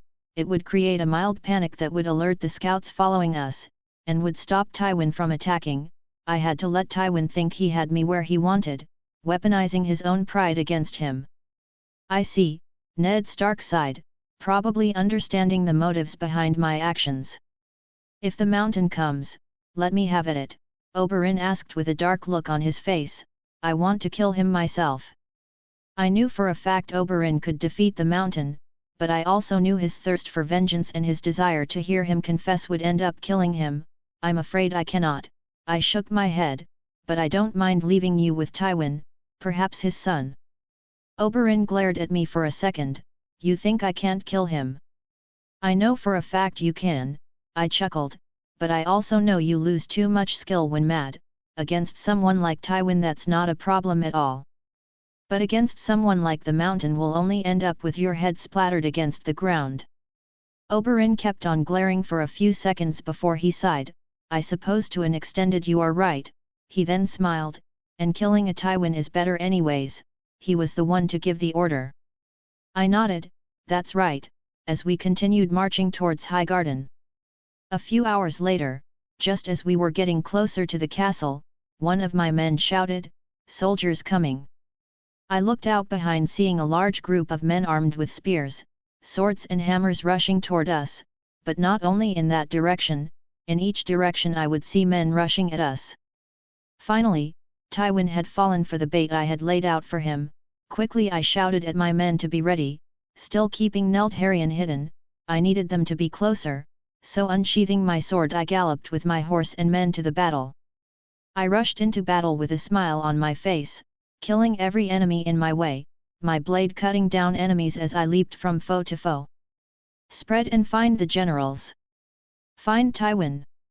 I could hear my ravens shout around in the battlefield, taking the initiative of finding the enemy leaders so that we could take care of him fast. As I dance around the battlefield with grace and precision, enemy after enemy falls before my blade, fear spreading among the enemy soldiers like a disease, and for a good reason. I was terror of the battlefield, but even then, they refused to run. It seemed they feared Tywin more than they feared me. Intriguing. It was time. They were all somewhat close. Neltharion. I jump off my horse Rampa with a primal scream, summoning my son into the battlefield from the skies. My sword gleaming with blood of my enemies in my hands as its edge shape catches the sunlight. Seconds later, Neltharion appeared looming from above the skies, letting his presence be known with a powerful growl that shook the battlefield itself. The great beast of fire and flame was finally here, a mighty creature that would make fire rain on my enemies. Without waiting for a command, Neltharion knows what he has to do, and breathes a powerful stream of fire that consumes the enemy forces. Their cries of agony fill the air as they burn, some trying to run from the stream, only to be burned even by Neltharion's flames. Little by little my enemies are destroyed, many of them burned beyond human recognition with their bodies lying on the ground, corpses that will soon be forgotten as the battle moves on. We found Jaime. Ka. He is attacking from the south. Ka. Find Tywin and the rest of his generals. I ordered my feathery friends as I continued with my assault. Normally I would have gone for Jaime and killed him, but Oberyn was already on the south, and he called dibs on Jaime. Jaime Lannister POV. Dragons, they were real. This little brat actually had the very thing that brought the 7 kingdoms together hundreds of years ago. Tyrion was right. Ronard was to be feared. When father sent me to lead this attack, I didn't expect to fight creatures that were thought to be extinct. This was stupid. 1 dragon and all our hopes of winning were off the table.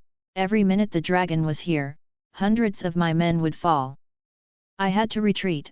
Father did not plan for me. What good are swords and arrows if you can't hit your enemy? Retreat! I shouted, but as I did, a spear landed dangerously close to my head, killing an ally behind me. I'm sorry, but you and I have a date. The viper, that tone, that venom on his voice, there was no doubt, he was Oberyn Martell. You don't want to do this, I warned him, sword ready. Oh, but I do. Oberyn smiled, killing a few soldiers that tried to attack him. As he approached me, you have no idea how much I want to. It seemed I would have to kill a viper before I escaped this hellhole. So be it, I said, taking a stance. Now, let's us dance, for Elia, Oberyn said with a dark look on his, and with a spear at hand. Tywin Lannister POV. My son would come victorious on that battlefield, I knew that much. If he followed the plan to the letter, we would win. I had planned for every possible outcome. Ronard lacked the experience I had, and I would exploit that to the limit. Soon, all this madness will come to an end, and our family will stand above the bodies in glory. My legacy would finally be cemented on stone. My family would always be remembered as the ones that stopped the Targaryens, and all in a lifetime. After this, all I would have to do would be force Jaime out of the guard so he can take his birthright. Soon, soon. Chapter 105, Chapter 102. The fire was consuming every enemy on its path with ease, and soon enough my army was winning with little to no effort, and it was no surprise. Neltharion, even though not fully grown, was a force to be reckoned with. His might was too much for the current military to handle. Don't let them escape, I said as I swung my weapon left and right, decapitating enemy soldiers coming my way. Valyrian steel plus super strength were sure the lethal combination. Come at me, fuckers. With a smile I took a deep breath in the middle of this battle as I dodged the poor attempts the Lannister and Tyrell men were giving to kill me. Before I started moving around my opponents with my one sword in each hand, I proceeded to dance around them. With every move I made, a soldier would fall dead into the ground, a lethal tempo of art and destruction. I didn't have to command anyone right now, which in turn made me the best weapon. No hesitation, no cares, I just acted. After all, I had taken Tywin's plans, turning them into my toilet paper. He had failed. With all his experience, connections, and influence, he had ultimately failed. He had, like the rest before him, committed the same mistake. He underestimated me, and he was paying the price. I continued pushing the enemies back, with the Neltharion ensuring they didn't escape. All I had to do was show the Southerners why they should fear me in battle. Is that all? I taunted, feeling quite good about myself. Today was a great day to be me. Oberyn Martell POV. I stared Jaime, a Lannister there for me to kill, and I couldn't help but smile. I was finally getting my chance to avenge Elia. Don't hold back, or I am going to break you fast, I snarled at him. Jaime shrugged his shoulders, smiled, and slowly brought one foot behind his back as he unsheathed his blade. Fine by me. With a dry chuckle, I rushed at Jaime with my spear ready, but he dipped and twirled around right as my spear was about to reach him. At that same moment he tried to slash me upwards with his sword, which I managed to dodge just in time. I took this opportunity and tried to do a spin cut, but he parried the attack, reading my intentions very well. He was undoubtedly a good swordsman, but I faced better. In response he tried to cleave my legs, but a quick jump above his cut proved to be enough to dodge the attack. Taking this momentum to my advantage, I took the blunt end of my spear, smashing Jaime on the side, who in turn lost his balance for a second, but recovered with an upward slash that managed to cut a bit of flesh. Nothing serious. Blocking his next attack, I stabbed the lion in the solar plexus, trying to kill him, but instead I ended up knocking the wind out of the swordsman. and stunning him for a brief moment. The quick blow had opened Jamie up for another attack, and I always aimed to please, so I obliged him, doing what Ronard calls a Spartan kick into Jaime's chest. Jamie, having recovered a bit, followed that up with a quick uppercut, and a swift side cut with his blade that I managed to avoid being lethal. "This is way more entertaining than I anticipated," I chuckled with clear venom in my words.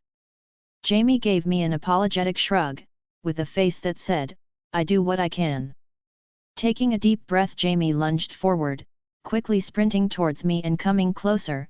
I smiled as I ducked forward, dodging his attack while trying to pierce his head.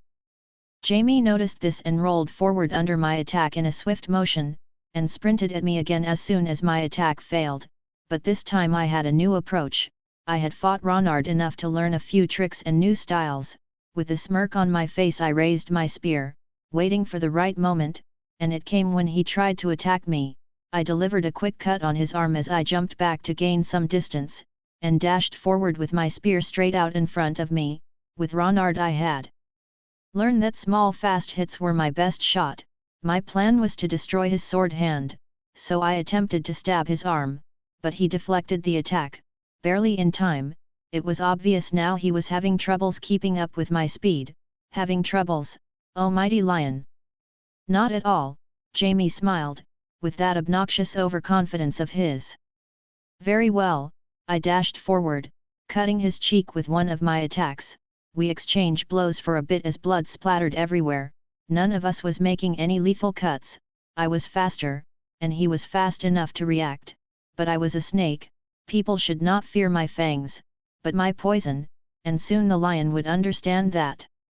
Parrying his next swing, I noticed during this, a bit too late may I add, that the last attack was just a distraction, because soon enough his fist smashed against my head with brute force, making me lose balance for a brief moment, but this was long enough for him to deliver cut.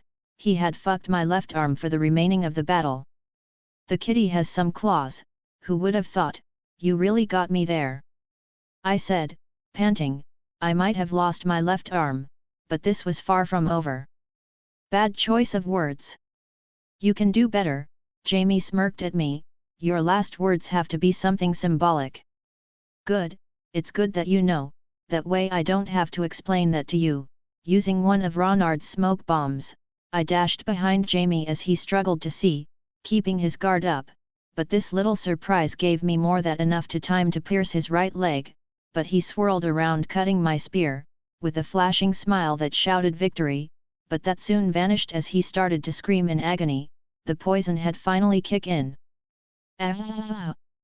Jamie shouted in deep, sweat agonizing pain. "You don't fight with honor," he said with anger. "This is war. There is no honor. There are those who come back to their families, like me, and those that die with their so-called honor, like you." Not that I believed Jamie to have any honor, besides.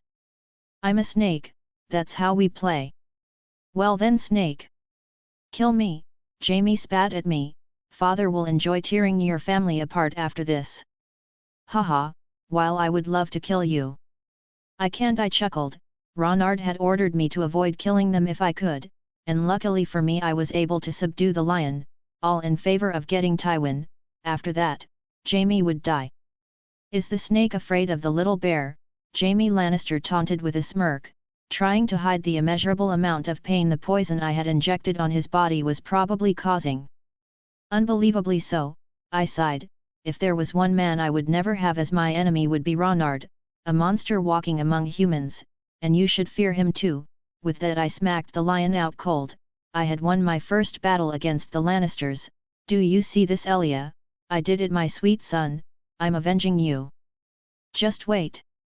I will put all these bastards in hell." The sun sure was shining today. Perhaps Elia was smiling at me.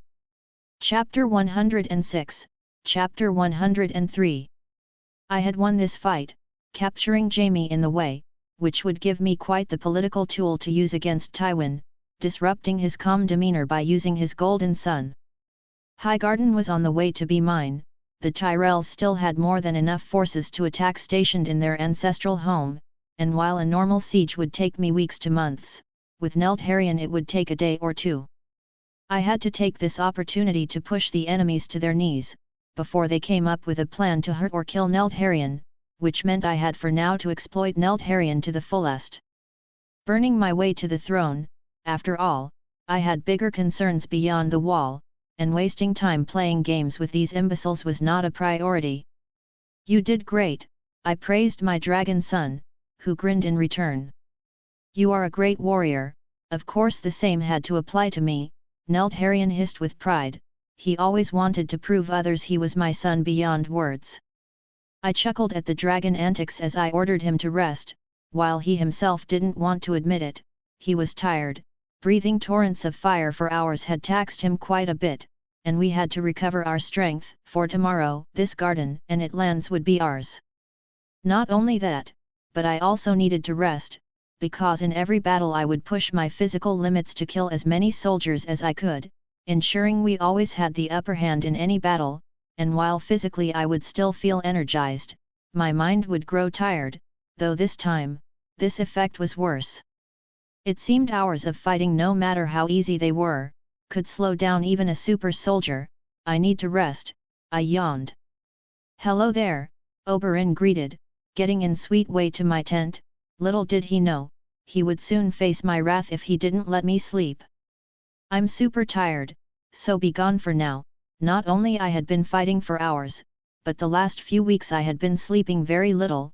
Maybe the stress of the upcoming battle was affecting me, more than I cared to admit.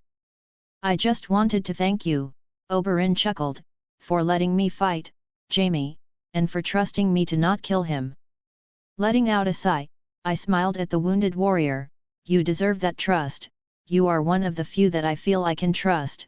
With that said, I started to walk to my tent, not before leaving the snake with one last message.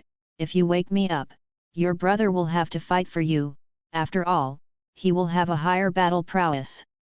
Oberyn took a step back, with a playful smile defusing the situation. I would never.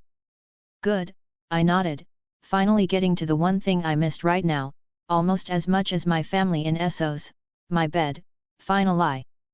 And I knew it wouldn't take long for the sweet embrace of sleep to take me out on a trip, giving me the well-deserved rest I so much desired. Daenerys POV. Yunkai and the other cities my husband, Ronard had conquered were under control, but even with the might of our dragons, an army, small rebel cells were rising, and while this was something Ronard himself knew it would at one point happen, I couldn't really understand how could anyone be so stupid. Even if they managed to defeat me, which was a big if, they would unavoidably fall once again under the wrath of my husband. So far, the rebels were easy enough to deal with, but I knew I had to stop them before they became a real threat.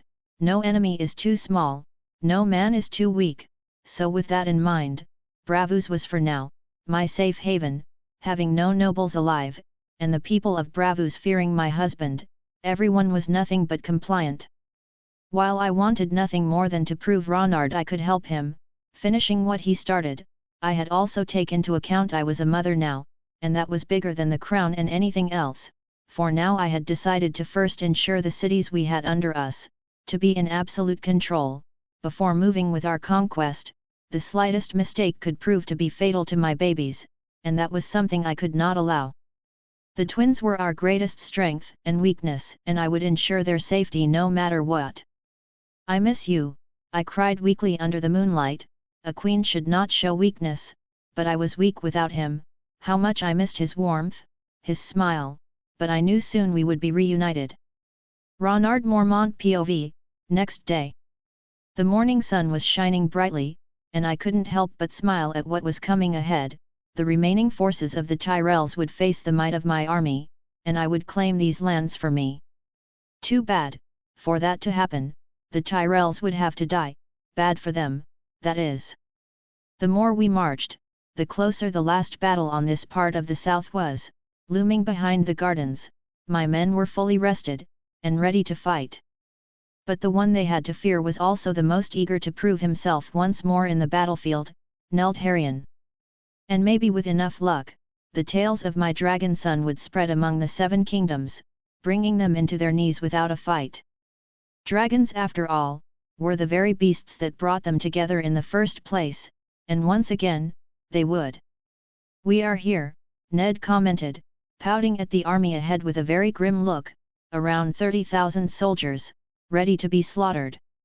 Perhaps Tywin was nothing but false propaganda, or the Tyrells were acting against his wishes and stayed to protect their land. Either way it worked for me. "We stand once again," I shouted, getting the full attention of my army on me.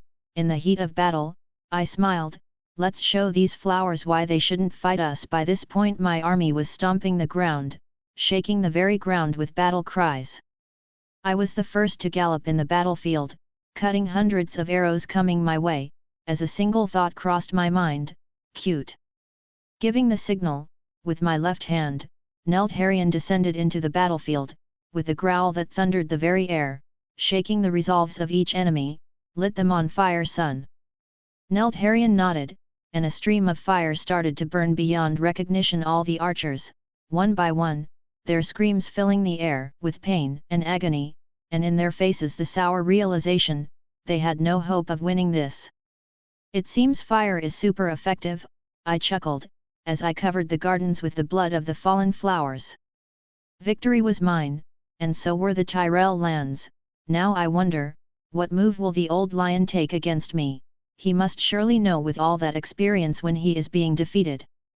I suppose time will tell. Chapter 107, Chapter 104. It took but a few hours to dismantle Highgarden defences, a child's game with my dragon sun burning through them, and a very easy at that. Most of the soldiers surrendered, too afraid to face a dragon in battle. Those who didn't surrender, tried to fight or escape. Unfortunately, they failed completely at both attempts. No horse can outrun a dragon. But not all victories are sugar-coated. Tywin Lannister, even with all his faults, had apparently prepared for the imminent scenario of me winning this fight. "That old bastard," I chuckled, coming to the realization that all the banks of gold and food in Highgarden were empty, and considering how through the old lion was, I knew for a fact I would not find a single coin or wheat within the castle walls. He had played his hand well, very well. But even then, he had made mistakes, because the fact that his son being was in my hands was undoubtedly a miscalculation on his part. Though this fact brought an important question to my mind: how did Tywin manage to do this, without me knowing? My spies were still unknown for him, that much was for sure, but even with all the ravens I had on him, he used another person. The realization came to me like a thunder: my ravens had orders to follow the main players of the game, and only them around. After all, I didn't have enough ravens to keep one on each person in the world, so while my ravens were out of his radar, he must have noticed something, and in the way found a hole in my net. Impressive. But this was nothing but a small victory for the old lion. With his methods being unveiled, it would be easy to control all his moves, and it wasn't like I needed the gold. Thanks to Bravos, I had more than enough more to deal with this war. "Your Grace," Ned entered the room I was occupying, announcing his presence. "The men are securing the castle." "Was that all?" I inquired. Normally Lord Stark would avoid talking unless it was important. He was what I call a man of few words. He only spoke when his words would have a meaning. "No, I wanted to request for the men to rest here for a fortnight," Ned added with a hopeful look. "The Tullys have agreed to bend the knee, and I think it's wise to wait for them. It would give the men time to recover," he stated, and he was right. For me, marching perhaps wasn't that taxing, being a super soldier and stuff, but my men were not, a fact I happened to forget from time to time. "Very well," I nodded, deciding it would be most beneficial to have every man available at my disposal, because it was most likely that the next battle would open the throne for me. After all, I would go for Tywin next time, killing the lion and the threat he poses. "I'm grateful, Your Grace," Ned Stark said, and soon after left the room. 2 weeks to rest and recover were more than enough time for the Tullys to arrive, and the stories of Neltharion to spread left and right, which in turn would start my favorite part of the game, the physiological part. "Let's see your next play, old man," I smiled. Olenna Tyrell POV, 2 weeks later. My son had lost our ancestral home, the very thing the roses of Highgarden had protected for centuries, and how much time did it took the kid to do it? A month? Maybe 2? This was preposterous, and not only that, but somehow Tywin had managed to convince my son to move all of our assets to King's Landing, as a safety measure, which pointed out very clear, that to Tywin we were nothing more than disposable assets, pawns on his game. Though this realization was hardly something new, I always knew this was the case with the old lion, but I never expected him to corner us so badly. If I had to take a few guesses about his plan, I would say he knew that this event would end with Ronard taking Highgarden under his control, which in turn would force us to stay in King's Landing supporting them, reason why he convinced the idiot I have for a son to move our assets out of our ancestral land. Clever cat, I muttered angrily. I was definitely growing older, in my 60s I would have been able to see this plot. The old lion wanted us cornered, he wanted to leave us no choice but to help him, whether it was for honor, for our house, for blood, or because we didn't have any other choice, but much to my pleasure, the old lion was far from flawless. He had made a bunch of miscalculations. For one, the dragons ended up being real, and two, and probably the most poetic one, he had lost his second, the one human weakness he had, his precious son, and last but not least, he thought he could manipulate me. My son might be the lord of our house, but I run this garden, and it was time change our approach. Dragons, and losing our house was something I didn't sign up for, and after this awful turn of events, it was very clear to me now that Marjorie would never be queen, and I rather have my grandchildren alive, instead of having crowns under the ground, and perhaps it was not too late to make some alliances with the bear. Now, how do I break up the news to my granddaughter? Marjorie was smart, but very short-sighted, and I knew she would object, so I had to tread carefully, for now. Tywin Lannister POV. He had my son, Jaime was on his grasp. I had made a terrible mistake, but how could my plan backfire so terribly? No, that was a stupid question, that I already knew the answer for. Dragons. My plan didn't account for them. I had made a miscalculation because until today, they hadn't made an appearance on the battlefield, not here, not in Essos, and thanks to my skepticism, I had lost my son, my only son. And the worst part was, I had nothing to exchange Jaime for all I knew, he was already dead. No, Jaime was worth more alive, to control my moves, to chain me. Ronard knew that much. My son was a weapon, and the young bear would not hesitate to use him against me. Fuck it all. In anger I smashed my fist against the stone-hard wall, resulting in immediate bleeding on my part, but I didn't care about it, nor felt the pain, because all of this was my fault. I said over and over again, that I was not going to underestimate him, and like a moron, I did just that. I underestimated the bear and lost my son. But I had to keep it together, I had to find a way to save my son, and win this war. I had to find a way to save my legacy, but for the first time in decades, I didn't know where to begin with. Chapter 108, Chapter 105. As Lord Stark had said, the Tully arrived 2 weeks after Highgarden conquest, bringing with them food, weapons, and 10,000 men ready to die for me.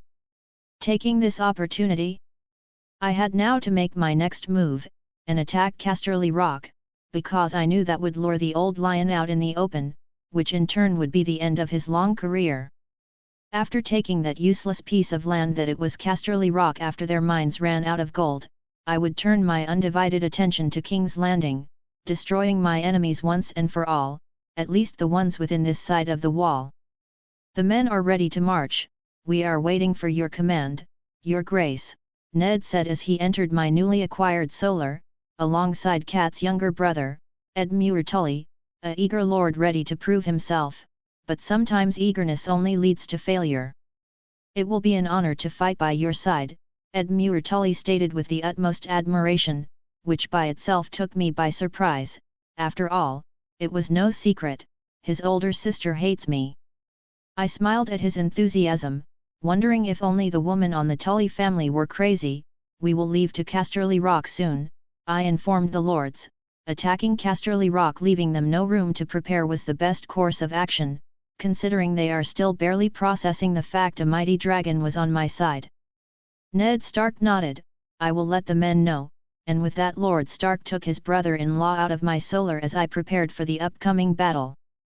As I was about to leave the solar and talk with Neltharion about the upcoming battle and what was our strategy, a raven flew into the solar landing on my desk, *Ka. I bring news, *. I turned to the raven, what news? The spider is planning to use John, the raven cawed. I see, it seemed the spider had yet to learn who was on top of the food chain, and I would gladly be his teacher for that lesson. Keep an eye on the spider. And if he breathes out of line, let me know. But for now dealing with the spider would have to wait, his time was already set on stone, and besides he was at much an inconvenience, with no real power to be a real threat, he would die, but after I dealt with the more problematic players of this game. But for safety measures, I would still have to talk with John. I knew he would never betray me, or anyone if he could help it, but I still felt like it was my responsibility to talk with him about this situation. Your Grace, John's voice got my attention, it seemed I wasn't going to need to look for him, Jaime is requesting to talk with you. Lord Targaryen, I smiled offering him a seat, we need to talk. John looked at me with a worried expression, probably wondering if he had done something wrong, or if I had something for him to do.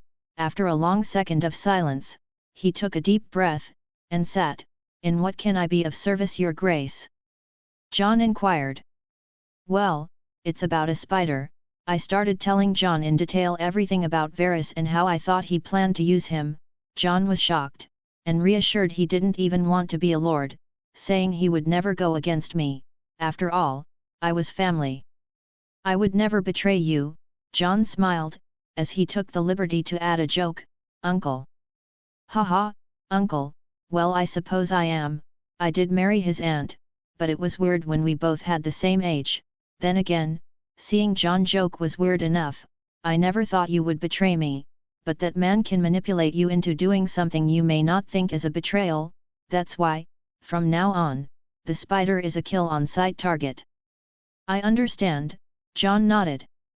So you said Jaime Lannister wanted to talk? I asked, going back to the point he had previously talked about. John nodded. Very well, I nodded, wondering what Jaime wanted from me. Either way this would prove to be entertaining. Varys POV. The young Griff was probably dead. After all, it had been months since I last heard of him. While this was a sad turn of events, I couldn't lose my focus. After all, I had a real Targaryen available, ready for the crown. Jon Snow had ended up being a Targaryen all along, which was something I myself could confirm, but unfortunately for me, Ronard had found out first, putting the rightful king under his claws. I had to do something to bring the realm their rightful king, and I had to do it fast, because I knew that as soon as Ronard won this war, my head would roll, not only because he knew of my deals with the young Griff, but because he had vowed to kill me for my indirect involvement in the assassination attempts on his wife and kids. But finding a way to deal with Ronard was easier said than done. He had shown to be a very capable man, with a terrifying amount of information at his hands, and besides killing him would amount to nothing, well aside the fact that we would have to deal with a very angry dragoness. To deal with Ronard, I would have to find a way to kill him and his family at the same time. But first I had to secure Jon on our side. As the last heir to the throne his role would be crucial, but unfortunately for me this had also proven to be a difficult task to accomplish. Jon had no desire for power, but it was just matter of time, before I found something to push the young dragon on the right path. Every path I take, leads to a dead end, I sighed. I had quite the work cut out for me, but deep down I knew, I shouldn't be complaining. It was my fault Ronard grew to be this threat. I gave him a queen, and he became a king. I made the monster that is destroying all my plans. I was the one to blame for all of this, but it was still not too late to redeem myself from this catastrophic error. Cersei Lannister POV. Father had lost the first battle against the bear, losing not only Highgarden, but Jaime. Terror filled my nights, wondering if he was still alive, that idiot. How could he leave me alone? He promised he would never leave me alone. Father promised me we would win, and in the end, they all lied to me, like always, but I would put an end to this, I would destroy the Ronard myself, ending his pitiful attempt at the throne. And it was all thanks to Illyrio, who before dying paid the Alchemist Guild to produce more than enough wildfire to destroy our common enemy. No matter how good the kids is at playing war, the fire would consume him, ending this charade, once and for all. It will be quite the show, I muttered darkly as I eyed at the window, where a raven was sitting, ruining my view. Begone. I swayed the raven off the window. I will caw. Take a dump on her wine next time, caw. The raven cawed at me from the air before flying off. Nick Fury Rave Nick's POV. I was going to meet with my squad today to see how was our favorite toilet doing. To my surprise I found my entire group poking at the man with sticks. What are you doing? I inquired. Caw. He hasn't moved in 2 days, sir, caw. One of my squad members said as he poked the last eye Euron had. Yeah, the motherfucker is dead, I cawed at my squad. Sue. Do we still take shits on him? One of my ravens asked, holding a piece of corn with jalapeno on his peak. I mean. If you want to, we are leaving anyways, I answered as I asked, why the jalapeno? I couldn't help myself, I wanted to know. Well, it kinda made my ammunition be all fiery, burning his eye and stuff, so he was eating it to make his poop spicy. I don't know if I should feel proud or concerned, or both, it's both. We leave in 10, so move the fuck up, I cawed as I flew off the area. Chapter 109, Chapter 106. Empty, that was the only word I could use to describe Casterly Rock right now. There were no men to defend it, nothing to stop us, and I couldn't but be apprehensive of the idea that Tywin had let us take hold of his castle, without a fight. I didn't have to be a genius to see something was clearly wrong. Tywin was not man to give up, and that was an unshakable fact about him, which is why I knew, the old lion was making his play. What play? I still had no idea, after all, my ravens had yet to update me in the situation, but even without their information, I still had a general idea as to why he had abandoned Casterly Rock. Because he had nothing to protect there, not for now, no gold or food, he had taken everything, like he did with Highgarden, leaving me with lands that served at the moment no purpose, but even though logically speaking I understood why he did, I never expected him to do it in the first place. Not a single coin, or bread, even the people are starving. Ned muttered with clear anger on his voice, he left how people to die. I eyed Lord Stark, wondering what he expected from the coldest player in the game. Tywin only cared about his legacy, and if he had to lose a few times to keep it, he would not hesitate to do it. That was him, someone ready to give everything, for his goal. Tywin is a man of numbers, he had no time to move an army to protect Casterly Rock against us. He also knows that he can't defeat Neldharion, so he must be trying to delay us while we secure the lands while he finds a way to kill what he considers to be my best weapon. Little did the old lion know, I wasn't going to take his bait, I would not give him the time he needed to prepare, because whether he liked it or not, his time had come. So what are our orders? Oberyn inquired as he limped to my side, still recovering from his injuries. We move forward, I informed the lords. What about Casterly Rock? Jon Targaryen asked. We will have time to deal with this place later, for now, we need to destroy those who sit in my throne, I stated, leaving no room for questions or doubts.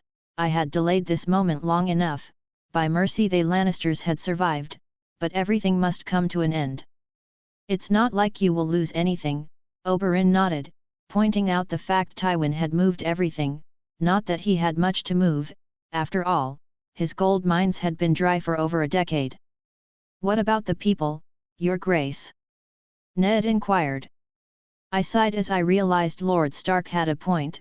These people that the old lion had left to starve by taking their crops were my subjects, and a good king helps its people, I will leave some food, and for the moment that's all I can spare, I stated. After all, there was no room for too much kindness in the harsh reality of war. I will see to it, Ned Stark nodded, not completely satisfied with my answer, but happy nonetheless. Tywin Lannister POV. Leaving Casterly Rock to his hands was a hard decision, a very hard one to make. I had but no choice. With the men I had close, all I would do was weaken our own cause even more. For now, I would have to let him win, for now. In the meantime, I had to find an efficient way to deal with his dragon, the only thing keeping him alive and ahead of me in the game. All the other things he had at his disposal, like the almost endless amount gold he had or his army composed of men that were fearlessly loyal, didn't matter. Everything was nothing but easy to eliminate, everything about him was easy to destroy, except that dragon. If he had brought the other two with him too that I heard he left in Essos, well, being honest, he would probably be on the throne, drinking wine out of my skull if that was the case. But unfortunately for me, dealing with a dragon was something the libraries could not help me with. All the books said the same: they were immune to poison with scales harder than steel, and fire hotter than the sun. But that dragon was far from being my only problem, Jaime. I had to save my heir, my only son. I knew he was alive, because I would know thanks to Dorne if he died. I knew the snakes, and they would not miss the chance to brag about his death. Lord Hand, Varys said as he entered my office, announcing his presence. Varys, get to the point. I sighed. I had no time for his riddles and tricks. We both have an enemy in common, and together we might stand a chance, Varys stated. By all men, tell me, what is your idea? I chuckled drily. Poison. Nair, he is immune, killing him in fight. Varys smiled. Sometimes you have to fight fire with fire. My eyes widen at the revelation. Wildfire. Sir Barry Stan sell me POV. I had been tasked by my king to protect and serve the queen and the royal babies, making sure they were always safe, with no worriers. Our king probably has the crown by this point already, Daisy said as she approached me. Yes, I chuckled. Nothing will stop my cousin, we bears are stubborn, Daisy added, as she started to walk away from me. That much is true, I inwardly chuckled. Ronard Mormont POV. I smiled as I contemplated what awaited me in the near future, a throne to call my own, therefore melting the ugly piece of furniture, the pleasure of killing Joffrey, and the opportunity to reunite with my family. Unfortunately for me, that wasn't all the things the future had in store for me. Things like the fight between champions, the light within me, and the horde of walkers that one day would come across the wall. God or no, I would win this, and I would do it not because of what Jon thinks. After all, I didn't fight for humanity, and I certainly didn't face the Night King because he was evil. No. The real reason was my family, my sweet little angels. I wanted to give them a better tomorrow, and a safe world to grow in, as safe as it could get here anyways. *HRNNN, things good will be, YRSSS. But darkness is moving forward, I see. YRSSS, the corn must be balanced *Rhoda cod with wisdom. We will be ready for that great value version of the Lich King, I nodded. After Ali, I refused to die at the hands of a creature that had taken hundreds of years to complete a single task, breaking a fucking wall. Existence is meaningless. Oh God, the depressing nighter was back, not the raven I needed right now. I thought you were in mandatory therapy by the ravens. Life finds a way, so that others can hear it. Painful truth. Chapter 110, Chapter 107. The very next morning, I decided to start moving south with the entire force of my army to King's Landing. The sooner the better. After all, it would take me around 2 months to get all my army to them, and being that my intention was to strike the city before they could come with a plausible strategy to fend me off, I had to move fast. My ravens had informed that Cersei and her father had acquired all the wildfire the Mad King had commissioned during his time, and most recently what Illyrio had ordered, having every single drop of that well hidden under King's Landing, ready to be used. But that was just the tip of the iceberg. Not only they had all the wildfire in the world right now, but they also pretended to use it as a safety measure to keep me out of the city, blowing everyone, enemies and allies alike, with the explosion. Which is why I wanted to strike before they succeeded in making King's Landing a walking bomb, more than it already was. That amount of wildfire was too dangerous, and while I was immune to fire-related weapons, my soldiers were not. But I had something they still haven't accounted for, thanks to the massive lack of information they had about me. I had animals on my side, from mice to dragons, but the question was how to use them to neutralize the wildfire. Small animals like rats and mice could probably delay the explosion by blowing on the candles used as a fuse for the explosion, but that would only delay them a bit. Then again, I had no idea how many rats and mice were in King's Landing, but if the stories about the city were right, I would have more rats under my control than men in this continent. That was considering what Oberyn had said about the city being a rat nest. Which, if that was the case, taking the city would be a piece of cake. One rat was harmless, kinda, but thousands, no millions of them, well, that was a biblical force to be reckoned with. Quite literally. Now that I think about it, that sounds like the best idea to eliminate the wildfire in King's Landing and on the way fix the smell situation going on there. I smiled, remembering a small fact about rats: they eat shit, and not in the metaphorical way. Rats and their family practitioners of the art of coprophagy, aka the art of eating shit, and while it was true they prefer to eat other things like nuts and berries, they would eat poop if needed, and with millions of them. I might have the solution to the sewer problem in King's Landing. If not, at the very least they would be useful to improve the sewer flow, stuff. In short, they would be my secret weapon, and personal plumbers. Maybe I will call the Mario Gang. Caw, what are our orders? One of my ravens asked. In what can I assist you, O great hunter? One of my newest birds, a falcon that apparently had climbed the ladder of ranks within the animal part of my army, said. Bring me rats from King's Landing, I informed the two feathery warriors, being very clear with the fact I wanted them alive. As you wish, the falcon nodded with enthusiasm as he darted out of the window at full speed. Caw, the new guy sure is eager to help. Even the falcons see the might of the corn you provide. Caw. Falcon, falcon, falcone, falconier POV. It took me months, but I had finally managed to enter the Raven Circle of Knights, as its newest member, serving the greatest hunter of them all, the Cornbringer, our master. I was the first falcon to reach this high, and I would not disappoint my master and embarrass the Pride Falcon clan by failing him. He wanted rats? He would get them all. I, Falcon, falcone, falconier, or FFFF for short, had promised him rats, and FFFF always delivers. Asterisk caw. FFFF wait, asterisk. I stopped flying, as I waited for a raven to catch up. Caw, you sure fly fast, caw. Anyway, make sure you report to the raven in charge in King's Landing. I nodded, I will. Asterisk caw. Good, then go. Make the Raven Knight Order proud, asterisk. I didn't have to be told twice, because that was my plan all along, and perhaps, just perhaps, if I worked hard enough, the great and benevolent Cornbringer would make an order of falcons, something the little chicks could look up to. Tywin Lannister POV. Cersei was not the smartest of my children, but at times, she would have great ideas, like hoarding the wildfire under the city, as a last resource to take Ronard with us to hell should he win. Not that I wanted to resort to that, it was frankly in strategy that screamed we thought he was going to win, and I didn't think that, not entirely at the very least, we still had a chance. The only real threat was that overgrown lizard he had on his side. Without that creature, victory was attainable, because no matter how good of a warrior he is, with strategy and numbers he would fall under my feet. So in the end, as I formulated a plan to kill those dragons, I indulged my daughter, letting her turn the city into a bomb while I used half of the wildfire as my own weapon, to fight the advantage he had over us with that dragon.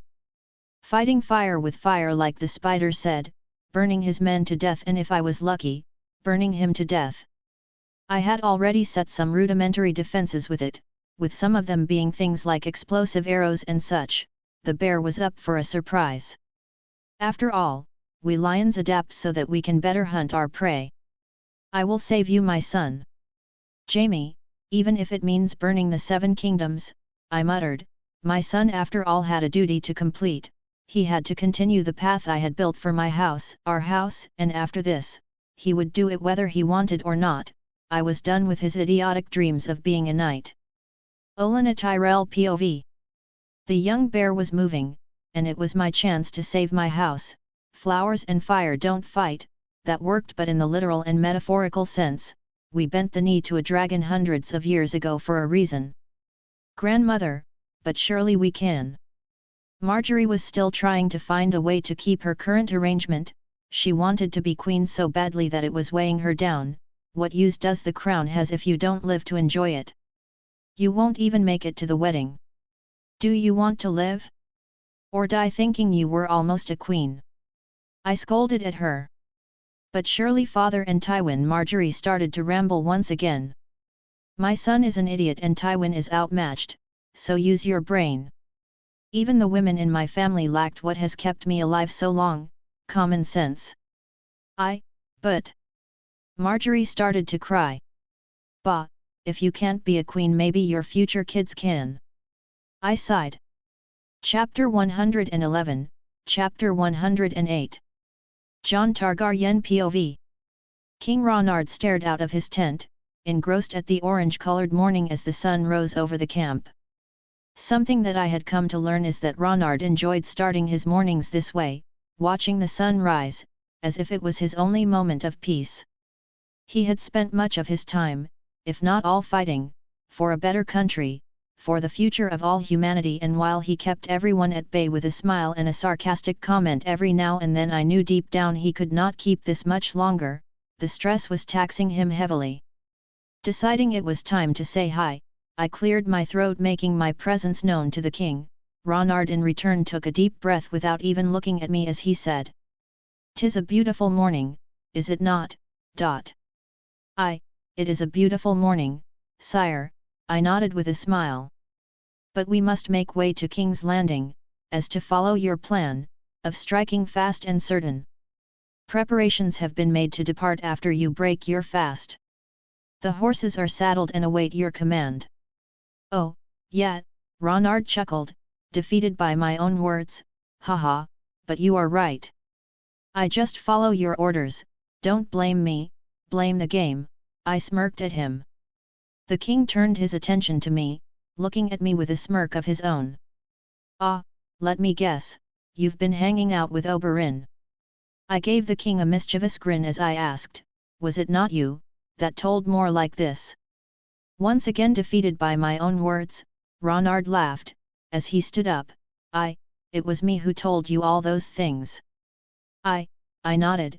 "Then my king, shall we go to break your fast?" I don't see why not, let go eat some breakfast," the king nodded. Tormund POV. My entire tribe was dead, and so were almost everyone I knew, and here I was running desperately through the dead cold forest, trying to get into the safe areas those weird-looking kids created. Fear was a luxury beyond the wall, but here I was with my heart racing as I began to panic at the sounds of many creatures running behind me, and I couldn't help but feel fear to what was chasing me.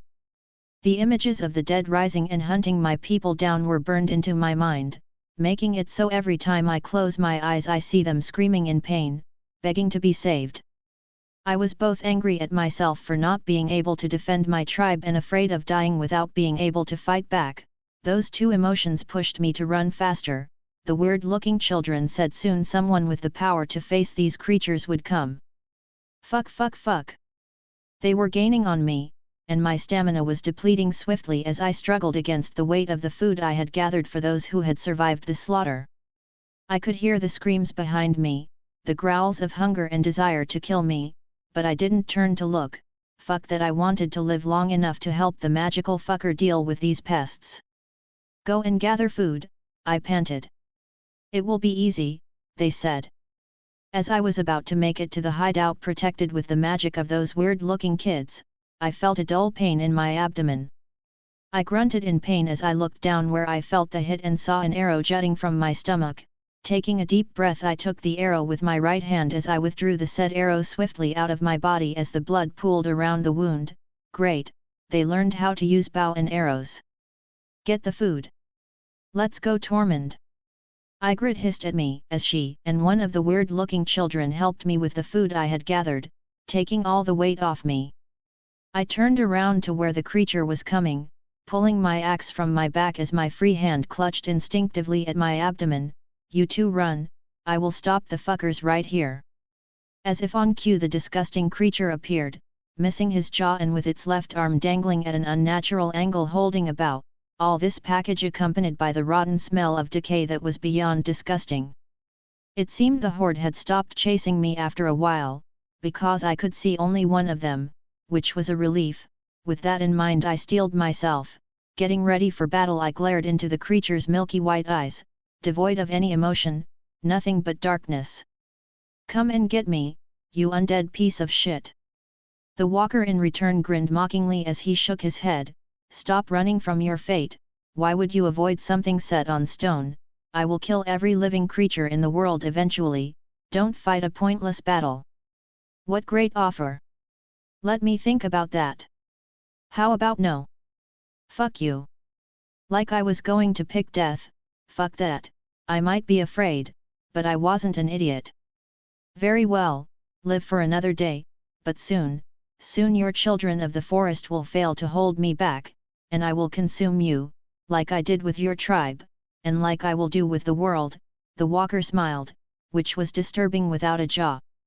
All I heard is the whines of a bitch too scared to fight the one that is coming to fuck you.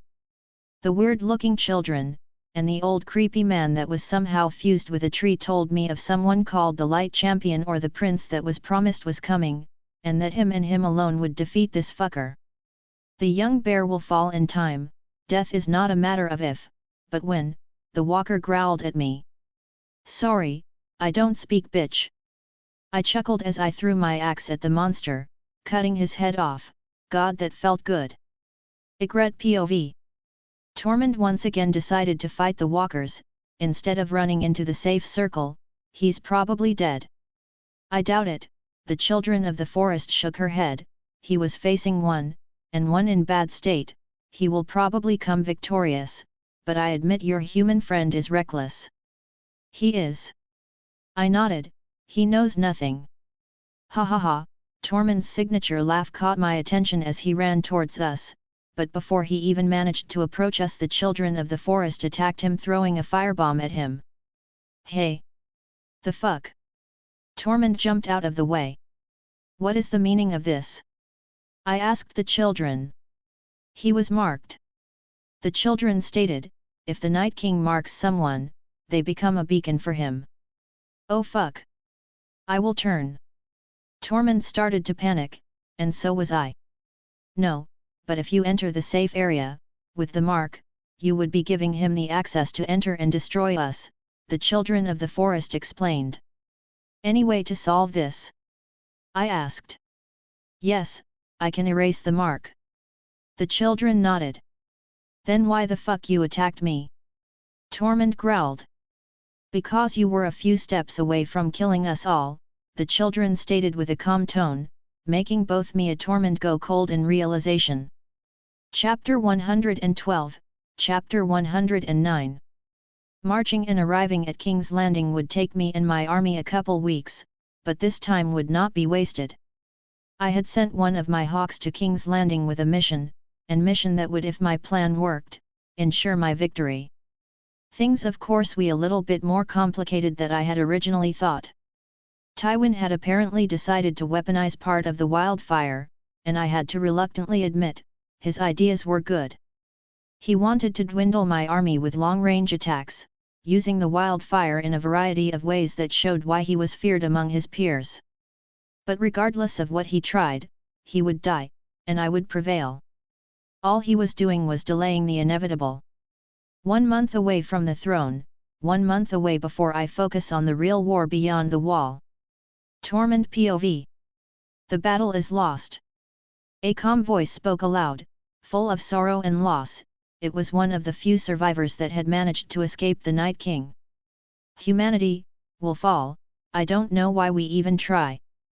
Orangan, one of the warriors, had survived, said as he lifted up a chipped and damaged spear, raising it above his head for a brief moment before he plunged it downward. Fuck you all! I growled with anger. How could they even think of giving up? Even if the champion of shit doesn't come to fight this monster, we must fight. Even if we are going to lose, we must fucking fight. We are not going to let this fucker win that easy. Everyone looked at me for a second. I could see they were tired of this. After all, we had been fighting for months making no progress at all. While every battle would weaken us, the monster would only grow stronger. I knew this was impossible to win, but I rather make that fucker work for my life, because I won't willingly give it to him. We are fighting, waiting for a champion that might not even exist. Orangan shouted angry, what are our proofs? An old man that can't move? Or the bunch of freaks that follow him? Since when do the free folk needs a hero? Ygritte said with a bored tone, clearly tired of this facade. If he exists, good. If he doesn't, then let's do what we've been doing for hundreds of years. Let's survive. Finally someone with fucking brains. I growled in approval. The champion is occupied right now, Leaf, one of the weird-looking children, said. On what? Orangan scoffed, still not believing a word. He is fighting a war on the other side of the wall, because he knows that the only hope of winning is by having a united front. Leaf answered, not paying any attention to Orangan's rude attitude. If he comes ignoring his problems beyond the wall without that united front, he will lose. Humanity stopped the long night once, but they stood together for it, and this time the Night King not only has bigger numbers but is stronger himself. So is our champion, a raven with 3 eyes spoke. Nothing is like it should be, but we must prevail. This is beyond our personal desires or wants. This is a battle to decide if humanity survives or not. I couldn't help but still be startled at the fact the old tree guy could speak through ravens. It was unsettling. You heard the 2 creeps. We must stay strong. Fuck the champion if he doesn't come. Fuck him if he comes. But don't give up. I shouted. Leaf stared at me before leaving. Well, not the desired result. The 3-eyed raven muttered as he watched the people slowly calming down, but it will do for now. Benyon Stark POV. It has been almost 3 months since I left to scout the area, as it was one of my many missions as the first ranger of the watch, and what I found, brutally murdered my brothers. The others, I had found them before, but this time they were different. They moved in an almost sentient pattern. They weren't the mindless creatures I remembered. Not that they were geniuses now, but they were certainly different. They moved and act, in ways that one could think were strategies, to hunt and corner living creatures. I had survived their first attack by sheer luck and the sacrifices my brothers did buying me time, but in the process of running away from them I had lost any way to go back to the wall. The others had made sure of that, so while I was alive, I wasn't sure for how long I would be. Food was scarce to the point I had killed my horse just to survive, but that would only last me so much. I had to find a way to return and warn my brothers. Unlike my first encounters with the others, this time I knew they were preparing to cross, and we needed to be ready for it. I really hope John and everyone else is okay in the wall, I muttered with a deep sigh. The last time I saw John, my nephew, he wanted to become a ranger like me, and explore beyond the wall, and I couldn't help but wonder if he was okay. Tyrion Lannister POV. Father and sister had gone mad, utilizing one of the most, if not the most volatile substance in the world to fight in the war. It was most likely we would kill our own men with it than any of Ronard's. But at the very least father wanted to weaponize the substance, unlike my dear sister that wanted to make King's Landing a fucking bomb, with the not at all argument of, if we can't have the city, no one can. Was I the only one seeing the fucking red flags? I knew my sister was crazy, but this was beyond Mad King crazy. And worse of all, is that father approved of her idea. I mean, he didn't say it, but everyone knew that if he didn't like something, that something would never come to happen. which means that he silently approved of her idea. Perhaps it was best for the Seven Kingdoms to have someone like Ronard sitting on that rotten thing they call a throne. God knows anything is better than Joffrey. Family or logic, what an awful situation I find myself in, I sighed. Joffrey Baratheon POV. I still didn't have Ronard, his dragon bitch and his babies in front of me. This was unacceptable. I was the king, my words were the words of a god. Because I was a god. I was born to rule the world and do with it anything I please, because everyone within this stupid world was my toy. And as the god king I was. I wanted to see that pretender suffering. I wanted to see his face as his dragon bitch wife was being raped by every man in my army. I wanted to see his face as his children suffered the same fate, and just when all his family starts to drown in their own blood and waste, just then he has nothing left to lose, I would take my sweet time ending him, and yet he was still free. Avoiding my divine punishment. I am the king. I am a god. And I want my enemies suffering. I want it. I shouted. I need a raise, Ka. Chapter 113, Chapter 110. King's Landing was just one day ahead, and while the throne was just sitting there, waiting for me, I had to be careful. Tywin had done an amazing job weaponizing the wildfire against me, with catapults ready to throw all he had at me. If I wasn't careful I would lose many able men, a commodity I couldn't afford to lose, considering that I needed every man and woman I could possibly have to fight against the army of the undead. I had yet to hear from the hawk I sent to King's Landing. He was possibly busy with his assignment, which was weird on its own. Considering what I know about the city, he should have the rat or mice I requested right now, but like they say, don't put all your eggs in one basket. With that mentality at hands, I had created a backup plan, with the same objective, of neutralizing the wildfire, and while originally I wanted to destroy it because it was a very unstable substance, I had decided to do otherwise, mostly because it would be a very useful weapon against the others. My plan was simple, capturing the ones with the authority to use the wildfire, the Grand Maester, Cersei Lannister and Tywin Lannister, and just in case, the idiot sitting on my throne, Joffrey Baratheon. They were the only ones that had the authority to use said substance. How to kidnap them was the hard part. I had to infiltrate, or corrupt someone within their ranks, maybe Olenna or Tyrion. They both had their reasons to betray the current regimen, Olenna because she was old but not blind, she probably knew by this point I was going to win, and Tyrion. He hated his family, at least everyone but his brother, though it remains a mystery if any of them will actually ally themselves with me. But it was clear that an idea was at least worth trying, but the real question was, who to send for this mission. We should rest before the battle, Oberyn said, bringing me back to reality. Taking a deep breath, I turned to look at him. Sounds about right, I don't want anyone too tired. I will start setting up the camps, Jon added from afar. Very well, I nodded, still trying to figure out a way to get within the enemy lines. Not only would the wildfire be useful for me, but neutralizing it would save a lot of my army. And then it hit me, a way to get to Tyrion? Whores, all I needed was a few willing whores to chat with Tyrion.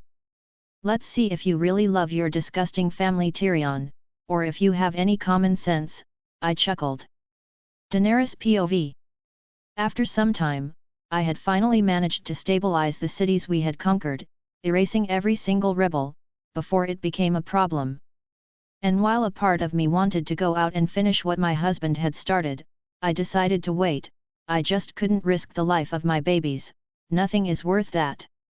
But this sounding peace was a double-edged sword for me.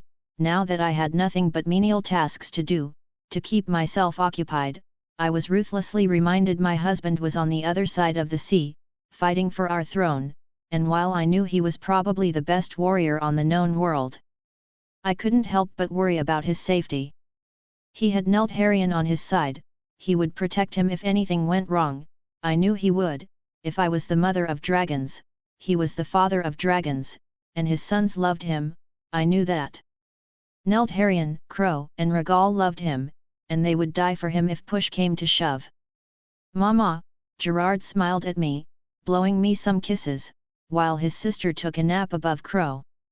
Yes, my sweet little bear, Mama is here, I smiled at him, kissing him on the cheek.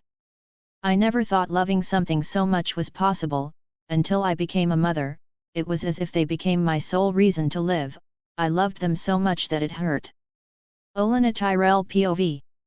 It took some time to convince my granddaughter of my plan. She wanted to be queen so bad she almost considered dying, but not all fights are worth fighting for. Sometimes it is better to let things go. Now it was just a matter of convincing my son, who was a very, very stupid man, to go with us to Ronard's side, which was easier said than done. Every time I spoke with the man, he would ramble about, how could I even think of giving up the chance of Marjorie being the queen of the 7 kingdoms? Morose thoughts, but he would go accept my plan, and I would save this house, regardless of his compliance. I would stop House Tyrell from sinking any lower. After all, his compliance has never been a factor on my plans, but a mother must always try, even if she already knows what their idiotic children will do and choose. A mother must always try. Too bad, I had to drug my own child to save him. Tyrion Lannister POV. Why was I even here? Fighting for a king that will never amount to nothing, well, maybe being even more crazy than the Mad King. Fighting for a family that doesn't and will never love me? Or was I perhaps fighting for Tywin's respect? Either way, I wasn't sure anymore. Why was I even supporting this? I knew the moment this war ended, I would meet my end in a mysterious accident, probably orchestrated by my dear sister. Or father, or nephew, frankly anybody but Jaime would try and kill me. I had long served my purpose. Perhaps if I helped Ronard, he would be lenient with Jaime. There isn't enough wine to deal with this shit, I muttered. Jaime Lannister POV. Was father really capable of defeating Ronard? My entire life father had been something I considered unbeatable, a mountain that can't be moved, but this kid was very good, and while I chanted to myself over and over again that we would win no matter what, a little part of me didn't believe a word I was saying. Dragons united Westeros, and Dragons the young bear was commanding. You don't get more prophetical than that around here, a bear that married a dragon, a bear that commands dragons. So perhaps my doubts were not unfounded. I miss you so much, Cersei, I muttered. You will see her in hell soon. From afar I could see Ronard coming to my cell. Hell, what a nice place, I suppose, better than here, I shot back. I suppose, but you are probably wrong about something. Ronard chucked, taking a seat in front of my cage. On what? I smiled, trying to show him, nothing would bring my mood down. Well, on the sins that are bringing you to hell. Ronard smirked at me, banging your sister? Nah. I mean gross, but not something I consider you should go to hell for, reproducing with your sister? I mean, maybe. Joffrey is a pretty big sin in itself. Killing the Mad King, aka my father-in-law? That's probably the highlight of your life, to be honest. I actually applaud you for that. No, the real reason you are going to help is because you never killed the real monsters within the kingdom, just because they were family. How dare he? I did what I could. By what right does the bear judge the lion? By the right of the sword. Ronard calmly replied. You pretend to be a hero and yet, you are going to kill children, my chi nephews. I stopped myself from admitting anything. I will, Ronard nodded. Then if you succeed, I'll be waiting for you in hell, after the gods judge your sins. I smiled at him. What are gods, to a non-believer? Ronard chuckled as he started to walk away, nor without leaving me with some parting words. Don't think so high of the gods, little cat, they are assholes. Chapter 114, Chapter 111. Olena Tyrell POV. Drugging my son was easy. Now it was time to contact the young bear, and avoid House Tyrell downfall. I didn't even like the Lannisters to begin with, I just reluctantly accepted this alliance because Marjorie wanted to be a queen, but no crown is worth it if you can use it for more than a week. Perhaps it was a sign from above that she wasn't destined to be a queen. 2 kings she had been betrothed, and both had been destined to die. But she could always aim for her kids to rule the kingdoms one day. After all, Ronard had 2 kids, a boy and a girl, both without betrothal. "Father is feeling sick," Marjorie commented. "How long will the drug take to knock him out?" "A day or 2, I replied. The drug I had giving him was very powerful, and would put on a bed for weeks. After that, we will send a raven to the young bear." "I see," Marjorie sighed, taking her leave. "Remember to tell the foolish of your brother to not mess the plan up," I added. Tyrion Lannister POV. I had come to a decision. I was not going to let my family destroy this kingdom just because of their pride, because of that idiotic nature of, if I don't have it, no one will. It was utterly pathetic and cruel to sentence thousands to death just because they felt they couldn't win. Maybe there was a chance for a family to win. Father was a pretty resourceful man, but it was the chance of defeat that frightened me, because my family had decided to destroy everything just so Ronard didn't rule it. I couldn't in good conscience allow this. It was inhuman to stand by and watch innocent people suffer because they couldn't fathom the possibility of defeat. Besides, there were only 3 people I wanted to save: Marcella, Tommen and Jaime. The rest of my family was despicable to say the least, and if I helped Ronard, perhaps he would allow them to live. "Bronn, I have a mission for you, well, for both of us," I said, turning my gaze into my sellsword bodyguard. "And what is that mission?" Bronn replied with his trademark wolfish smile. "I need you to help me kidnap my youngest nephew and niece, so we can go and talk with Ronard," I answered, making Bronn spit out all of his wine. "Oh yeah, and escaping King's Landing with them, that too. You must want me death." Bronn chuckled. "I won't do it, pal, I like living." Time to use Bronn's one and true weakness: gold. Ronard is the richest man alive. He owns the Iron Bank. He will pay you handsomely, very handsomely if you do it. Bronn stopped for a second, pondering over that. How handsomely are we talking about? Small Lord handsomely? Or Big Lord handsomely? Big Lord handsomely, I answered, smirking internally at how easy it was to exploit his greed. "Well, I suppose life is too short to not take any risks," Bronn smirked. "I'll do it, but he better pays me, or I'll kill you, little guy." "Don't worry, he will," I nodded, hoping that was the case.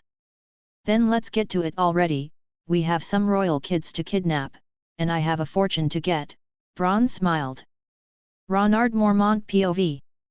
I was a day ahead of the border of King's Landing, but instead of rushing to attack, I had decided to wait, letting my men rest in the meantime, while I waited for my infiltration plans to work.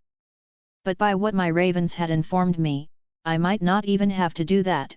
Both Tyrion and Olenna were betraying Tywin, therefore betraying Joffrey and Cersei. In the end, things were playing out wonderfully for me, and I didn't even have to do anything, but wait for the card castle to fall. "The bases are ready, and the men are rested in case you want to start moving, your grace," Jon informed me.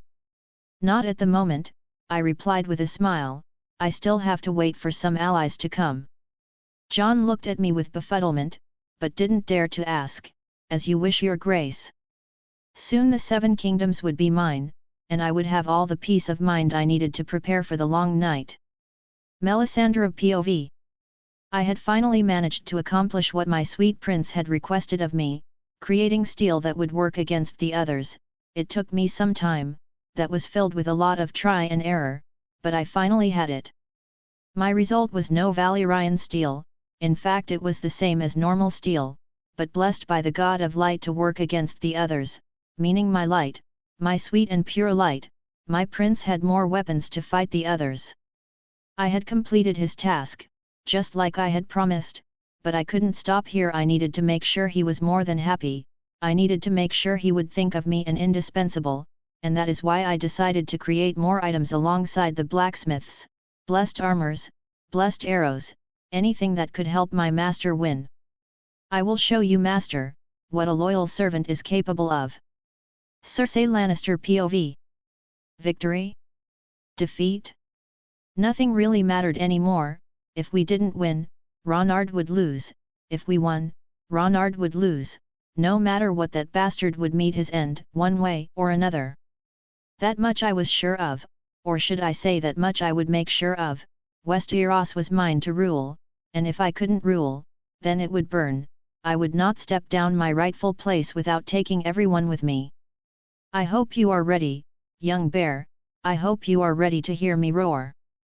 The males in the pride lead, but the females hunt, and the bear had yet to fight a lioness protecting her territory, and he would see soon enough why lioness are feared. Neld Harion Mormont Rave Nicus. Father was close to get the land piece of land of this side of the sea, and yet he looked like it was only the beginning. The others, like he calls them, seemed to be the enemy, clouding his mind with worry. But I wasn't worried. My father was an unbeaten beast, whose fire burned the brightest in battle. I could feel the fire within him, growing stronger every single day. That fire would burn his enemies, I was sure of it. Father has never disappointed us. He has always come on top. No matter how hard the challenge was, he always proved to be superior, better, stronger, and this time it would not be the exception. And if the rare case of him not being enough came to happen, we, his dragon sons, would fight by his side to the very end. Against all odds, the four of us together would be more than enough to destroy anything that gets in our way. I will protect our family, father, don't worry, you don't have to carry this weight all alone. Chapter 115, Chapter 112. Tyrion Lannister POV. We had one chance to escape with Tommen and Myrcella, out of King's Landing. Cersei was mostly with Joffrey all the time, meaning we have a big window of time to put the kids to sleep and escape the city, but we had to do it fast. If by any chance Cersei suspected of my plan, hell would rain on me, quite literally, so I had to act fast. I had two options, each one was more risky than the other, one escaping during the day, acting completely normal as to not raise suspicions, or during the night. During the night the security was considerably tighter, with any movement being reported the very next day, or if the situation called for the same day to a superior officer, that would inevitably lead to father knowing. During the day this was way more or less restricted because merchants would come and go, but during the day they would probably see the kid, if they were through enough, or in the worst case scenario Cersei would notice, something that was less likely during the night. I say we do it during the day, Bronn yawned. Just act like everything is fine, and nothing will happen. The main problem is my sweet sister, I said, almost choking on the sweet part. If she finds out before we get out of the city, we are as good as death. But during the night the guards have direct orders from your daddy to stop anyone getting out, even you, little man, Bronn stated, with a oddly serious look on his face. Our best chance is doing our suicide mission during the day. All we have to do is knock the brats out cold, and if luck is in our side, we will live long enough for me to be rich and for you to do whatever you want to do. I suppose, but we would have to time it right. I hummed in agreement. My dear sister usually goes to court after breaking her fast, so we will have enough time during that window. Then it's settled. Now it's a matter of who will knock the brats out, Bronn chuckled. No one will knock them out. I will give them something to sleep for a bit, that's it, I sighed, hoping my plan worked, for my own sake, and the few members of my family worth saving. Olenna Tyrell POV. I had written the letter, and the Raven was ready to contact Ronard. I can only hope the brat doesn't reject my offer. To the most excellent Lord Ronard Mormont, by the grace of the Seven, the rightful King of the Seven Kingdoms, we can only hope to be faithful subjects of your grace, wishing to observe your reign, following it with fidelity, wishing you health. We must say we have been misinformed and misdirected by the usurpers on sitting on your throne. We were blind, but now we are not. As it is plain to see that those who are present with you have suggested to your highness many falsehoods respecting us and what do with want, intending all the mischief that they can do, not only to you but also to us, and to your whole kingdom. we wish your excellency to know that we wish to preserve the safety and security of your person and that of your queen, prince, and princess with all our might, as the fidelity which we owe to you demands, proposing to overthrow the usurpers, to the utmost of our power, and all those who are not only our enemies but yours too, that includes the foes that lie within the whole of your kingdom, and if any other statement saying we are not loyal to you is said, do not believe it, for we shall always be found to be your faithful subjects Olenna Tyrell, of House Tyrell, and Marjorie Tyrell of House Tyrell, offer ourselves to serve and obey. All we ask, if your excellency accepts, is to keep guarding Highgarden for you, as we have done before. Are you sure this will work? Marjorie inquired nervously. If that doesn't work, nothing will. I sighed as I tied the message to the raven. We are offering ourselves to him as nothing but his loyal servants, in exchange of keeping our land for him. Father is finally out, sleeping soundly. The drug worked wonderfully, Marjorie sighed, taking a seat. Good, I don't want him awake for any of this, I nodded as I set the raven into the skies to complete his one and only purpose, delivering my letter. Bryndon Rivers, Three-Eyed Raven POV. From what I could see through the root of the sacred tree, Ronard was winning the war, and soon would face the Night King, but things on this side would not be as easy as they are on the other side. The Night King was planning something, but I just couldn't risk trying to see what, for if he managed to mark me during a vision he would get access to the shelter I had formed, destroying all life within. I had to wait for the champion to clash with the Long Night. I had to ensure humanity survived. I was the keeper of history, and history I had to keep. The Night King, he is not the same we, my people created, Leaf stated. You already told me about that, Leaf, I nodded.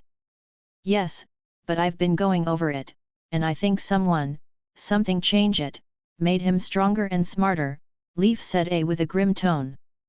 I also knew that. What is the point? I inquired with curiosity. What if his one weakness, the one thing that can kill him, is not the same? Leaf said with a worried expression. I haven't even considered that. Was the Night King still vulnerable to the same thing he was before? No, he must be. Why would the light send a champion that can't beat the Long Night? Even if the weakness is not the same, Ronard must be equipped to find his new weakness. Don't worry, Leaf. Ronard changed the song, and while I still don't know whether or not that's good, he has proven over and over that he is capable of impossible things, I calmly stated. I can only hope you are right, Leaf replied. Deep down the guilt of creating the monster that hunted all life was eating her, and there was nothing I could do for her in that. Hope is our only weapon right now, I smiled. Chapter 116, Chapter 113. To the most excellent Lord Ronard Mormont, by the grace of the Seven, the rightful King of the Seven Kingdoms, we can only hope to be faithful subjects of your grace, wishing to observe your reign, following it with fidelity, wishing you health. We must say we have been misinformed and misdirected by the usurpers on sitting on your throne. We were blind, but now we are not. As it is plain to see that those who are present with you have suggested to your highness many falsehoods respecting us and what do with want, intending all the mischief that they can do, not only to you but also to us, and to your whole kingdom. We wish your excellency to know that we wish to preserve the safety and security of your person and that of your queen, prince, and princess with all our might, as the fidelity which we owe to you demands, proposing to overthrow the usurpers, to the utmost of our power, and all those who are not only our enemies but yours too, that includes the foes that lie within the whole of your kingdom, and if any other statement saying we are not loyal to you is said, do not believe it, for we shall always be found to be your faithful subjects Olenna Tyrell, of House Tyrell, and Marjorie Tyrell of House Tyrell, offer ourselves to serve and obey. All we ask, if your excellency accepts, is to keep guarding Highgarden for you, as we have done before. I had received a letter from Olenna Tyrell, stating they were nothing but my loyal subjects, meaning I had 5 out of the 7 houses under my control, and while victory was almost certain, I had to play my next move with the utmost respect for my enemy, Tywin Lannister. Power wins wars, only if said power is accompanied by the guidance of intelligence, and while I didn't consider myself to be the brightest mind on the world, I knew what I had was more than enough to win. "Father, when do we strike our enemies?" Neldharion purred happily beside me, yet another new thing I had learned about dragons: they can purr. "Soon, we are waiting for a few guests," I replied. After all, having Tyrion, Myrcella and Tommen as hostages would be beneficial.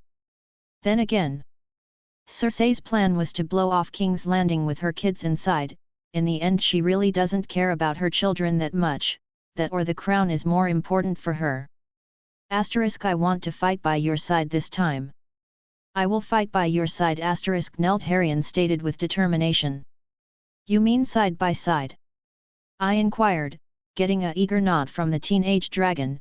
"Very well, I don't see why not." "I shall not disappoint you," Neldharion said, breathing fire into the sky out of happiness. Seeing his torrent of fire form, made the words the witch shared with me resonate deep within my soul. Each fire it's different, each being channels their inner fire in their own unique way. "Neldharion, how do you do that? You know breathing fire?" Neldharion looked at me puzzled at my question. I could see in his eyes he was trying to put words to the feeling, words to answer my question. For me is letting go, letting my emotions fly. I picture what I want to do with a burning desire and the fire just comes. It's all about the feelings, I guess. Feelings and faith, the fuels I had found to ignite the fire within, and knowing myself like I do, faith was not an option for me. Besides, I had originally tapped into that power before when I had gotten angry at my situation. I just have to somehow recreate that to the point I don't need anger to do it. I see feelings it is. "I can feel the fire within you, it's burning brightly, but you can't control it," Neldharion added. "Maybe we can practice together." "That would be great, father and son time, and besides fire will surely be a game changer when we face the others. I need to control it," I smiled. Ha. I can wait for Regal and Crow to hear how I taught our father how to breathe fire. They will be so jealous. Neldharion chuckled with an evil overtone. "Haha, sibling rivalry. It seems that curse doesn't skip species," I laughed. "So what does that letter say anyway?" Neldharion asked. "The Tyrells pledge themselves to me, and it's time to write them," I smiled as I wrote back to the Tyrells my letter. "Lady Olenna Tyrell and Lady Marjorie Tyrell, I appreciate you two have reached out to me, and while I cherish the gesture, I consider actions speak louder than words. If your loyalty you wish to prove, you must help me when the time comes, only then I will know for sure you are true to your words. So if your king I am, I command you to find a way to stop the wildfire the usurpers as you call them have in my city. Looking forward to see how loyal House Tyrell is to my cause. King Ronard Mormont, first of his name, Chain Breaker, father of dragons." With the letter done, I sent one of my ravens to deliver this message. Now all I have to do is wait. Tyrion Lannister POV. It was court time, a time where my sister would leave Tommen and Myrcella alone. Drugging them was easy enough, all I had to do was offer them a cup of tea, and they were sleeping soundly minutes later. Now the hard part came, getting them out without anyone seeing us. So far it had been easy to get out of the castle, but the real challenge was getting out of the city. We have to move fast, but not too fast as to not raise suspicions. "We are fine," Bronn said. "Not you're not," a very familiar voice made me curse my plan for not being well planned. The Hound had discovered us. "Well, that was fast," Bronn commented, taking out his blade. "Put that toothpick in your ass," the Hound growled. "I want in." "Elaborate?" I inquired. "The crazy bitch of your sister wants to blow this shitty kingdom on fire if they lose to Ronard, who also happens to have a fire-fucking breathing dragon. I'm out of this fucking war," the Hound answered with a stern look, "so I want in, and then out. I'll get some gold." "I thought you were a knight." Brune smirked. "What about your 0ATHS? Or your king? Fuck the queen. Fuck being a knight. Fuck my oaths. Fuck the kingdom, and most of all, fuck the king." The Hound growled. That's more than enough for me, I shrugged. We don't have time to chit-chat, let's get the hell out here, before we all end burning courtesy of my sister. Agree, Bronn nodded. The hound nodded. Very well, let's go, it seems more and more people are betraying my family, what an amusing and interesting turn of events. Chapter 117, Chapter 114. Next day, surprisingly for me, Tyrion arrived in the morning accompanied by the Hound, Bronn, Myrcella, and Tommen, and if I was being completely honest I didn't expect him to actually succeed escaping King's Landing. Cersei was known for being a bit overprotective of her children, and with knowing that much about her I expected Tyrion to be captured as soon as he tried to escape. But I'm glad he wasn't. He was probably one of the few people in King's Landing I would regret killing by accident or on purpose, so here I was waiting for him to talk about his alliances.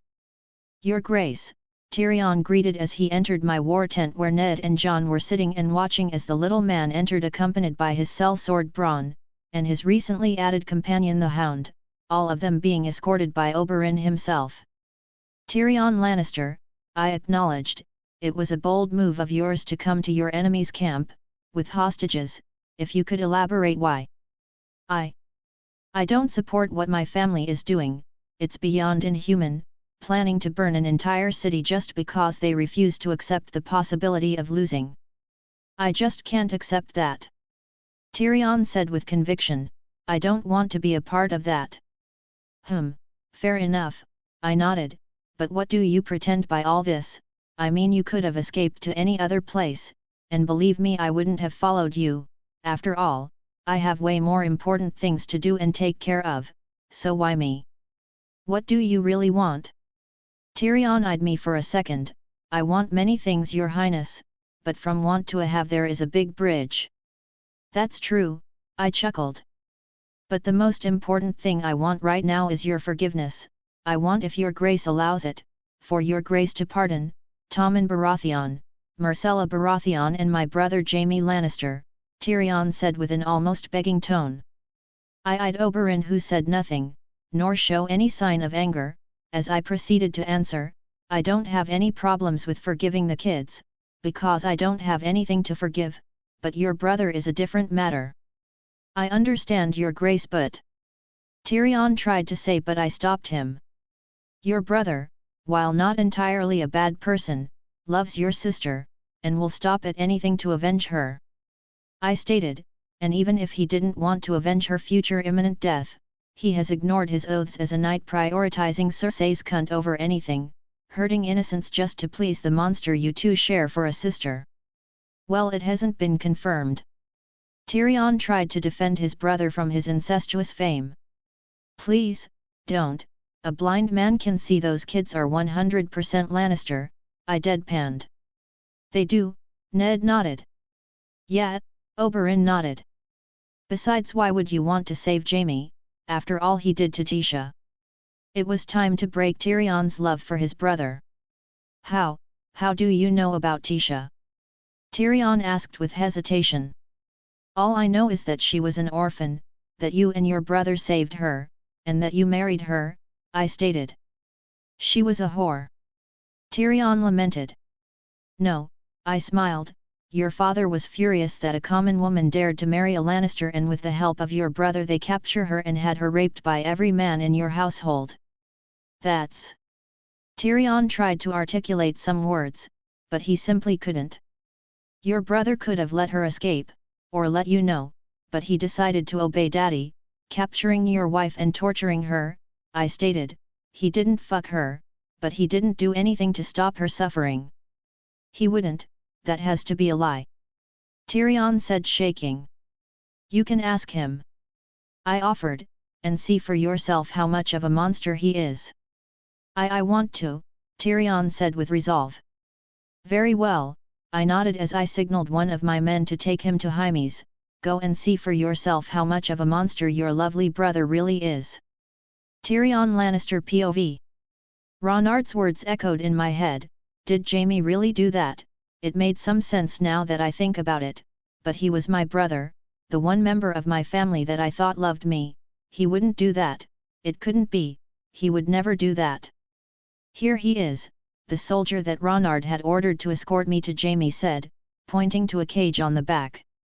Jamie, I said with a cold tone, colder than I had intended to.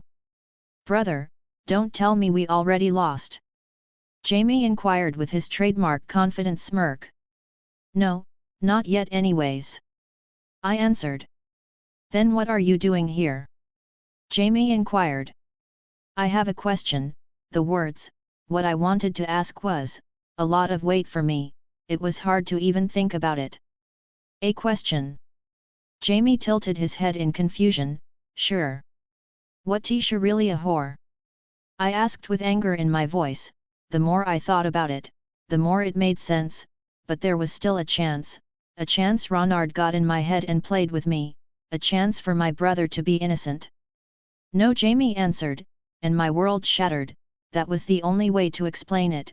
Suddenly all my life made sense. Jamie has always been somewhat good with me.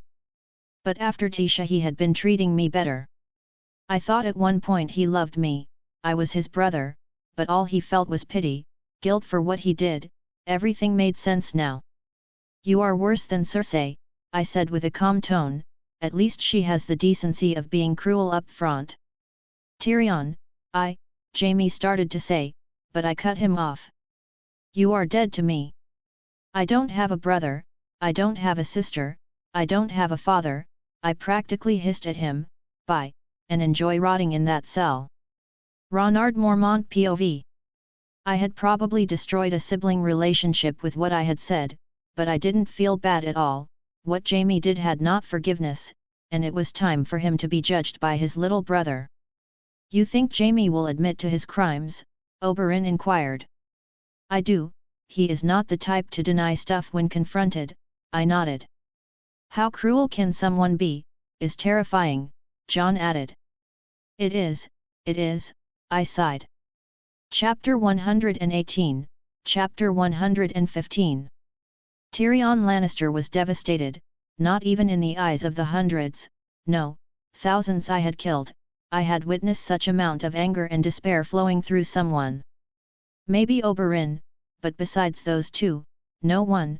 Tyrion had finally realized he was truly alone, with none that really loved him, and that the one person that loved him for who he was brutally scarred for doing so to a point beyond repair.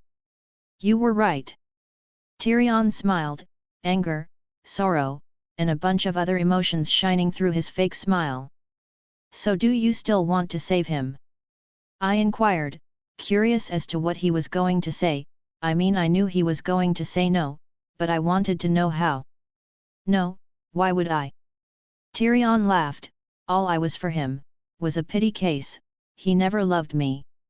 I never had a brother, just an enemy living with me. I nodded. Well, with that settled, I must give my terms. Tyrion looked at me, and sighed. All I want now is to save my niece and nephew. I can grant you that wish, but you must know, your house will be broken. I won't let the Lannisters survive after this. You three may live. But the Lannister name will be erased, I stated, with a tone they left no room for debate. As you wish, Tyrion nodded. Sorry to interrupt, but little X-Lion here offered me a lot of gold you were supposed to provide, Bronn said, breaking his silence. I wanna see this, Sandor Clegane muttered with a low chuckle. Did you? I asked Tyrion. I did, Tyrion nodded. So you see, someone owes me gold, Bronn smiled. I had to admit the crazy bastard had balls. Titanium balls. I will give you 500 gold dragons for your services, I sighed with a bored tone, and that's all you will get. I added, glaring at Bronn, leaving an unspoken threat in the air to not do anything rash. Well, not at all what I was expecting. But it will do, Bronn said, hiding his disappointment. What about you, Clegane? Did Tyrion also promise you gold? I asked, wondering if I should beat the crap out of Tyrion for offering my shit. He should be grateful his suicidal plan actually benefited me. No, but I won't complain if I get some, Sandor Clegane shrugged. All I wanted was to get out of all the fire coming, fuck that. That is probably the most relatable thing I have heard on this mess-up world, I chuckled. So if you won't give me gold, I think I'm done here. Sander Clegane stated. I think I have an employment opportunity just for you. He was a very strong soldier, that would prove to be quite useful on the next war. What? The Hound inquired. Nothing much, just you doing what you have been doing until now, killing people, I smiled. Not with all this fire. The Hound sighed. Not all fights will be fought on fire. I chuckled. Sure, why the fuck not? The Hound shrugged. Awesome, I smiled, as I was a now step closer to winning this war. With Myrcella and Tommen in my control, I had a few new weapons to manipulate the crazy bitch. Cersei Lannister POV. Myrcella and Tommen were gone, and so was Tyrion. I didn't have to be a genius to know what had happened. Tyrion had betrayed us, I knew it. All along that little piece of shit was playing us. He had taken something too important for me, and I was not going to forgive him. His death was going to be slow and painful, for he would see me roar. I had now to find a way to retrieve my cubs, my babies from Ronard, and one way or another I would. No one had any idea what I was capable of when truly angry. I will have your head, Tyrion. Mark my words, I will. I growled. Shouting into the air will do nothing, Father said as he entered the room. Your brother will pay on time for his betrayal, but this little act of defiance of him could actually be beneficial. How dare, my children were away from me and he saw this as an opportunity. How dare you? I tried to slap him but he simply stopped my hand, holding it painfully tight. I will assume that was an ill-advised decision thanks to your anger right now, Tywin Lannister said as he slapped me with such strength that it made me fall into my knees. Learn to control your emotions, and use them for something productive. My children are with the enemy, probably being tortured. Myrcella is probably being fucked by Ronard's army. And you are doing nothing. I screamed at him as I stood up from the ground. Truly pathetic. If you actually took the time to study your enemies you would know. Ronard is a northerner like Ned Stark but with brains. He won't kill or have anyone raped. His honor won't allow it. Father sighed. Don't let the bear get in your head. We will win, and it would be glorious to do so without hearing you whine. This is nothing but a mere setback, that we can use to our favor. How? I asked in anger. We let him come, we fight with all our might and when he thinks he is about to win, we blow the entire city. Father answered. That was our plan before. I hissed. But now, we have a reason to flank him. He won't take the children into the battlefield, nor he will take Jaime. He will be too busy destroying our armies, to see the bigger picture. Father smiled. He will see us roar, as he and his men burn. Unbeknownst to them, an incredibly sexy and horny raven was watching this exchange. Caw. It is I. Zeus. And as my duty commands I shall warn the Cornbringer. But first, I shall bang that cute duck I saw around the gardens. Asterisk. Asterisk, this is why we don't get any missions, Zeus. Caw. Asterisk. Asterisk caw. Shut up, Hades. Asterisk. Asterisk, bang the duck. I will let the Cornbringer know. Asterisk. Crow Mormont Rave Nicus POV. I missed my father. Why did he take only Neltharion with him? I could fight with him too. I might not be as big as Neltharion but I was ready to die for Dad as well. It's not fair, but I suppose protecting my little siblings it's an important mission. Hey Rhaegal, want a flight? I asked as I entered Rhaegal's lair. It appears, brother, that you have clawed your way into my domain looking for a race. Very well then, let me tell you a tale, about a fantastic dragon, who would always tip the scales in his favor and never lose a race, Rhaegal said with a serious tone, and I wanted to kill him. Once again he was overusing dragon puns. I will murder you, I growled. As always your responses are cla weesome, Rhaegal chuckled. Asterisk, say one more pun. I dare you, asterisk, I growled. All right, sorry, no need to fang me, Regal said, stifling a laugh. Give me 5 minutes, I growled. Asterisk for what? Oh, don't tell me, you want to fire your shot at the art of puns, asterisk. Regal laughed. No, I need those 5 minutes to figure out how to tell mother I made you the first dragon to go rotisserie. Chapter 119, Chapter 116. The hawk I had sent to retrieve a rat, came back empty-handed, and I suppose it's not entirely his fault. I was usually the one that used to engage with the animals first, but it didn't matter, I still had some choices left to take care of the wildfire.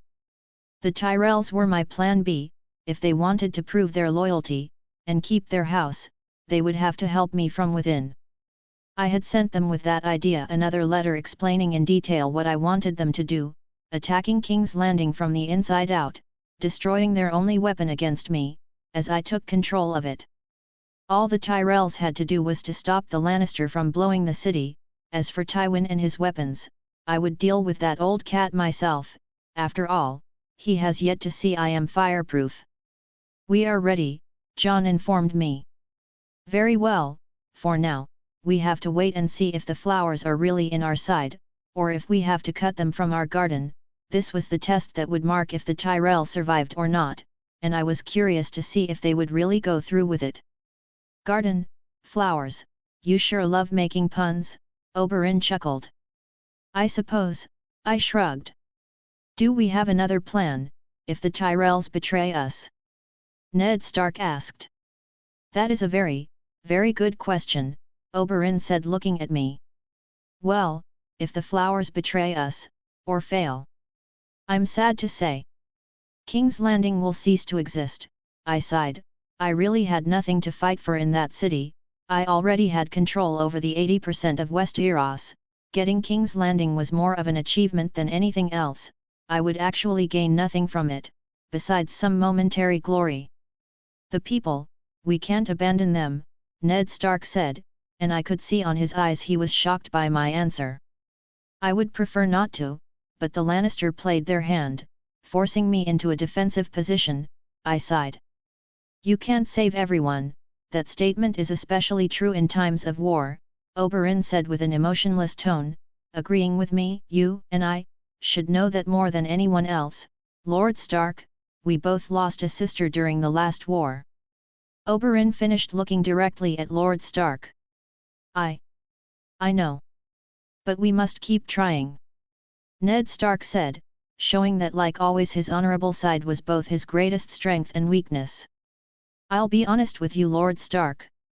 If I didn't have to fight a bunch of undead creatures that share a singular purpose, that is to end life as we know it, I would try, but I don't have the luxury of playing the long game with the others coming.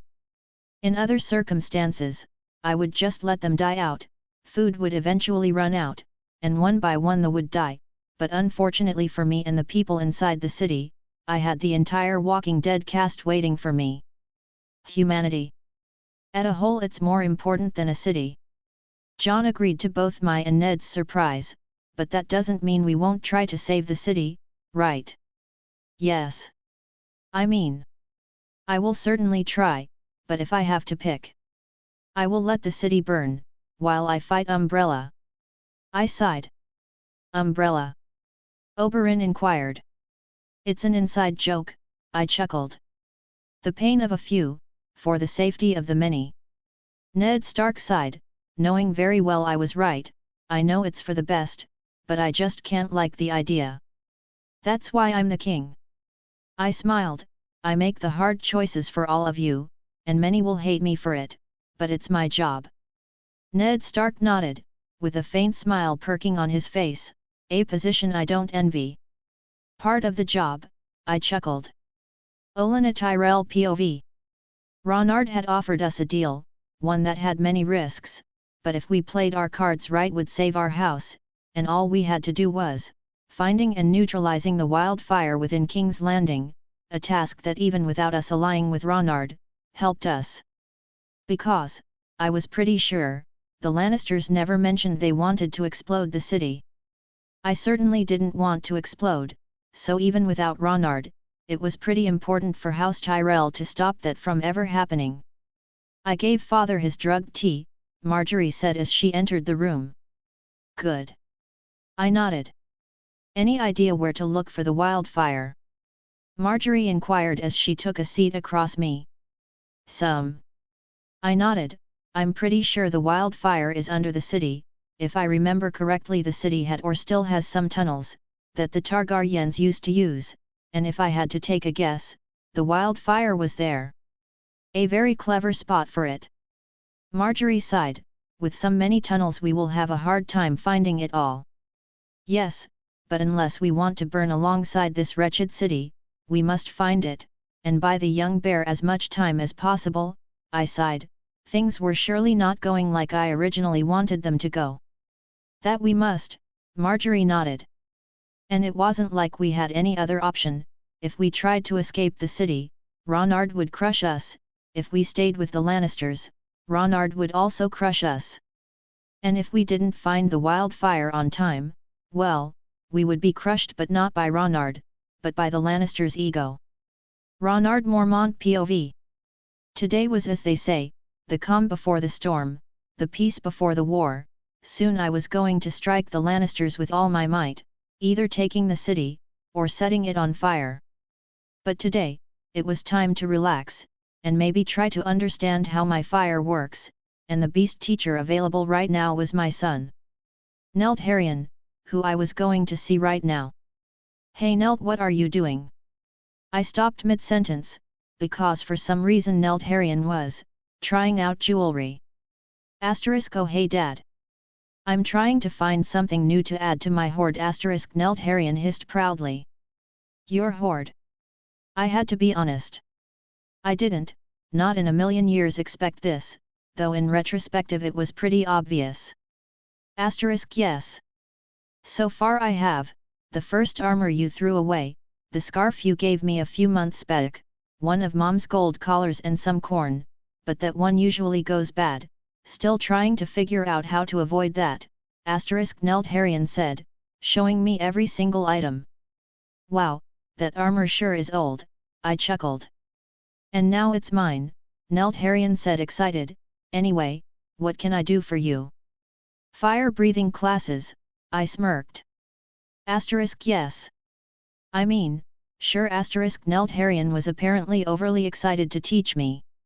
Awesome, I chuckled. Chapter 120, Chapter 117. Fire was a tool of destruction in life. It was a double-edged sword, one that I had to learn to control if I wanted to win the real war, and the key to do so was to control my emotions perfectly, at least on a human point of view. Anger was the original fuel I had used to lit my fire for the first time, but anger was unreliable. I needed to find another focus, one as strong but more malleable, something that didn't blind me. And my son, Nelt Harrion, had helped me to find that. The one thing was triumph above everything, my overwhelming need to protect my children, something almost every parent has. Focus on that thought, feel it burning inside of you, let that burning sensation spread over your body, your lungs, and then, breath, Nelt Harrion instructed. Warmth spread through my body. I had faith not in the asshole that had decided to throw me into his godly chess game, but in my son and his teachings. I had faith that I would succeed, and with that in mind, with that sole thought in mind alongside my burning desire to protect it, I breathed out, and a spark of flames big enough to light a cigarette came. Well, that's a beginning, Nelt Harrion tilted his head. He was probably expecting more than a human-sized cigarette lighter. But I couldn't care less. I had actually breathed fire. Could the same process work with other parts of my body? Ha! I threw a punch to the air, repeating what Nelt Harrion had instructed me, and once again a tiny fire erupted from my fist. Hey, using your claws, well that's new. I suppose even I can learn about fire. Nelt Harrion said, somewhat impressed. I totally thought it would take more than one class. I smiled. I was happy with my progress, but even though I had actually managed to create fire, I was far from being deadly. Unless my enemies were mosquitoes, my fire powers were useless. Well, the first fire it easy, Neltharion nodded, increasing your fire power, that's the hard part. Fair enough, nothing was ever entirely free, and I wasn't against training a bit. You also need to learn to summon your fire without so much focus, otherwise it's pretty useless. I mean, it took you 55 minutes to focus, once you are out of that focus, you won't be able to summon the fire within at all. Neltharion added. Once again, he was right, a weapon that needs 2 hours of preparation before battle just to burn someone's eyebrows off, was useless. Focus, firepower and technique. I have a lot of homework cut out for me. Don't worry Dad, I heard you learned how to use every weapon with ease, I'm sure this will be the same, Neltharion said with clear pride, on the fact that I had mastered every weapon in the known world. An accomplishment that was linked to the fact I had the left hand of God, but fire wasn't considered a weapon, which meant I had for the first time in ages the need to learn from scratch, but I wasn't worried. I had a good start and a good teacher, expectations I plan to surpass. I know you will. We are awesome, our family is awesome, Neltharion hissed happily. Ka. We Ravens are also awesome, totally unrelated to this but Ka, a random raven added. Of course, the Raven clan is definitely among the best, I chuckled. Ka. If I wasn't all black I would be blushing Ka, the Raven replied, making me laugh even harder. Daenerys POV. Peace can be a type of torture when you don't know what your other half is doing, was Ronard okay? Did he miss me? So many things were running through my mind, so many thoughts, but in the end they all came to the same conclusion. I missed my husband a lot. We should be there with him, fighting, Lyanna muttered close to Daisy. You know him, even if we were there he would put us on the safest battalion, or force us to stay on Bear Island. Daisy chuckled, at least here we defend his family, our family. I suppose, Lyanna nodded. Ronard is like that, always putting himself on the line, it's both annoying and vexing, I smiled, announcing my presence to both of them.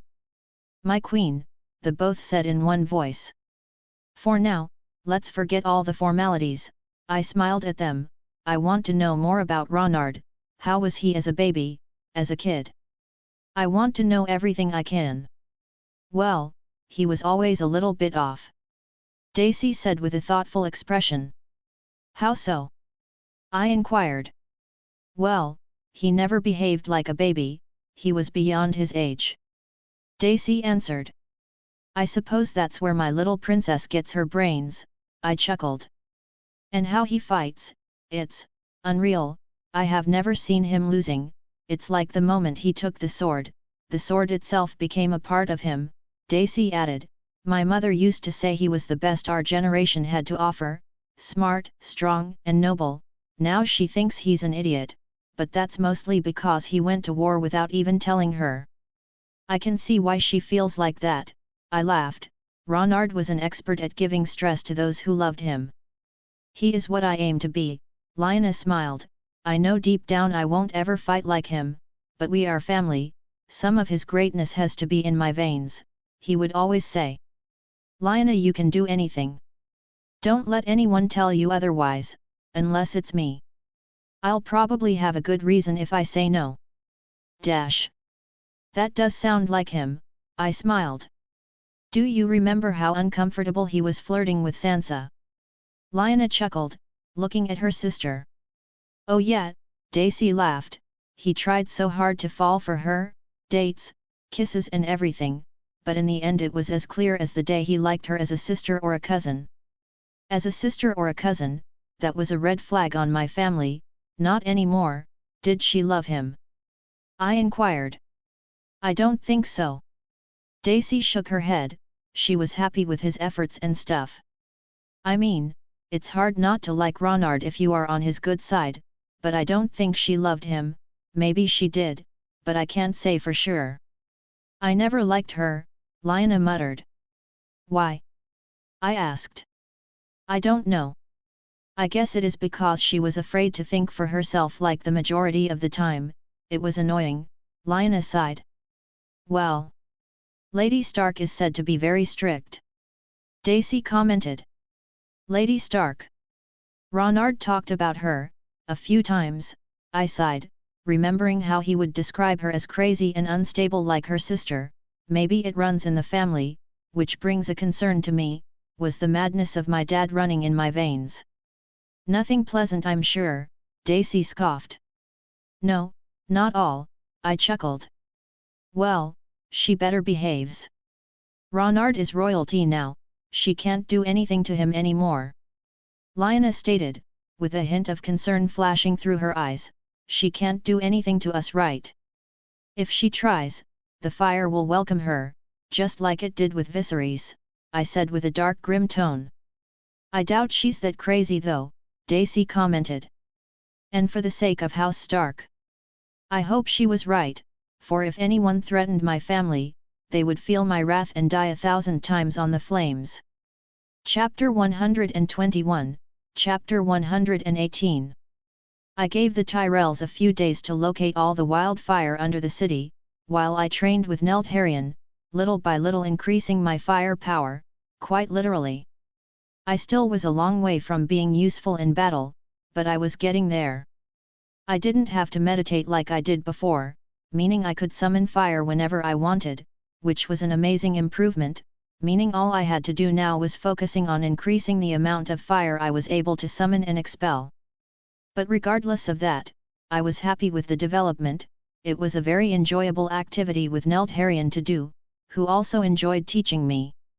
Though learning how to control my fire-bending powers had its downs. For one, every raven was eagerly waiting for me to control them, for they wanted me to make them the delicious plate of food I talked about before, popcorn. My caw. Liege, a raven flew into my shoulder. The Tyrells seemed to have located all the wildfire within the city. They sent a letter stating they are waiting for your command. Well, that was fast. Without my help I expected them to take more time. Very well, I had now to send a letter with very detailed steps of what I wanted. If everything played out right, I would end this war, with the lowest amount of casualties possible. With the scroll the Tyrells had sent in hands, I gathered my war council to discuss how we would approach the situation. I say we use Jaime as a diversion, his dear old dad won't resist, Oberyn offered. A good idea, but not really efficient, I sighed. Using Jaime as a pawn would indeed give me results, but those results would at much be minimal. Then again, I could make a show out of his dead, for all the Lannister men to see, but while effective that idea had a problem, it would by honor standards dishonor me. We could execute him before battle, sending his head to King's Landing. That should be enough to destabilize their game, making them suffer for a bit, at least buying us enough time to enact our plan, Jon commented, leaving everyone in the room, shocked. I mean, if you want your grace. Holy crap! Jon, that was dark, and I love it, I had to admit.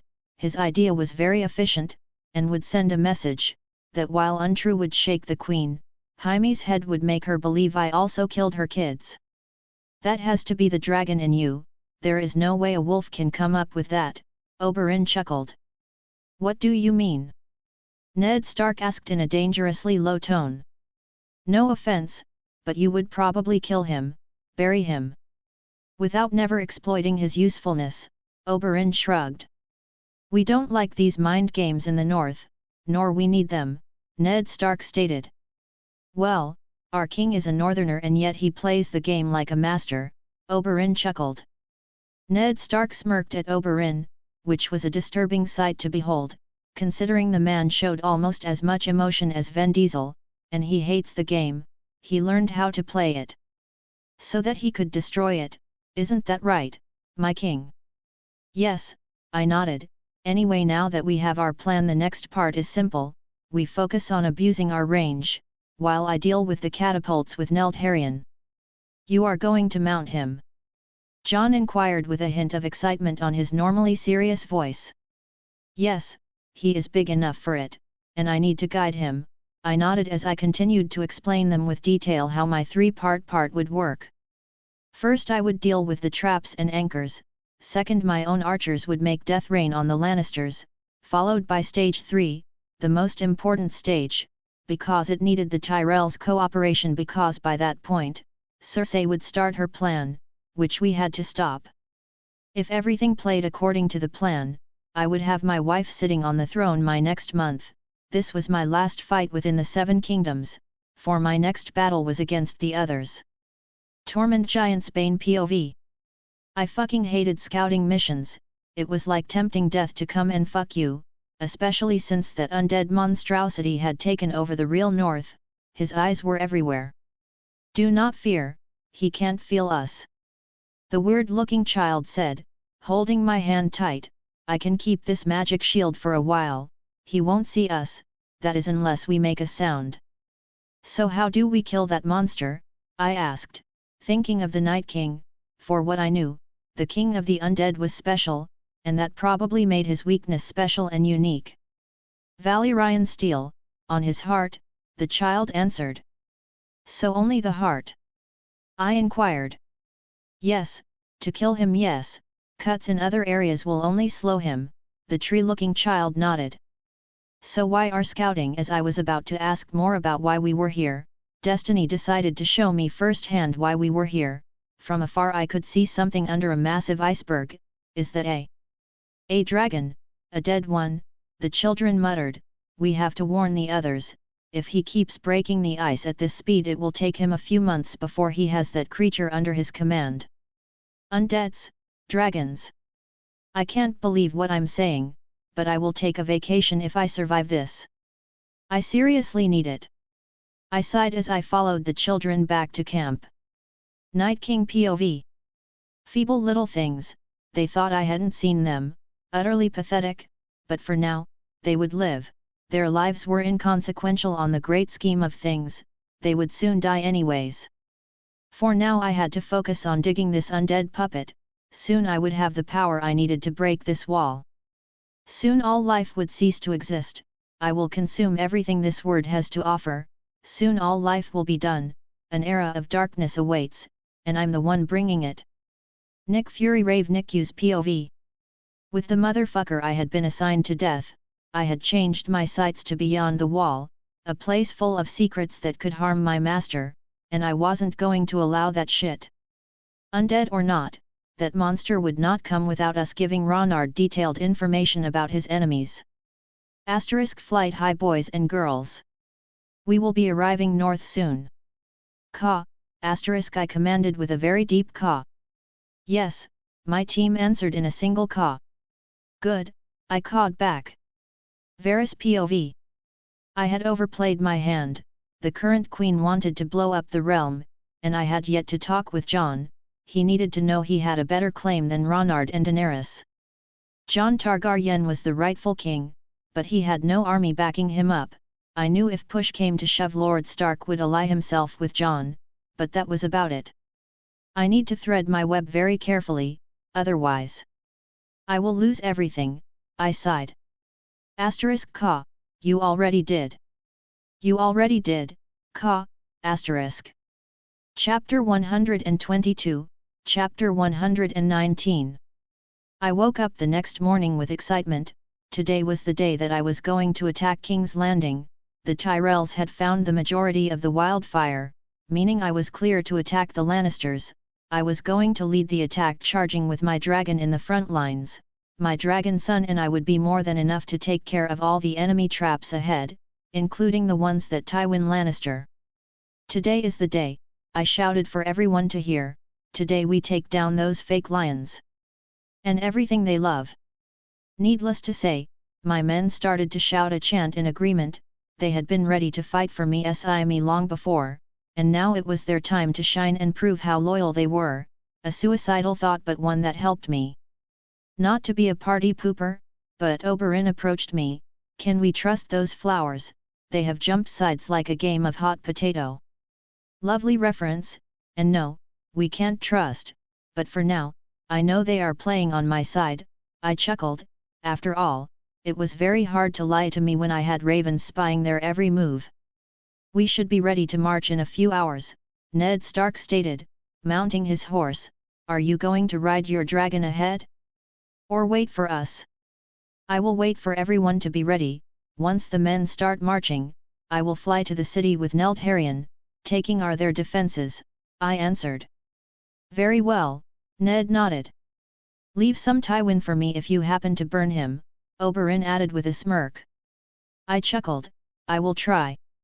It took my entire army roughly 2 hours to get ready to march, but once they were done, I mounted Neltharion, and left them, as I charged with my dragon son and some of my ravens into battle. My goals with this attack were simple. I wanted to destroy all long-range fighters, and of course, create some chaos on Tywin's formation, shaking his strategy. Are you guys ready? I asked my dragon son.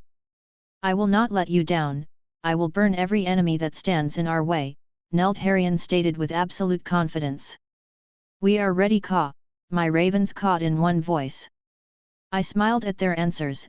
As I laid my eyes on King's Landing, I could already see the castle from afar, and it had been only an hour since I left my men behind. Air travel does make a difference. Let's show them what we got. I shouted. I. Caw, asterisk.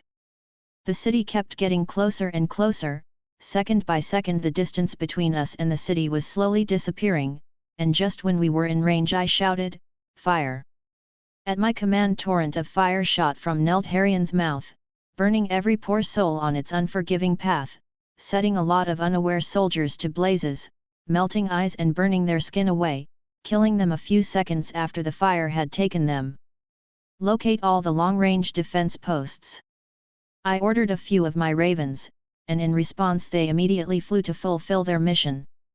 Fire! One man shouted from the ground, ordering the archers to shot, but little did they know, normal arrows can't hope to pierce the scales of a dragon, and if by some weird case I happened to be their target, with my skills and current mobility, well, let's say they had a better chance of getting an erection from Varys. Archers there, Neltharion, I pointed, and immediately after they found themselves experiencing what did hell felt like. Asterisk, we located all the posts. Caw, asterisk, one raven said, flying beside me and Neltharion. Where? Neltharion inquired. Follow me, Caw, the raven said, flying off, with Neltharion and I following him close behind. Taking my bow, from my back I smiled. How about we make this a friendly competition, N? I'm in, Neltharion hissed happily. I chuckled, I haven't even told you what it is. I don't care, I will win either way, Neltharion stated. Very well then, I chuckled, let's see who kills more. Asterisk, awesome. Don't be mad when I crush you, comma asterisk, Neltharion was very competitive. We'll see, I smirked. Here we are, Caw, the raven we had been following, guided us to the wall defenses. Without even waiting for my command, Neltharion started to burn every person in the wall. Their screams of pain and agony were at this point surely filling the city with the catastrophic melody of despair, and I was the grand maestro of this orchestra, and like so, I would give them the best concert of their lives. Let's give them a show. I shouted, shooting arrows left and right, killing enemies with ease, as my dragon son burned his way, and my ravens pushed the archers down the wall. The slaughter had begun. Tywin Lannister POV. The city was under attack, but instead the army I was expecting, it was only Ronard and his beast, and yet they were crushing my archers like they were nothing, but things were not so much out track. I still could defeat Ronard if I made him believe he won, then it would only be a matter of blowing him off with the wildfire. We are under attack, Cersei muttered, entering my office. I'm aware. I'm old, not blind or deaf, I sighed. We will win, Cersei stated, the mountain standing by her side. The walls of King's Landing have never fallen down, no man has managed to do so. The key word being man, I interrupted her, for she was once again being an idiot. The sole reason the walls had been intact were because the idiots that had tried were idiots without big armies, and of course, they didn't have dragon. What use does a wall has if you can fly over it? Don't forget he rides a creature thought to be a fairy tale till now. He will die either way. By our sword or by our fire, Cersei stated. Your blind confidence in victory is almost adorable, but you are not a kid anymore. I sighed. Anyways father. I have to go and see my son. Cersei commented, it was maybe the last time she got to see him, if things end up being bad that is. Please tell him to put on his armor, I ordered. He will not fight. Cersei growled. He is the king, he needs to fight, and beside I don't need your opinion nor your approval, I stated with cold eyes looking at her. I won't let you. A single hand sign was more than enough to shut my daughter down. If she gets in your way to get the prince, don't hesitate to use force, am I clear, Sir Gregor Clegane? I looked at my mad dog, who simply nodded in reposen, leaving with my daughter to retrieve my grandson. This was everyone's last stance, this battle would either destroy two houses, or set in stone the Lannisters on the throne. Chapter 123, Chapter 120. The slaughter continued, with Neltharion burning every in our path. Soon the city would be ours. My ravens had informed me that my army was going to arrive any minute now, meaning this battle would be over soon. Now, the rest was up to the Tyrells. They had to stop Cersei's backup plan. Now that was a bit complicated. One segment of wildfire was more than enough to set a big part of the city on fire, so if they missed even one, the consequences would be catastrophic. Let's focus now on the troops outside the walls. By this point we had already burned all the archers and anyone close to the wall, so as to not waste any time, it was time to focus on the others. Got it, Neltharion said, turning to the other troops. As we continued burning the enemy's army, from afar I could already see my men approaching the battlefield fast. If I had to take a wild guess I would say they were a few minutes away at much, which meant it was time to open a path for them. Burn the gates to King's Landing, I ordered my son. His fire was strong enough to break through wood, and even shattered stone. In short, the wooden gates of King's Landing were barely an inconvenience for us, but the main reason I had avoided to attack them until now, was because I didn't want to push Cersei to her limits, at least not until my army was close, which it was the case now. I also wanted to give the Tyrells more than enough time to plan their approach at stopping Cersei and her suicidal plan, and by the information my ravens had been giving me, they had set a big part of their army to defend those delicate spots. Of the Tyrells depended if I gave my men the signal to enter the city or not. Tywin Lannister POV. Chaos, pure and absolute chaos. The walls of King's Landing were in flames. The citizens were running and crying in fear and my army was broken, fire and agony breaking their formations. Was our defeat always this, unavoidable? One simple man, was leveling my army like they were nothing, and all he had right now with him was a dragon, one dragon by his side, and everything I planned was, burn into nothingness. In the end it was me, who was blind. I didn't have to see more to know, that the moment Ronard's army breached within the wall, everything would be lost. I underestimated the power that a dragon had. By a long margin. I thought a good formation and weapons would stop the beast, but they didn't. Arrows bounced off its skin, swords couldn't reach it, and catapults were too slow to aim at the beast, and were subsequently burned like the rest of my plans. The gates are gone, the dragon blew them open, one of my soldiers said with fear, shaking. Where is the king? I shouted, turning to one of my men. He is with the queen my lord, the soldier answered. Even in the end, the idiot of a daughter I had, was destroying our name. Even in defeat a Lannister must be an example. Bring the king to me, or die trying. I commanded. This was the last time I allowed my daughter to shame the family name, or what was left of it. If we were going to die, we would die being the lions we were. No grandson of mine was going to hide under a skirt. He was the damn king, and like a good captain he had to sink with his boat. Besides, his mother's plan was to blow up King's Landing if we failed to win, and we were doing just that, failing awfully to win this fight. Cersei Lannister POV.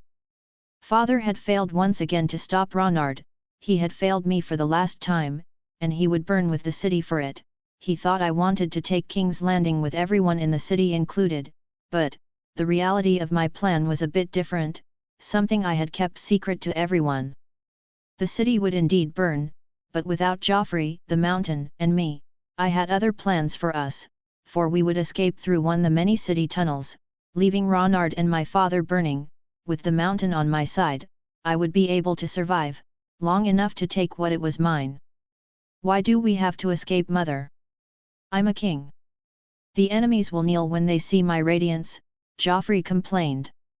They will, but for now, we need to play our cards to the best of our possibilities, I sighed.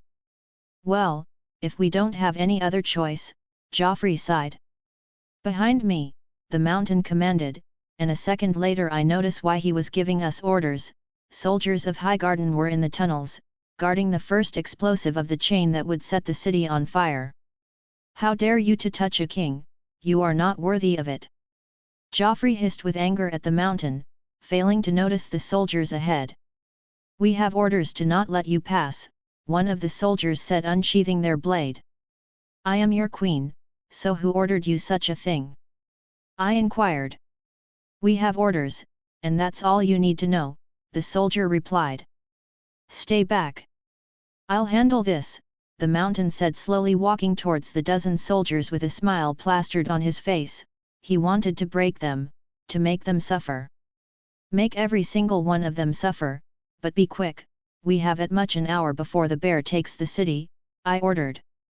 That's more than enough time, the mountain laughed, dashing towards the soldiers with a wicked smirk of pleasure. Ned Stark POV. The damage one dragon alone was able to deliver was truly terrifying. No wonder my ancestors kneeled to the first Targaryen. This was unbelievable. Just Ronard and his dragon were more than enough to level a big part of the defenses King's Landing had in place, and all it took him was about and a half, burning everyone and everything on his way. And he did all this with online 1 out of 3 dragons. I can only imagine what he would be capable of doing with his 3 dragons. Most likely he would have no need for us. Let's keep the fight outside, we need to wait for the king's signal to enter the city, I shouted, remembering the men we had to wait until Ronard safe enough to enter. In that Ronard had been very clear that if he didn't give the go signal to enter we were forbidden to do so, as to avoid everyone getting caught in the explosion. Chapter 124, Chapter 121. We were winning, but I still couldn't allow my men to enter the city. Something was off. Cersei and Joffrey were nowhere to be seen, and that was pretty alarming in the big scheme of things. That woman was a wild card, unpredictable, and if she wasn't nowhere to be seen, it meant she had a plan that might fuck me up somehow. Find Cersei, I ordered my ravens. Caw on it, my ravens cawed, flying off into the city to find the Mad Queen. I had a bad feeling about all this. With Cersei missing, it was almost unavoidable that something was going to go wrong for me, and I didn't like that prospect, so for now, I would keep my army outside the borders, waiting for Cersei to appear. After all, I couldn't afford the luxury to lose any soldiers. Is that woman so important? Neltharion asked. Somewhat, is not so much that she is important, but that she is unpredictable, and in war you can't allow wild cards to roam free, I sighed. I see, what a problematic situation then, Neltharion hissed, going back to burning the army beneath us. Indeed it is. Cersei Lannister POV. The mountain was destroying the Highgarden soldiers like they were nothing, ants. One by one they were falling to his enormous and unparalleled strength.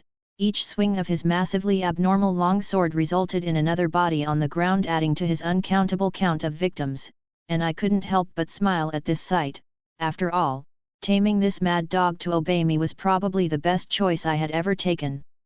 Finish them quickly, you'll have time to torture later, I smiled, imagining Ronard under the mountain's foot. Boring, the mountain grumbled, picking up his pace. Asterisk caw. Caw. Caw. Asterisk. A raven. What is a raven doing here? Well, it didn't matter. Make them. Bob the Raven POV. I had found the Mad Queen. I had to let the corn bringer know she was on the secret tunnels of the city. She was planning to escape the mighty judgment of the corn. And I was not going to allow it. The corn was fair. And the corn never failed to deliver its mighty and unforgiving punishment. Asterisk my king. Asterisk I caught in desperation seeing the corn bringer ahead. Ronard Mormont POV. Asterisk my king. Asterisk a raven shouted flying at full speed towards me. I slowly turned around, to see the raven in question, with the question look, did you find anything? I inquired. Asterisk yes. Caw. The Mad Queen and her mistake are hiding in the secret tunnels on the south part of the city, asterisk the raven replied. I smiled at this, my targets were waiting for me, and without even having to tell Neltharion what to do, he was already flying towards the location where we had to go. When we get there, let me handle them, I wanted to deal with the mad duo by myself. Asterisk sure. I mean, I completely demolished you in the competition we had earlier, old man. I think I got 3,000, and you got like 60 asterisk Neltharion stated proudly. You breathe fire, give me a break, I chuckled. So can you, but in smaller quantities, Neltharion shot back. Fair enough, I laughed. I wanted them to suffer for opposing me. You let them die too quickly. A voice thundered, coming from the tunnels we were heading. If I had to take a guess, it was Joffrey. This made me wonder, is it bad I want to kill somehow I had never seen before? I wanted to see them cry and beg for death, only to suffer more. Joffrey screamed. Well, there I have my answer, it's not wrong if the object of my hate is that little psychopath. How can a mother love that, you know what, forget that, is a very stupid question, considering his mother is Cersei. We don't have time to make our enemies cry, but soon we will, Cersei commented. I had yet to see her, because we were hovering above the tunnels, but that voice had to be hers. I think they are there, Neltharion commented. Yeah, I nodded, pointing to a cliff, drop me off. Sure, Neltharion did as he was told, I will go and help our army with the rest, send a raven if you need me to pick you up. Sure, I chuckled, and with that said and done, I was left alone waiting in the exit of the tunnel for my prey. Little by little their voices grew louder and louder, they were coming closer. I was waiting for them, with my sword at hand, though I had to be careful, not because I thought they represented a challenge, oh no, but because I had promised Dorne, the mountain. And if this Cersei was anything like the Cersei I knew from the show, she had recruited that monster to her side. Well, well, well, if it isn't the Queen of Nothing, I chuckled seeing the blonde package of madness coming out of the tunnel. You are. Cersei scoffed, another soldier Olenna ordered to die. I want to hear this one scream, Joffrey commented with a gleeful smile. Haha, that ain't gonna happen. I laughed, too bad Olenna couldn't stop you, then again, when I ordered her to do so. I didn't account for the mountain. Ordered. Ronard. Cersei hissed. The one and only. I bowed, you can't find this amount of confidence and style in any other king. He is Ronard. Joffrey screamed, his face slowly going red like blood in anger, I want him death. Kill him. Jesus, the lungs on that boy, I chuckled. Let's see if you keep that bravado for long, Cersei hissed. You will die waiting, I chuckled. Kill him, Cersei ordered the behemoth of a man she had on her side. With pleasure, the mountain smirked. Let's dance. I smiled, as I started to walk towards him. Kill him. Joffrey screamed. Chapter 125, Chapter 122. The mountain and I started to walk towards each other, our battleground ready for our clash. The area was wide enough for us to fight, but not big enough for Cersei to try and escape. The mountain smirked at me gleefully, throwing off his night cloak to the ground. I will enjoy this. His face was scrunched up in a weird mix of anger and pleasure. There was no doubt he was a really unstable individual. With that troubling expression on his face, he slowly started to draw his long sword from his side. The blade made a hissing whisper that shouted danger as it was removed from the sheath, but for me, it was nothing but another Monday. Kill him. Oh yeah, I had forgotten about Joffrey. Don't hold back or I am going to break you. I smirked at the Gregor, ignoring Joffrey, tuning out everything that wasn't the mountain. Cocky little shit, the mountain snarled. I shrugged and smiled, as I slowly started to approach him. I have the material to be cocky, can you blame? PFF, the mountain scoffed, swinging his abnormally big long sword at me, but with the same smile I had a few seconds ago. I ducked under his attack, dodging it with ease and giving a wink to the mad duo behind, while admiring the mountain was certainly fast for his size. You bastard! I turned my attention back to the fight. Now, where were we? I chuckled, dodging the next few swings. He was fast, but not enough to even reach me. Is that all you can do, dodge? The mountain snarled. Oh, no, I can do so much more, but I promised Dorne I would bring your sorry ass alive to them. I smirked, so you should feel lucky. I won't go all in on you. A bug going all out, terrifying, Gregor mocked. Please, describe yourself in your free time. I'm not the poor doctor that deals with your sad mental state, I smiled. Asterisk okay. Damn, asterisk. Arg. Infuriated, the mountain charged forward, quickly sprinting towards me, rage consuming what little he had of rational thought. Cersei. Joffrey, I said with my smile slowly fading, allow me to show you how terrifying I can truly be. Just when Gregor was about to clash with me, I jumped above him, dodging his mindless charge, kicking him on the forehead with enough strength to push the behemoth back, who in response tried to attack me by swinging his blade, but with single step I found myself in front the raging beast, and outside the range of his blade. Don't be too hasty, big guy, I winked, trying to infuriate him even more. I will fuck your skull. Gregor roared, throwing a punch.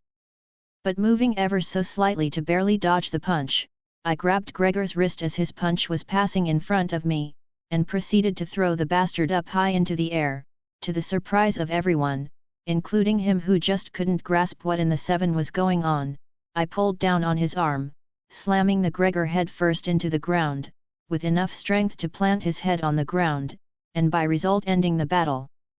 I'll be honest, he didn't live up to the hype, I chuckled, looking at the terrified expressions both Cersei and Joffrey shared. He's probably dead. Oh well, I don't think Oberyn will be too mad. I started to walk up to the mad duo to see Cersei pulling out a knife. Don't you dare getting any closer, filthy animal. A knife? I laughed. That's the equivalent of threatening a dragon with fire. Have some dignity, and drop that toothpick. I am the king. I command you to stop, Joffrey shouted. That doesn't work that way. I deadpanned. I am your better. You are nothing. Joffrey shouted back. If you explain to me, in one sentence, why you love that thing you call a son, I might just let you live, I sighed, looking at Cersei, who simply didn't respond. See? I don't get it either. You won, but you won't get to enjoy any of it, Cersei smirked, lighting a match. Taking a deep breath, I threw my blade at Cersei like a spear, and it stuck into her hand, pushing her several meters back to a wall where the sword was now lodged. The Mad Queen screamed out in pain as her prized son peed himself. For your information, I'm fireproof, so yeah. I won't dash, Joffrey muttered in fear, but a bitch slap was more than enough to knock the little bastard down. Well, that was very anticlimactic, I sighed, as I walked to check if the mountain was really dead. Do we give the signal? One of the ravens present asked. Yes, I nodded. Tywin Lannister POV, 2 hours later. This was a new feeling, total and absolute defeat. Like the commoners said, I backed up the wrong horse on this race. Any minute now someone would get me. I didn't even care anymore. There wasn't anything I could possibly save from my family. Legacy, honor, nothing. My children fucked everything up. So here I was drinking vodka, the drink my enemy manufactured, in the office that was given to me as the hand of the king, waiting for the enemy army to get me. They had entered the city almost 2 hours ago, and if my calculations were right, for the first time since this fucking war started, they would be with me in moments. Lord Lannister, Ned Stark said, kicking the doors open. Lord Stark, I acknowledged, would you care for a drink? Ned Stark stared at me for a second, confused. The city, the kingdom belongs to Ronard now. Of that painful fact there is no doubt, I nodded. Is my son alive? He is. Ronard wanted to kill him, and send you his head, but other plans came up, Ned Stark answered. I see, it would have been a very clever move, I sighed. My son is probably my one emotional weakness.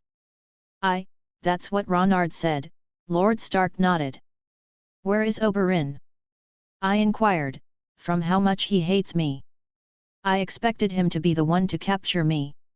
He does, but he has other orders right now, Lord Stark sighed.